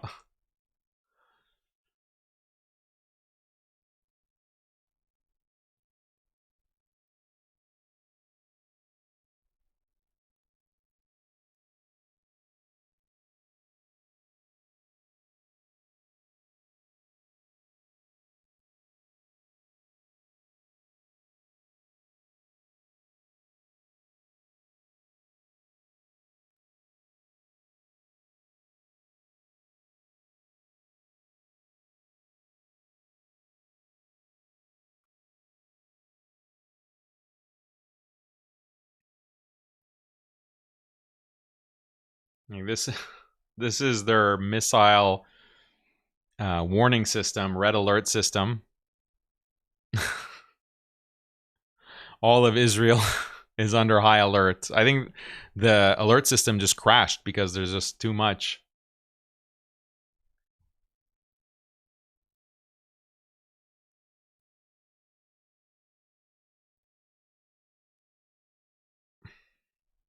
All right, guys.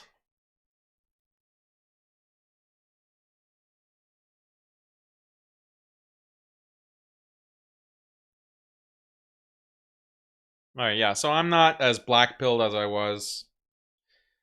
I know some of the guys, Halal Zoomer, I'm looking at you, but it wasn't just Halal Zoomer, but some people were very black-pilled, saying, already calling it's over, but now there's been a little bit more reassurance, but we're still unsure whether it's enough to deter Israel at all. and prevent the U.S. from coming into and what's essentially World War III. So.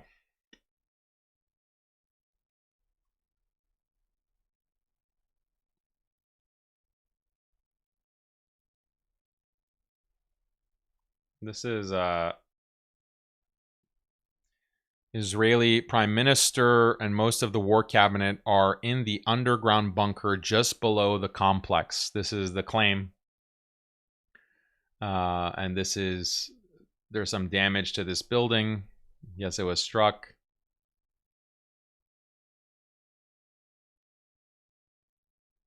Syria is their Pentagon, basically. That's what we read before. The Israeli Defense Ministry complex.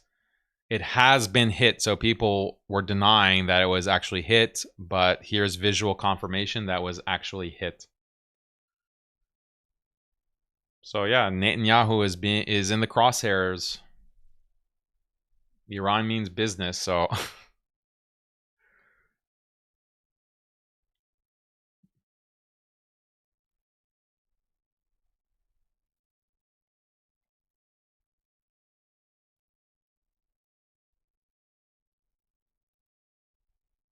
this is a good news account as well. If you want to get minute-by-minute updates. Israel has confirmed it carried out an airstrike yesterday on Iran's uranium conversion facility in Isfahan. The attack targeted the site's laboratories, enriched uranium conversion line, and uranium metal production section. So these aren't the most sensitive assets that Iran has. The most sensitive assets are underground, 100 meters underground, embedded in mountains. So the most sensitive enrichment assets are not actually going to be above ground. What Israel is doing in this first wave of attack, or this first 24 hours of attack, is to hit the most accessible targets, but it's not going to be something where Iran is debilitated or they'll lose their capacity to enrich uranium. Like Israel is is incapable of actually doing that. By itself, the U.S. has to be involved. The U.S. has to bring in its B-2 bombers and to use tactical nuclear weapons, basically, or the largest ordinances that the U.S. military has ever produced, sub-nuclear weapons. So we shouldn't be jumping to conclusions like, oh, it's all over, Iran doesn't stand a chance. This is just getting started.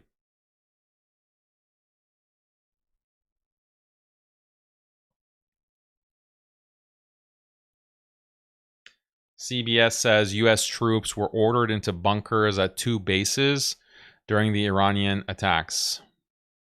The bases were at Al-Tanf in eastern Syria and Union 3 in Baghdad. So a warehouse in Shahar Dangeh, industrial town. I don't know where that is. More attacks on Tehran. Iran will intensify its attacks on Israel and target the regional bases of any country that defends it. So that means Jordan. Does that mean Saudi? Does that mean Qatar?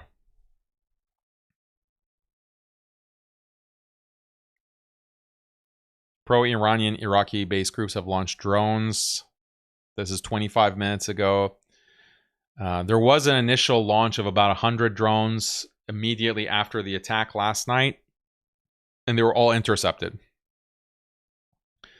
So maybe now the drones would be more able to reach their targets because the Iron Dome has been overwhelmed and has been partially damaged, as we saw. Iranian intelligence says they thwarted a Mossad operation. A truck full of drones was intercepted within Iran. Israeli airstrikes against Mehrabad International Airport. This is in Tehran.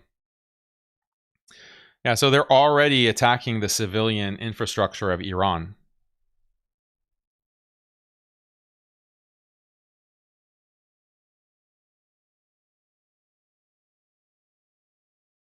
Violent Israeli airstrikes against Tehran. They could be assassination attempts.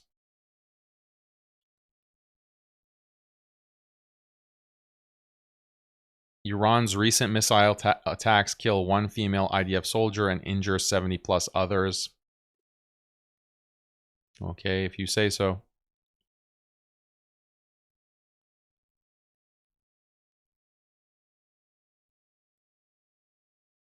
Mossad is carrying out assassination strikes within Tehran using one-way drones. I mean, this is what they did with Ismail Haniyeh, the leader of Hamas in Tehran.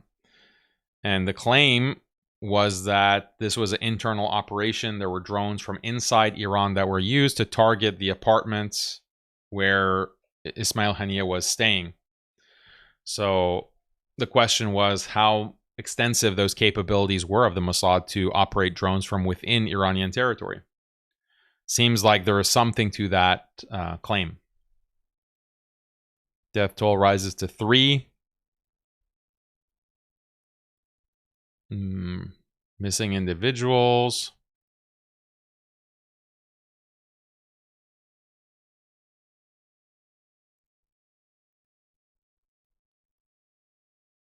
Sirens at the U.S. Embassy in Iraq.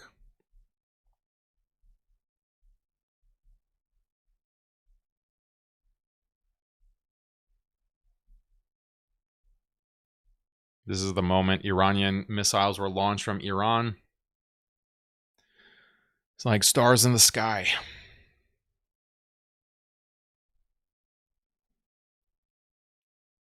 Okay. There's not any big updates at this point.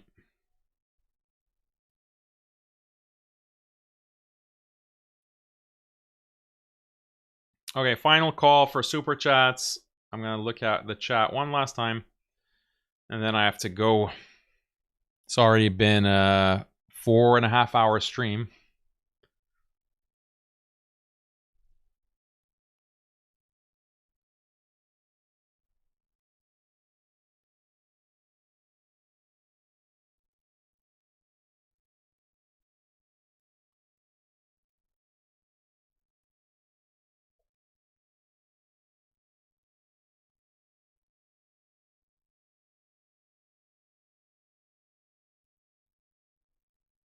Yeah, that's why I was skeptical, brother Hassan. The ratio is so weird. It's like one killed soldier, IDF soldier, and then 70 plus injured. Like, that's a strange ratio. That's why I'm skeptical of that.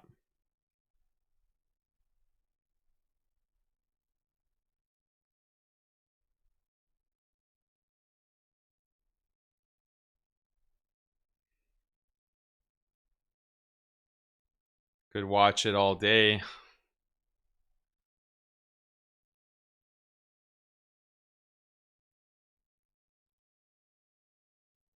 Appreciate it.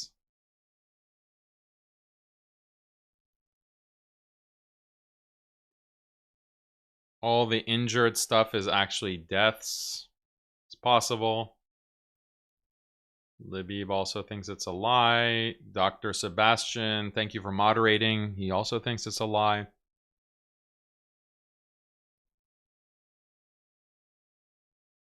Allah protect Iran. It's not, the ratio is not weird because it's God's chosen people. God's chosen people are protected from those evil Iranian devils.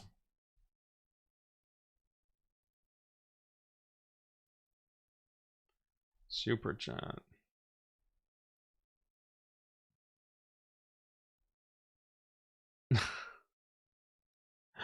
Look at this guy coping and seething. Luqman says, Daniel, where did you learn about the so-called sect Wahhabism and the followers of this sect takfir other people outside their creed? From where? Muta University of Tehran? Genuinely curious. Yeah, that's all you guys can do is seethe, because your entire ideology has been completely destroyed by just a little old documentary, just a little old viral documentary on the founder of your deviant ideology. Yeah, I went to Muta University. in Tehran. I'm a graduate, summa cum laude from Muta University, actually.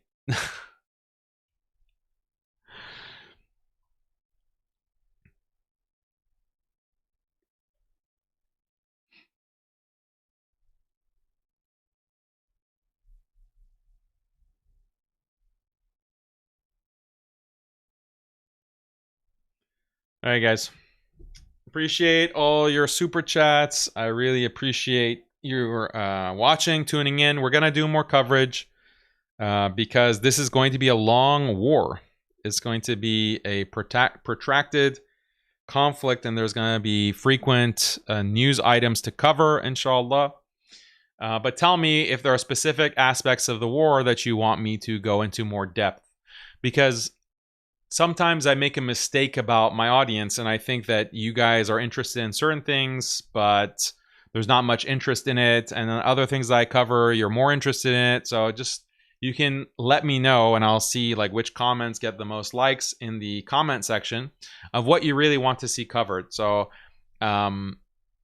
do you want more of the history of Israel? Do you want more of a look into the wars between Israel and its Arab neighbors? Do you want to look more at some of the larger geopolitical concerns with China and Russia? And some people are mentioning Pakistan.